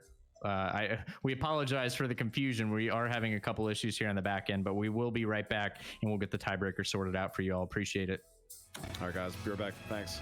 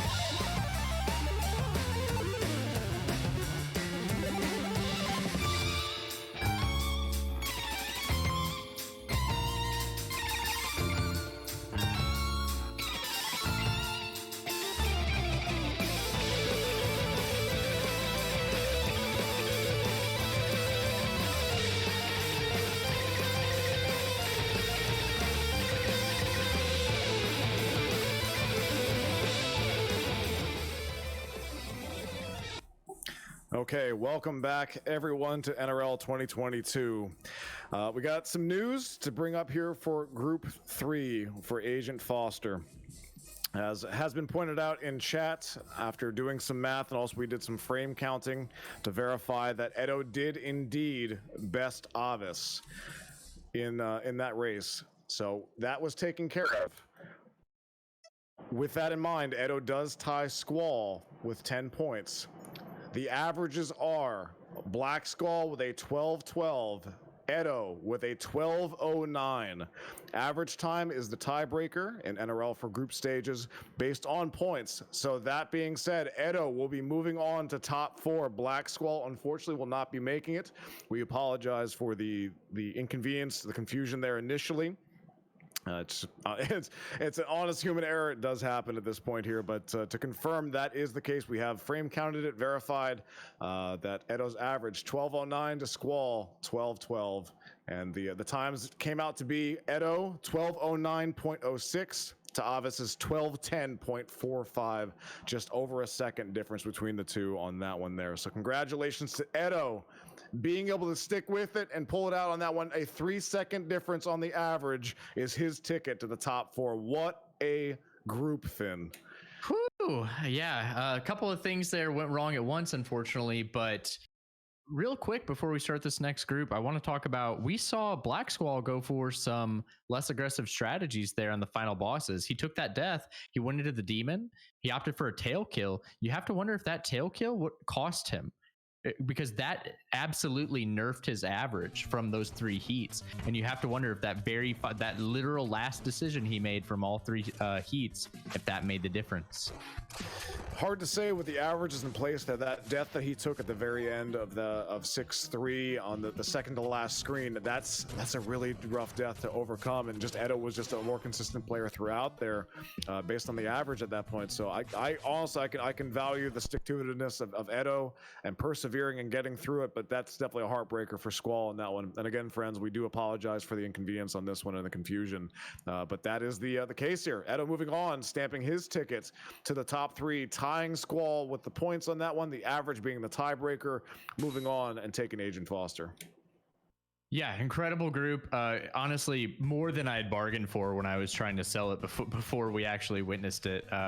Probably far and away my favorite group of the event so far. But GG's to all of our runners. Unfortunately, Avis and Slush Filter having some bad luck. Ninja Gaiden was incredibly mean to them, but it was still very, very close. Yeah, and we knew it would be. We knew it would be a lot of drama on that one, and not what we expected and not what we bargained for. But I got to say, Edo, Black Squall, I mean, Avis and Slush, everyone put on one hell of a show for us in that group. And we still have one more group to go here, Finn. Moving ahead and looking ahead at this point.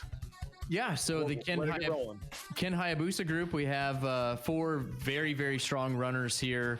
Our first runner is Knucklebuster. He is also one of the best runners in the world. He's currently ranked 4th. He has an 11:44.1. That was actually just a week ago that he was able to bop Becco and move into that 4th place position. Incredibly talented runner, runs a number of categories. He's also one of the most versed racers in race time. I think it's either him or Squall, I think, has the most races of Ninja Gaiden on race time. I think it's maybe by a mile. I think it's like 150 plus. It's something absurd. Yeah, so I think that's going to pay dividends for him. Our second seed is Pensive Moose. We actually saw Pensive Moose PB last week.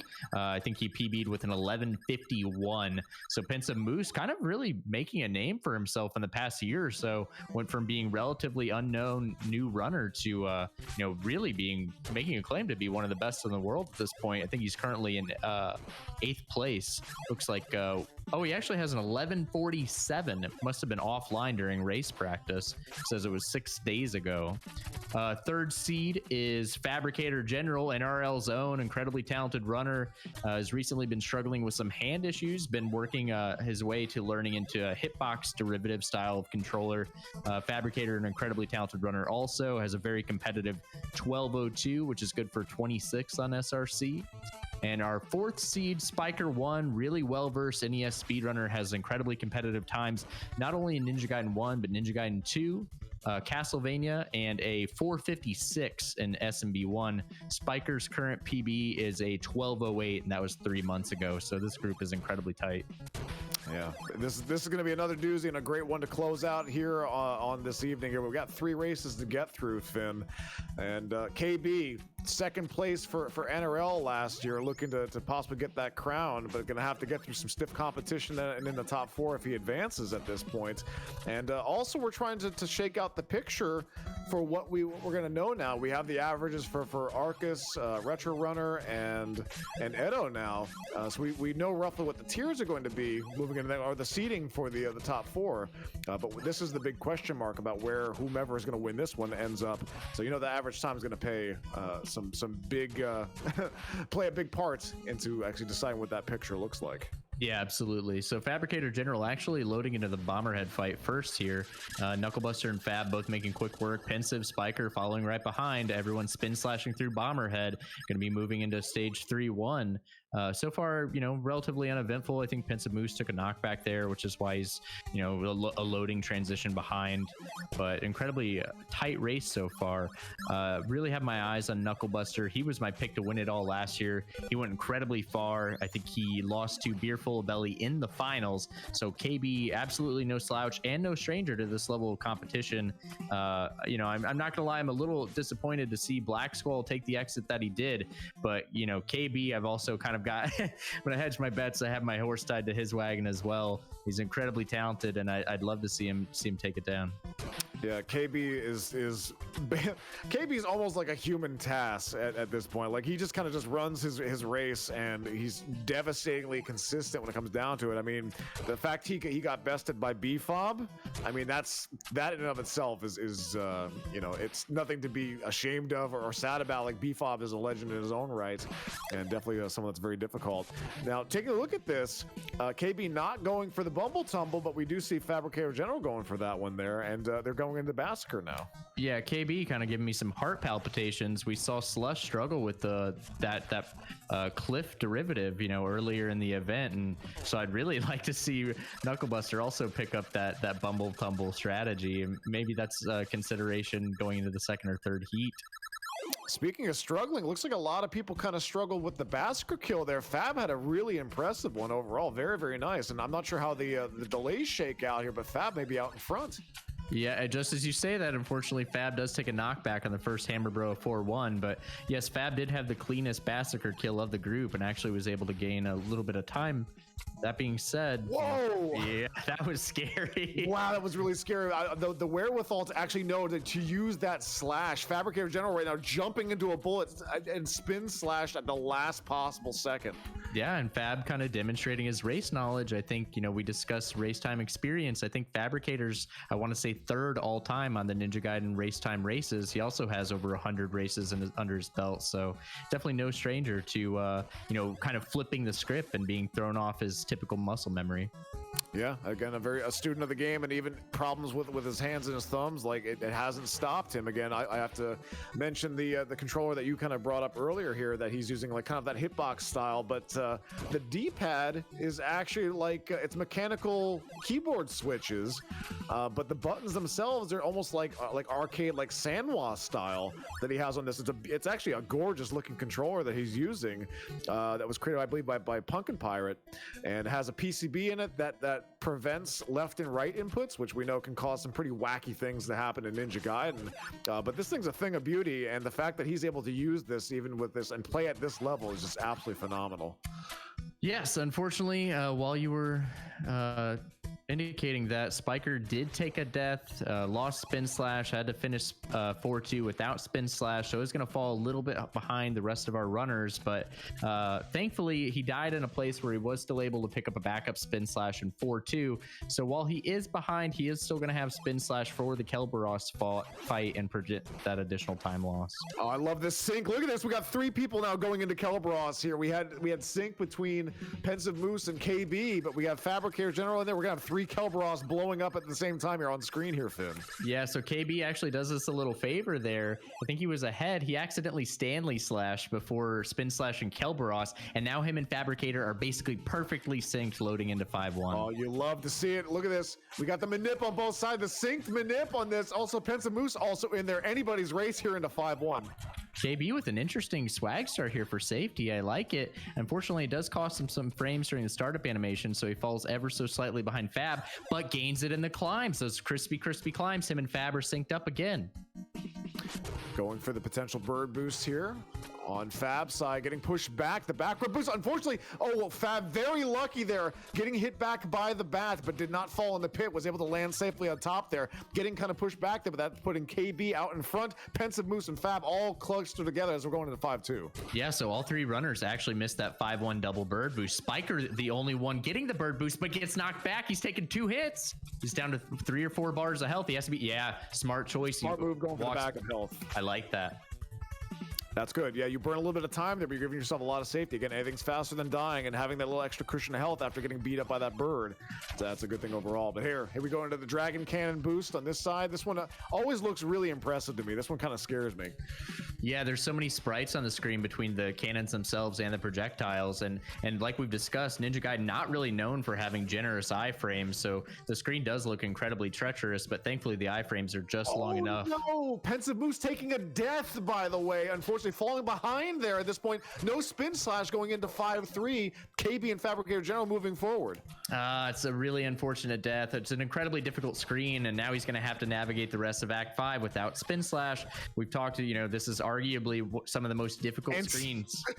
People keep dying. Spiker dying at the end at the bird boost there at the end of the screen also. He already didn't have spin slash, and now he has to deal with that as well. What is going on here, Finn? Honestly, this is more what I expected. We've seen, I think Moose just took another death in 5-3. That's going to be so costly for him.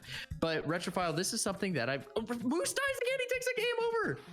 Unbelievable.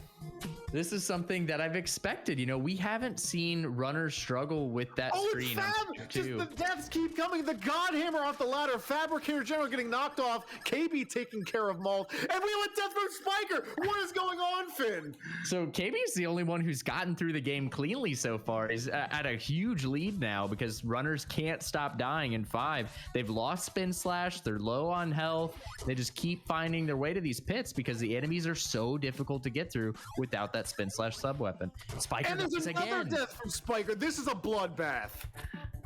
And if you're Knuckle Buster, you have to feel good about your position if you're watching the broadcast and you're just seeing your advantage increase over and over as these runners keep finding their way to the pit. Spiker dies again. Oh my gosh, this is getting out of hand now at this point. But yeah, it's weird. Like basically everyone at this point except KB has to think that they're in last place. Spiker taking a game over, unfortunately, there at 5-3. That one's gonna hurt. Yeah, and this is what we talked about previously. Knucklebuster and Fabricator General, some of the most, veteran racers there are when it comes to this Ninja Gaiden game. And, those strategies is starting to pay dividends. You can see Fabricator still kind of out in front here, probably the most well-versed, relative to Moose and Spiker when it comes to these low percent strategies. And also Fab has the Fabricator General star, and that's something named after him as well for that one. And I think he put that one on display very nicely. He's still within striking distance. KB can't slouch on this one. Fab could come back or capitalize on a potential mistake. Absolutely. I mean, we've seen that happen time and time again throughout the event with the Act 6 bosses. But something that I want to highlight, Retrophile, is this is kind of more in line with what I expected from Ninja Gaiden. We've seen a lot of uncharacteristic deaths in 4-1. We haven't really seen people struggle in 5 that much, especially that final screen of 5-2 with the Janet bird boost. That's one of the hardest screens in the game, and runners have been making a lot of quick work of it. Now we're really starting to see Act 5 rear its ugly head, and this is more in line with my expectations. Yeah, this is Ninja Gaiden truly showing that, like, hey, we've had a lot of very talented runners make this game look like a breeze, and most of the stages kind of operating the way you expect, the casual mistake here and there, but this was fast and furious as far as deaths go, just across the board. KB still cruising though, getting the B5 boost, gonna be walking into the final 3. Pensive Moose with a beautiful climb up on the long ladder there. It's very, very quick. And Fab going into the second to last screen here in 6-3. Clown nose down on KB's side. So KB going for a non-approved perfect fin strategy. He actually went for the eggs Benny boost at the end of 6-2. So you know he's feeling himself right now. Yeah, definitely going to try to make a statement. He's trying to gun for that average. Now, at this point, do you kill the tail? Do you try to clutch it out, or you go for that the fastest time possible? I don't think he's killing the tail. That doesn't speak knuckle buster to me. I think he's going, pedal to the floor. I want the best seed possible. It's called knuckling up there, Finn. That's exactly Right, what you it is. are. Knuckles up, man. Let's go for it. Yeah, let's see. 2-jump head kill. Right in for a Rich. Oh, almost the Rich. He was like 1 or 2 away from that. The shrimp pushed him away, but what a beautiful finish on that one. Yeah, really, really fast time from KB. That should be an 11.5x. Is off to a really strong start as he grabs that first place position and those 4 points.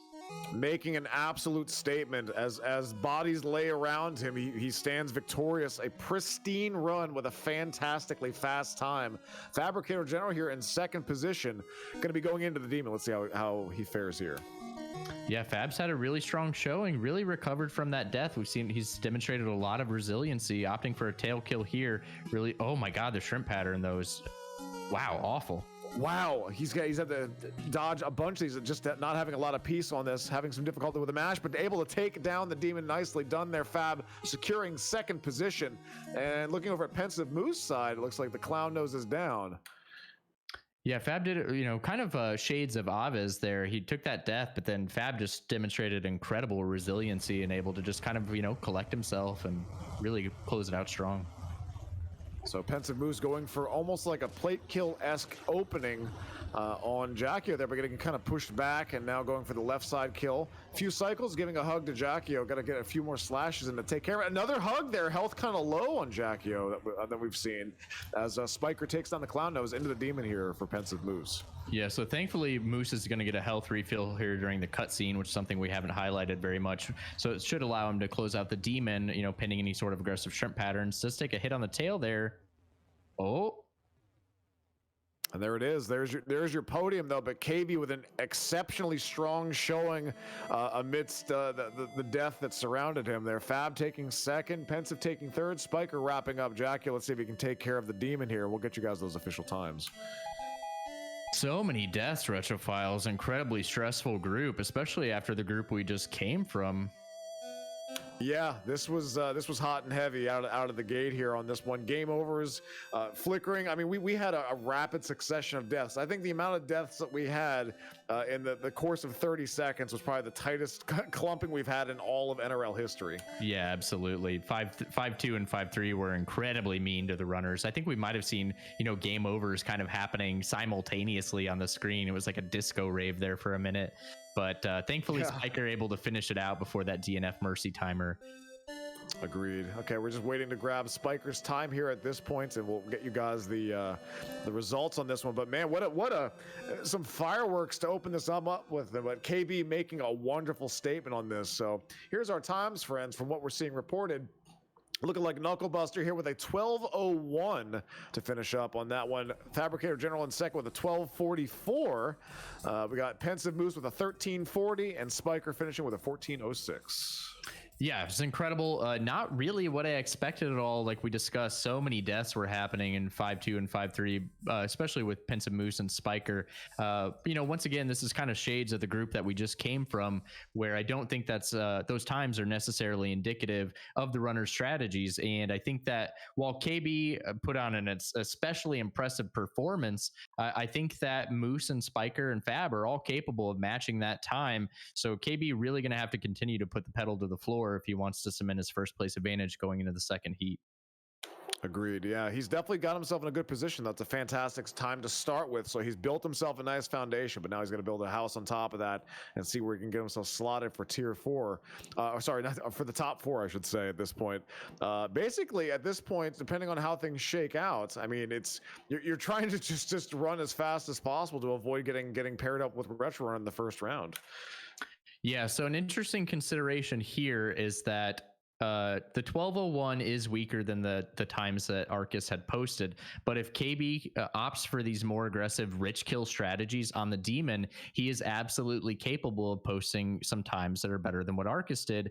And if KB is actually able to assemble a better average, he could actually occupy Arcus's spot on the bracket and push Arcus over onto Retro Runner's side of the bracket, which would be an absolutely insane shakeup. Yeah, for its, we've kind of talked about the fact that they're 1-2 going into the tournament, where we have the potential for a final for them. We could have that be a round one match instead between the top 4 tourney, and we'll talk more about that following this round here, folks, or this group, folks. But we got 2 more races to see how this shakes out. KB with a strong start to work with. Fabricator General pulling out second there against Pensive Moose. He's got to feel pretty good about that. Yeah, absolutely. Moose took some unfortunate deaths, but like I said, Fabricator also died and, was able to kind of collect himself, played incredibly resilient, has shades of, what Avis went through in the prior heat. But yeah, I liked how Fab was playing. He kind of looked like workhorse-like, you know what I mean? It was just very, very consistent. Reminded me of the way we've seen runners like J Riggs and Nate 2K Hacks play earlier in the event. Yeah, I mean, even with the adversity you have to deal with, you have to kind of drop the shoulder and just keep kind of going through with it. And I mean, follow your heart, the skill that you put into the game. Fab has plenty of experience here with it, definitely very capable in showing it. And with the deaths that he had to deal with on that one, he's definitely capable of a much faster time.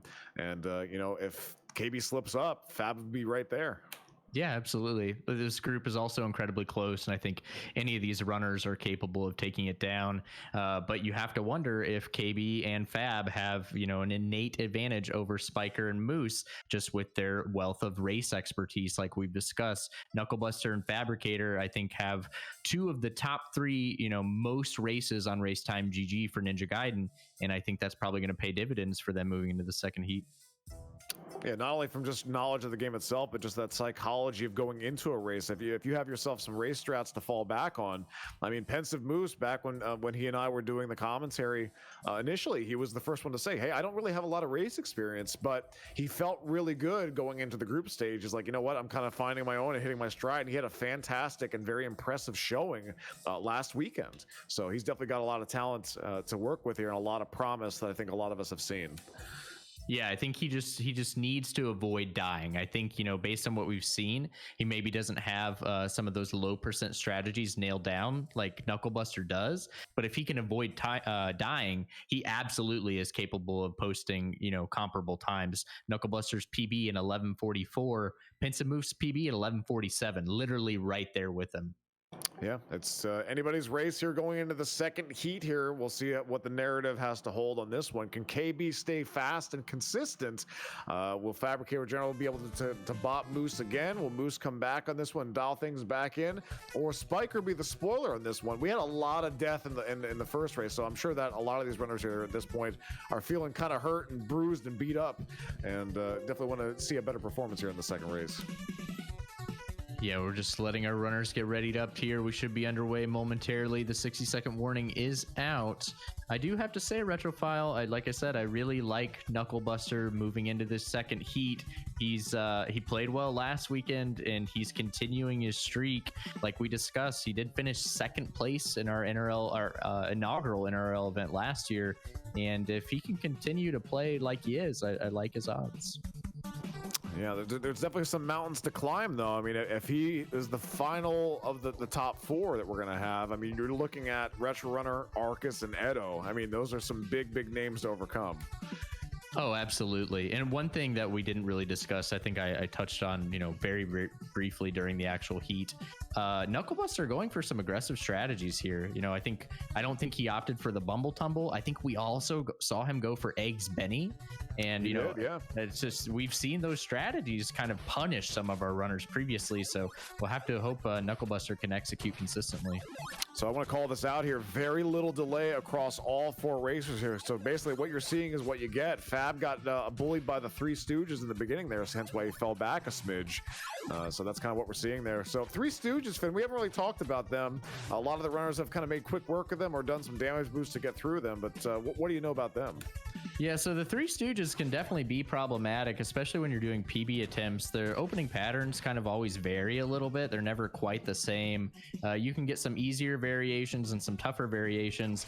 And honestly, the sword slash timing to move through them without stopping is actually very, very tight. So, you know, for 1-1, if you are just starting out learning speedrunning and you decide you want to try out Ninja Gaiden, don't get too hung up on, you know, trying to go through the Three Stooges optimally. By all means, you know, if you're trying to just get some runs under your belt, just Stanley slash them and move on through, because they can be incredibly mean.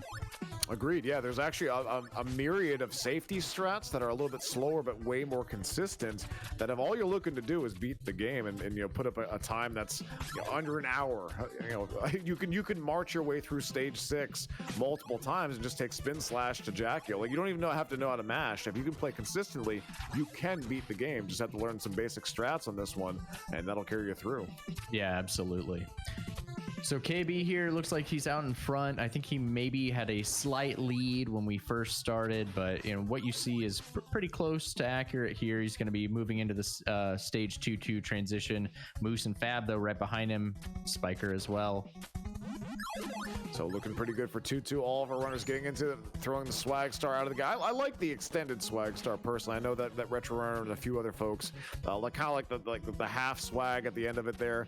I just like it because it removes any doubt about the opening hammer bro. Because if you didn't play consistently through 1 and 2, which, you know, if you're, you know, not a top tier runner is very possible, kind of throwing it at the pillar there negates that possibility. And I think that's a really good thing to do in a race setting. Right, and also it has 50% more swag. So 50% more swag. Just Yes, exactly. mathematically is twice as long. You know, I guess 100% more swag. I don't know. Let's not bring up math now. Math is a very touchy subject. That's very, very true. Right, you are. So KB has spin slash, has the requisite nimpo, moving into the bomberhead fight. Pince and Moose right on his tail. Fabricator and Spiker close behind. Makes quick work of bomberhead. Pince and Moose takes him down. Fabricator, kind of a cascade of boss kills here as we move into Act 3.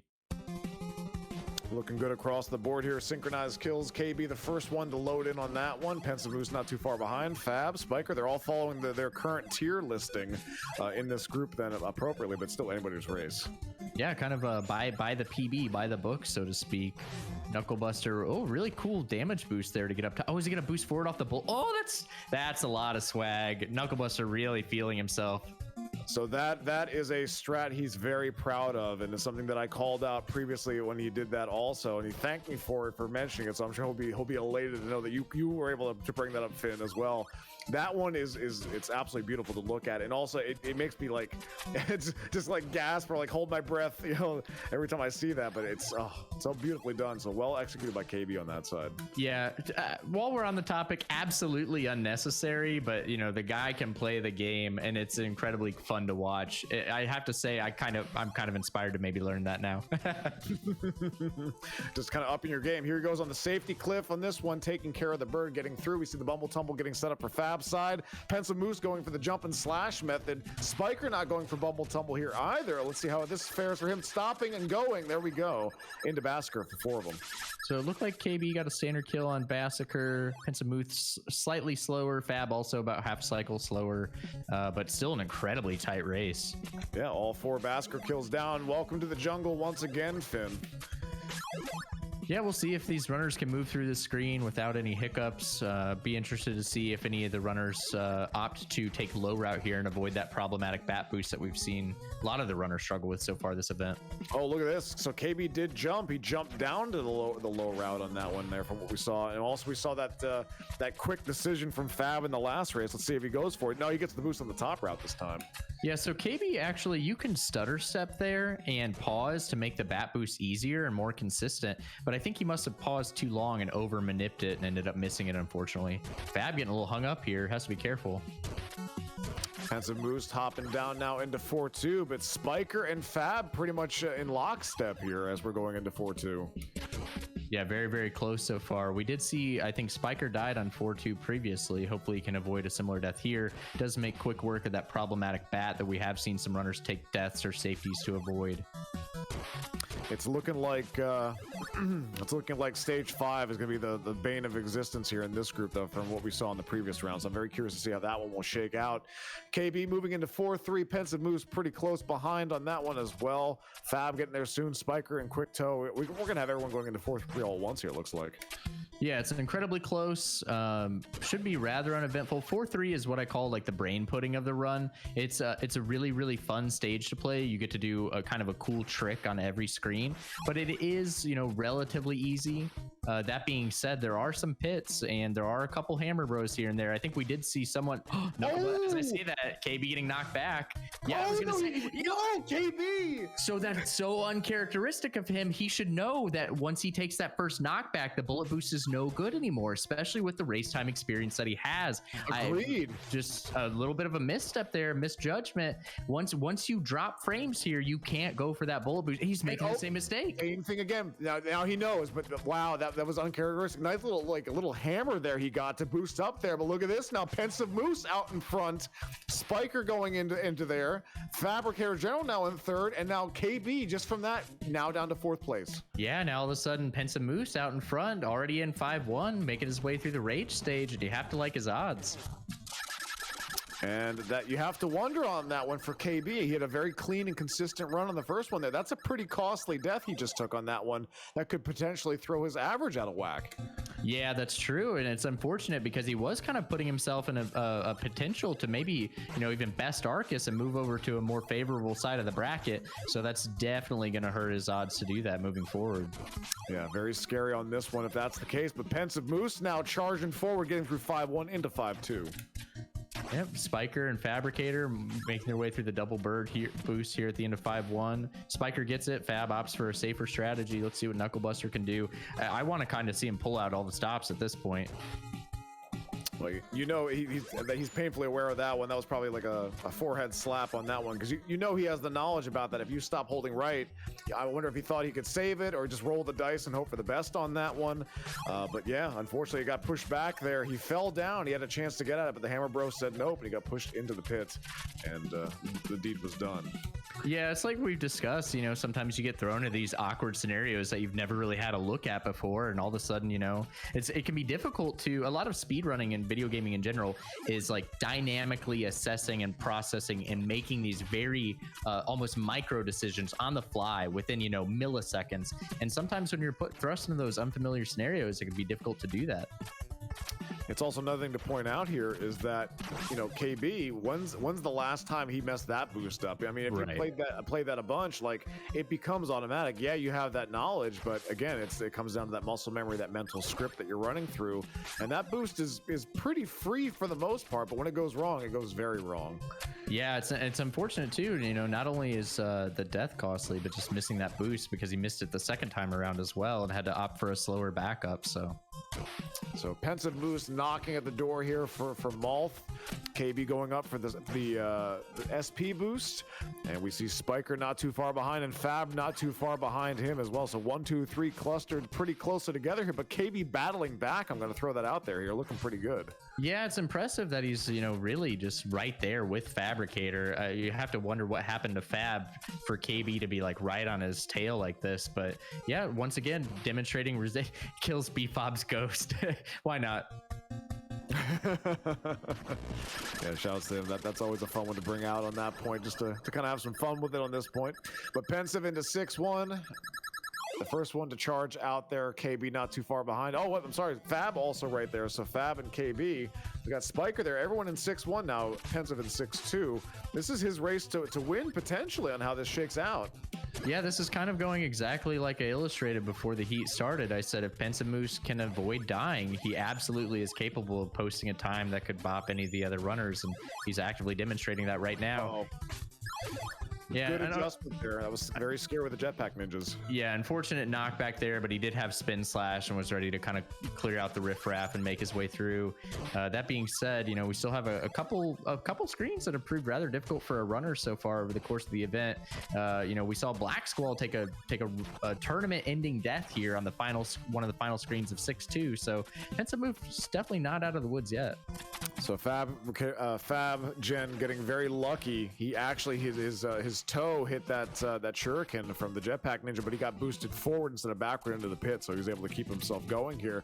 Now, Fab did not climb up that ladder. KB had some pretty crispy climbs here, so he's gaining. Pensive Moose in 6-3. Spiker about to wrap up 6-2 here. Does not go for Eggs Benny. Let's see if KB goes for Eggs Benny. Fab didn't either. And here we go, KB for Eggs Benny. You got that Hollandaise, Eggs Benny, and he's catching up. He's just bringing back time here, but he's only got one more section to go through. That's true, but yeah, like I said, I kind of want to see him pull out all the stops. You're behind at this point, you know, your tournament life or your seeding is on the line. You know, you kind of want to push your average down as far as you can. May as well go for all the strategies, pull out all the stops, and you can see it's starting to add up. His tournament life is on the line right now, because if he gets a third place and Fab is able to clutch this out for second position, Pensive Moose gets first. Moose was in third in the last one. If Fab can ride that second twice in a row, he's in a good spot as well. Really gonna this last couple screen, obviously the boss fights, but it'll be interesting to see if Spiker and Fab both skip the B-Fob boost and Knucklebuster look, yeah, he's actually gonna go for the B-Fob, so he's gonna continue to gain just a little bit of frames. Now you can see he's neck and neck with Fab for that.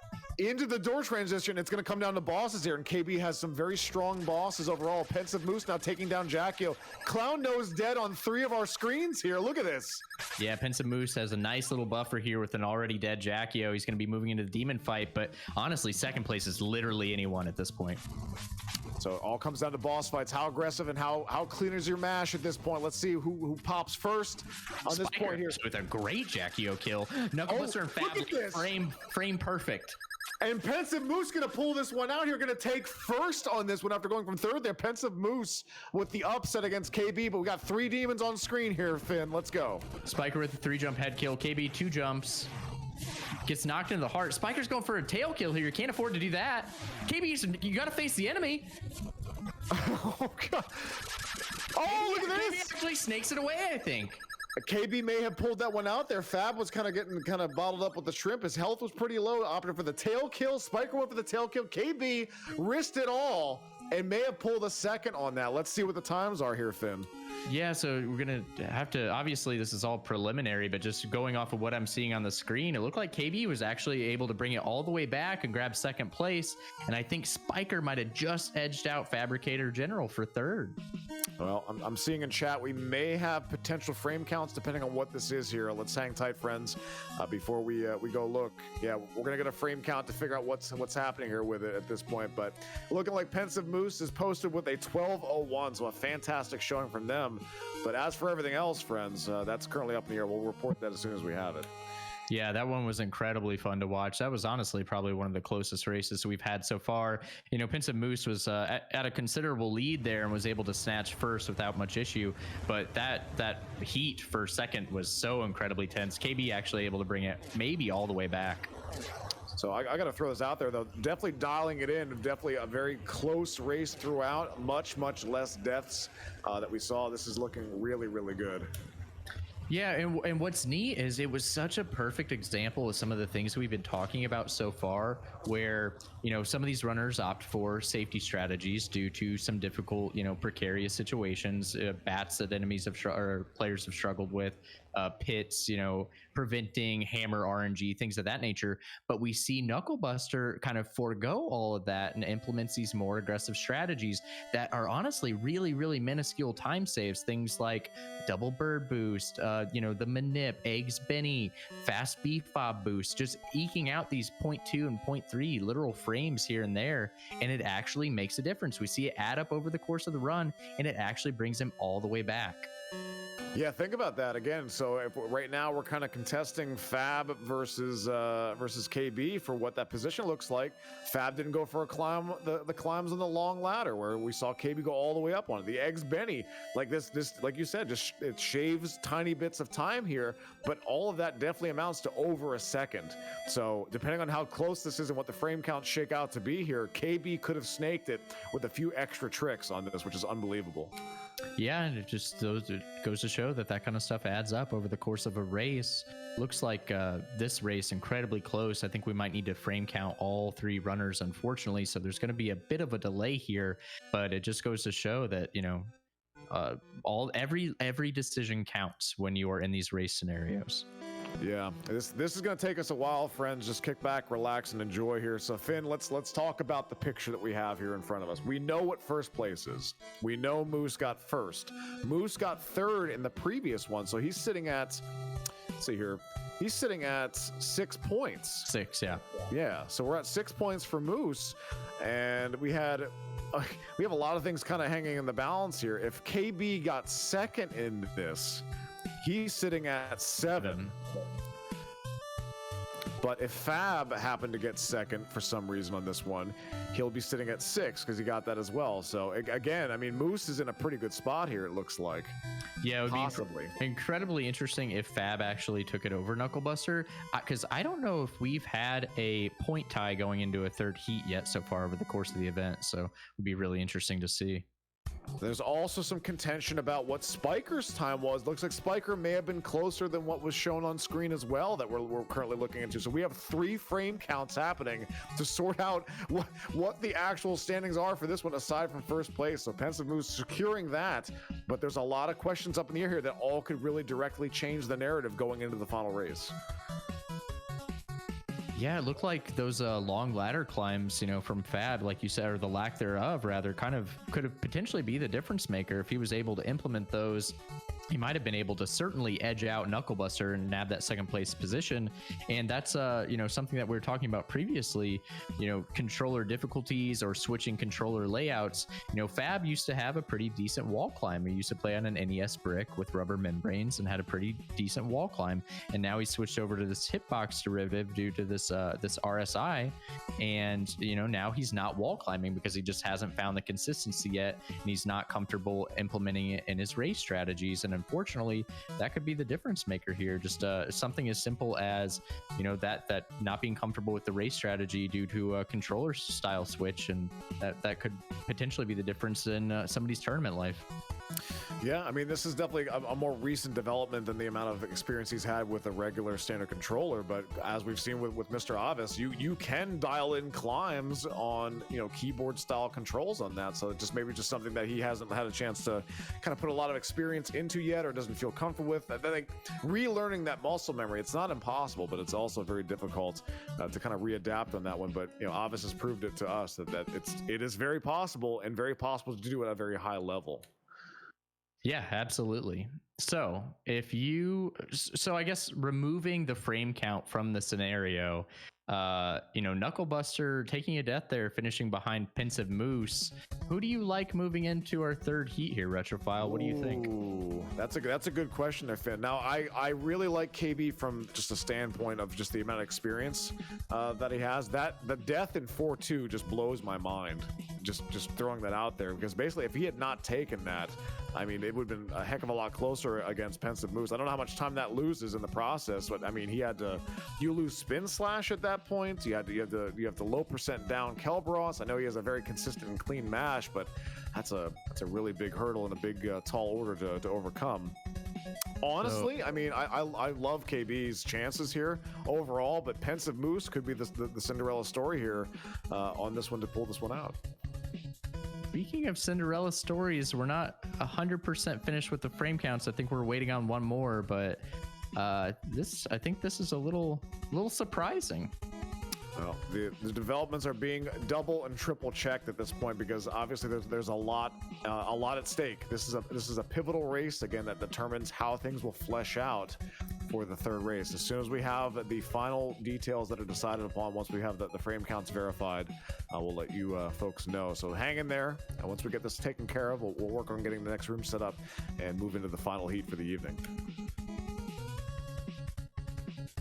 So yeah, I would have to agree with what you were saying previously, though. I do like Knucklebuster as long as he can, kind of clean up that very uncharacteristic death that he had in 4-2. And I've seen, what I would call some either Knucklebuster enjoyers or Knucklebuster apologists in chat saying that he's trying to entertain as well, which maybe that's true, but you have to wonder, is his desire to be entertaining while he's doing these races, is it maybe costing him? Yeah, I mean, definitely he's going for some really good strats. I mean, it's Eggs Benny, big risk. I mean, you can just kind of get stuffed at that one, and that's a time loss. But I mean, going for things that are pretty exciting overall. Not going for the Bumble Tumble from what we saw, just going for the safety cliff on that one too, and just kind of going for it. It's interesting to me. I appreciate it that you're putting on a show for the viewers. You're recognizing that ultimately there's no cash prizes on the line here. You're not giving away things at this point. This is all for the love of the game. This is all for the love of the community and trying to put on something for the viewers. That's awesome to me. I think we saw Edo do something very similar, going for some pretty unique strats in round one, and I think that's fantastic because basically at that point everybody wins because we get some fun things to watch and to see some unique sides to the game rather than things that are more formulaic. Yeah, absolutely, and I think that's why we're all here. But it looks like the frame counts are still being double and triple checked, very, very close between these three runners. So I think we are going to go ahead and opt to move into the third and final heat while we get those results sorted out on the back end. And for the sake of expediency here, we also may have to pull the VOD itself to verify that the frame counts are accurate. And Finn, if we're coming down to that just shows how close that entire thing was. What a crazy heat. Yeah, absolutely. I think probably the closest we've had so far. Like we discussed, Pinsa Moose was able to really nail that first place position, but second, third, and fourth were all so close. I don't think it's been this close yet throughout the event. Well, we're dealing with top tier talent at this point. Everyone who's very, very close and able to adapt. I mean, you're shaving literal seconds. You're doing very, very tough and complex strats that are trying to do things, at this high level that we have here in front of us, Finn. And they're executing. And if things don't go wrong, they have backups. They know what to do. They know how to come back. Like KB clawing his way, doing all those strats, the climbs, the Eggs Benny, everything. And that all adds up, like you said. Looking like Fabricator General going to have a big delay here on the final race to keep in mind, but everyone else pretty much within the same running order at this point. But here we are, friends. Final race of the evening and of the final group. We'll see how things turn out here as we sort things out with the second race, but let's focus on what we have here in front of us. Finn, one more to go. It's been a wonderful night of racing. Let's finish strong. Yeah, absolutely. It's been a pleasure, Retrofile. This has been, honestly, more than I had bargained for. But yeah, so far everyone off to a pretty uneventful Act 1. Looks like Fabricator General, I think, is on about an 8 or 9 second delay, so we'll have to keep that in mind as we move forward into the remainder of this final heat here. But yeah, today has been really, really fun. So many really close races, a lot of deaths, a lot of lead changes. It's been a pleasure to watch. Yeah, absolutely. I think we all win as commentators and as audience members just alike, just to dig into it and have a really fun time. And it's not even the end of the NRL either, folks. More stuff to come next weekend, and we'll talk about that following the conclusion of this group here at this point. But into stage 2 we go. Finn, I think we kind of touched on this a little bit previously and during last week. The giddy up, this little thing we're seeing here at the moment. You're right side, right? You're not left side. Yeah, I'm right side, ride or die. I honestly, that's how I learned it. I watched Retro Runner, I copied it. I'm not really sure if one is more optimal or easier, to be honest with you. I think it's probably mostly comes down to preference, but yeah, it's one of those little intricacies or oddities of Ninja Gaiden. Sometimes you can like clip into the geography and you're able to just kind of grab those little one tile platforms from the side and jump right up on top of it. It's a very strange thing overall. It feels really good when you actually get it done, but it just looks kind of wacky because it's like it's the only place that you see it. Oh, unfortunately, Fab taking a bounce back there from the Hammer Bro, but able to grab onto the pillar. And Swag Star's no good either, so he has to kind of he's all over the place. Oh, the frame perfect death. Oh no, that's unfortunate. Now he has to navigate this first couple swipes. Low percent really wants to grab this health and fire wheel. There we go. So let's talk about what we just saw there. Frame perfect death, Finn. What was that all about? Yeah, so like we've discussed previously, the screen transitions on Ninja Gaiden, not exactly the most robust. When you load into the next screen, you're not actually attached to the ladder. You actually just kind of load in floating in the air, so you need to be very mindful of where your D-pad is pointed. Unfortunately, Fab literally trying to re-grab the ladder, basically a frame before the actual transition. And when you frame perfect die like that, you come out on the other side of the transition dead. It means you were a frame late of re-grabbing the ladder before the transition. And unfortunately, it cost Fab his life there. Yeah, unfortunate. But the good news is, though, making the transition, that's much better at the frame perfect death than the 2 frame perfect beforehand death, where you kind of just fall into the pit and don't re-grab, and you have to restart that whole first section of 2-2 anyway. Yep. So not too terrible. He did okay with it. You know what? I know that Fab can bounce back from that too. Oh, absolutely. Unfortunately for Knucklebuster there, he misses the shuriken to pick up the fire wheel. So he had to double back and get it. So it was a pretty considerable time loss. Lets Moose and Spiker get a little further out ahead. Oh, here we go. Oh, Moose, however, getting bullied by the bird there as he got blindsided on that one. That was pretty crazy from Pensive Moose there. He got swiped by it. That's 3 damage, no double bird boost on that side. KB gonna be setting up here. I don't expect Bumble Tumble, and no, that's not the case. Let's see. Is he gonna go for the cliff? Nope, he's gonna go with a safe strat on that one. Yeah, butt clench cliff, incredibly difficult strategy. I think it's a 4-framer followed by a 2-framer, so I do not blame runners at all for not going for it. Uh-oh, Fab actually tried to set up for the Bumble Tumble there, but got pushed back by the, he actually gave the hug to the bazooka guy at that point, so he couldn't go for it, but was able to get through the cliff anyway. So KB had a really, really strong Massacre kill and actually finds himself back out in front again. Looking pretty good. And we see Spiker now in that second position, Pensive Moose in third. Again, remember that Fab has that longer delay as he loaded in here, so he may be closer than he appears at this point, even after having some difficult time. But back to the jungle one last time for this one, Finn. We'll see if we're able to escape this one. Yeah, so KB got the forward bat boost, Spiker gets it, Pensive Moose takes a death. Unbelievable. There it is. Pensive Moose, who was the winner of the last race. Can he rally back at this point? Yeah, there are worse deaths to take, honestly. He doesn't need Spin Slash to finish the stage. He's going to get it again. But yeah, it's still unfortunate. You really can't be giving away time against runners of KB, Fab, and Spiker's caliber. Yeah, they're definitely going to be taking some liberties there with that one. They're going to be very thankful for that mistake on Pensive Moose's part, unfortunately. But, he's going to be feeling that one. There's a lot of pressure on this race to kind of finish up the set as best as possible. And KB right now further on the bridge. Spiker not too far behind. Fab also there. Pensive Moose going to be getting there here momentarily. So the Moose is loose, so to speak. We're seeing in chat. He took another death there in 4-1 on the ladder transition, unfortunately. Ouch. That one definitely is going to really hurt pretty bad there. So again, it's Ninja Gaiden snowballing at this point. What did you refer to? Ninja Gaiden meltdown. I really like that that term where things just kind of just get progressively worse. Yeah. That's actually a term I learned from the Mario speedrunning community. Mario 64 is called a Mario meltdown, but it really can apply to any game, any speedrun.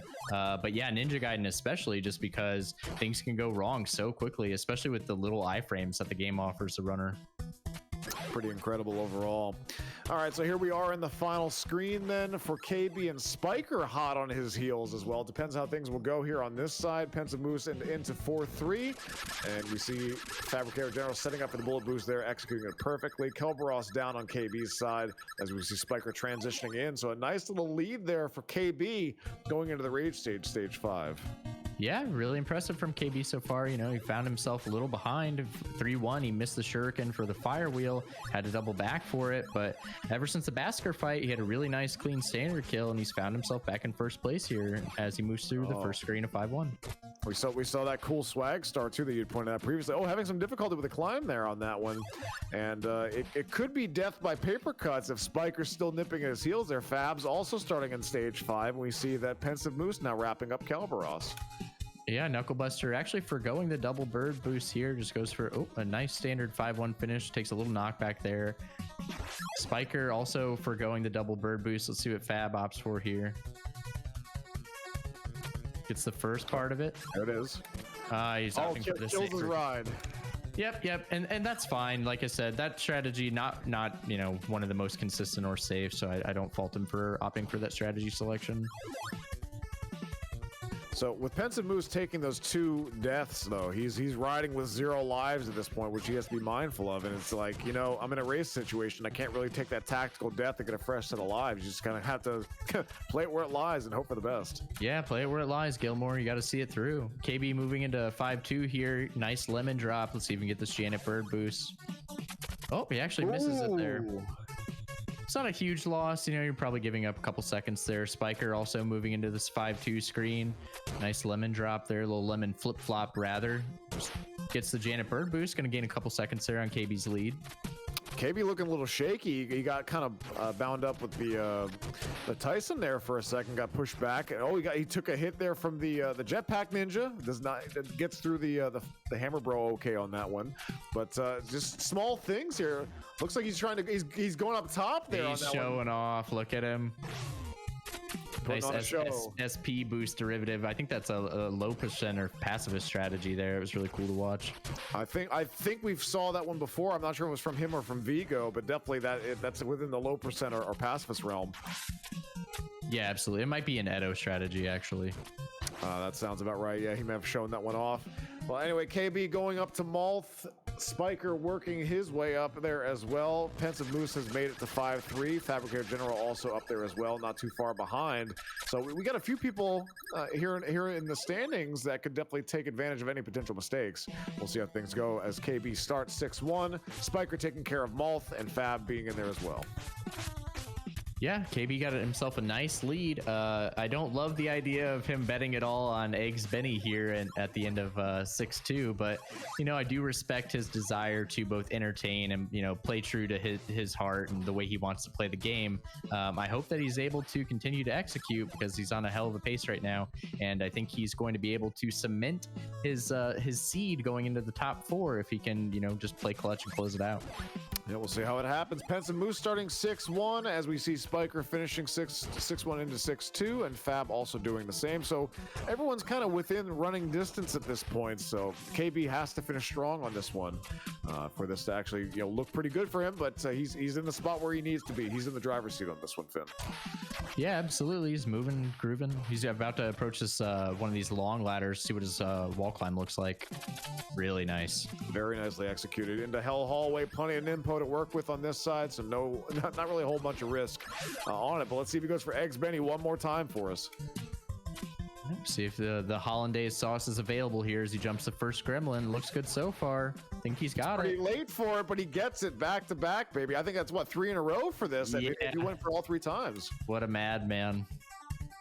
Well, nicely done. Hell Hallway is in the books for Fabricator General, and there's the boost for Spiker getting through. Let's see how Fab does it. Yeah, a nice standard cozy exit boost. You know, just wait for the slower gremlin there. It's a much more forgiving window. I have to remind you here, Finn, that remember Fab was the one that was furthest behind on the initial start here. So I think he's really closing the gap on Spiker closer than what it appears at this point. KB may be out in front. Pensive Moose battling back, also starting 6-3, no slouch after coming back from those 2 deaths. Yeah, absolutely. I think the race between Fabricator and Spiker is actually a lot closer than it looks. Spiker actually getting a little hung up there. I think Fab could actually be ahead at this point. I think it's going to be incredibly close between the 2 of them as we see Knucklebuster, down to 1 bar of health. Thankfully, he moves into the clown nose, skips the cutscene, gets the health refill from the cutscene. That was dicey. Well, a whole bunch of hammers being thrown on Pensive Moose's side on that one. Kind of scary. We'll see what happens here. Spiker into the room. A few seconds ahead, it looks like. So it's got to be pretty close. Fab going in there as well. Knucklebuster on to Jackio. 2 cycles, 2.5. Nice kill from Knucklebuster. Oh, no. Fabricator General unfortunately grabbed the small star and had the low percent down the clown nose. That's going to give Spiker an advantage. So Moose is moving into the clown nose, going to bzz that down. Spiker rethinks the more aggressive center platform. Oh, he's getting destroyed here by the fire, but taking down Jackio. Here comes the demon for KB, not killing the tail. Down to 1 hit, but able to take it. KB finishing up race 3 on this one. So Spiker a little bit ahead here, about a whole death animation ahead of Fabricator. He's getting a little mash lock though. Opt for a tail kill. see if Fabricator is able to just snake it away with an insane mash. And but Moose is coming into the demon right now. He got a really good Jackio kill. Look at this. Spiker able to take it down, to tail kill, nice and safe and consistent. That was a pretty close one from Fab, though. Remember, he had the delay. It was pretty good. Let's see how Moose does it. That's true. Not taking into consideration Fab's 8 or 9 second delay. And Moose battling back like that. Fantastic performance from all 4 of these runners. What an incredible group. Yeah, very, very close. And honestly, you raise a good point. I'm not sure that was 8 or 9 seconds. Fabricator might actually have been able to take second there. Well, we're gonna have to see. We were waiting for frame counts for the first one. We got some times on this one. They were all close. We're gonna be closing this night out with a barn burner here, Finn. Yeah, I think we're gonna once again need to double, triple check the math. Might have to do a frame count here between Fab and Spiker. So bear with us for a moment while we sort things out on the back end. But what an incredibly entertaining group. I really thought the Foster group was going to be what I really wanted to see. But honestly, this one also really, really delivered. I agree. All right, friends. So at this point, we're going to see where things kind of sort out. There's going to be a lot of math that has to be done yet. I know that's been kind of a pivot point after the third group this evening here, but we're going to take care of that. But Finn, depending on how things sort out, let's talk about what we have coming up next week. We're going to post the bracket later on. We won't have it available to us now at this point. Once things get sorted out and seeded. But we know 3 of the 4 spots presently. We know that Retro Runner has made it, Arcus and Edo. We know those are certain. Next week, right here on Seamless Link, the grand finals on July 30th. Definitely be here for that one, friends. And it's going to be the top 4. We have the opening rounds. It's a best of 3 head-to-head. It's going to be 2 matches initially. The winners move on to the grand finals, and then we have a 3rd place match, which is a best of 1 shootout to determine the order, and then we have the best of 3 to find out who truly is the NRL 2022 champion. So a lot's going to be happening here, Finn, coming up. A lot's to look forward to, and still plenty of action to come on this one. Tonight was absolutely insane, though. So many crazy races that we've seen. Yeah, for sure. I think tonight really provided, so many dramatic lead changes, so many unexpected deaths, really uncharacteristic. KB taking that very strange bullet boost death in 4-2. And that was kind of the story throughout a lot of the groups. You really couldn't write it. Agreed. So there are some tentative times that are here.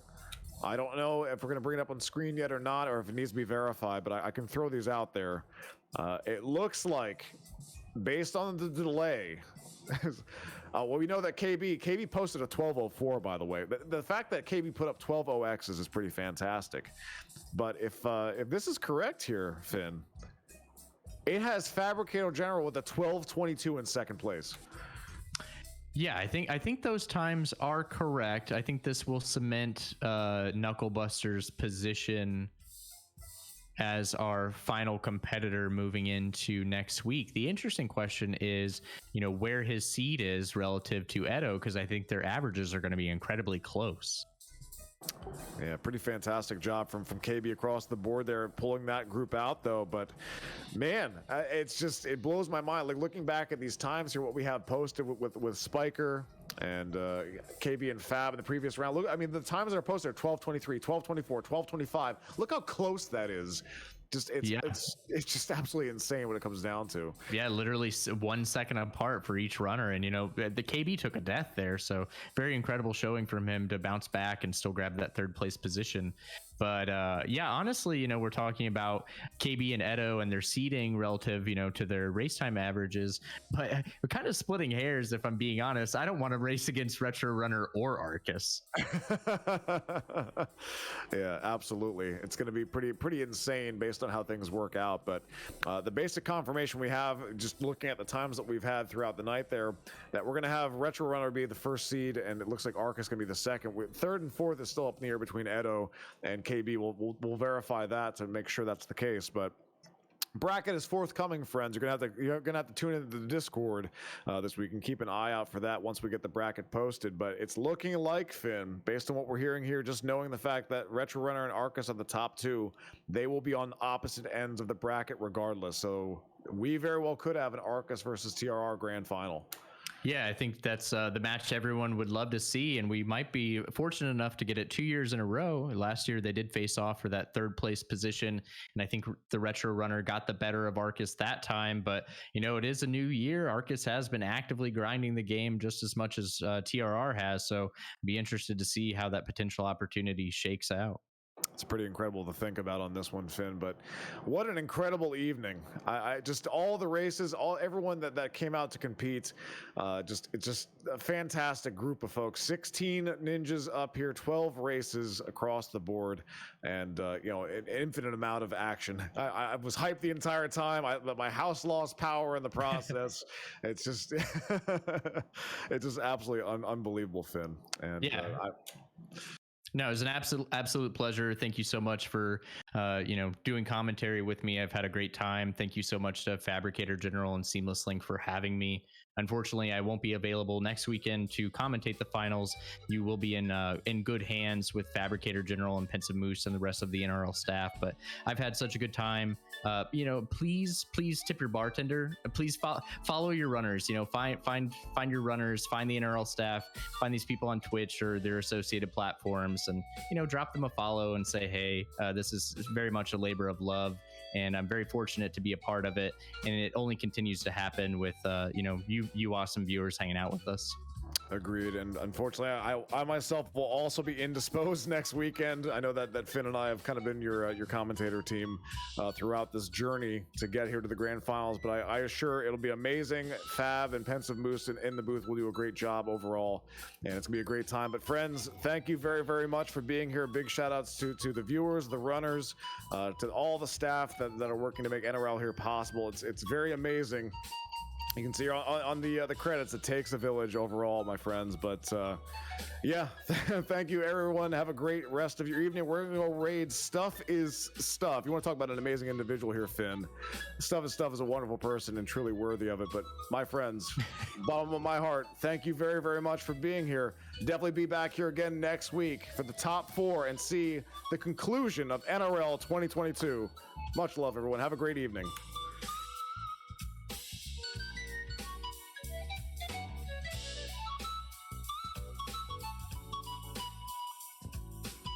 Yay.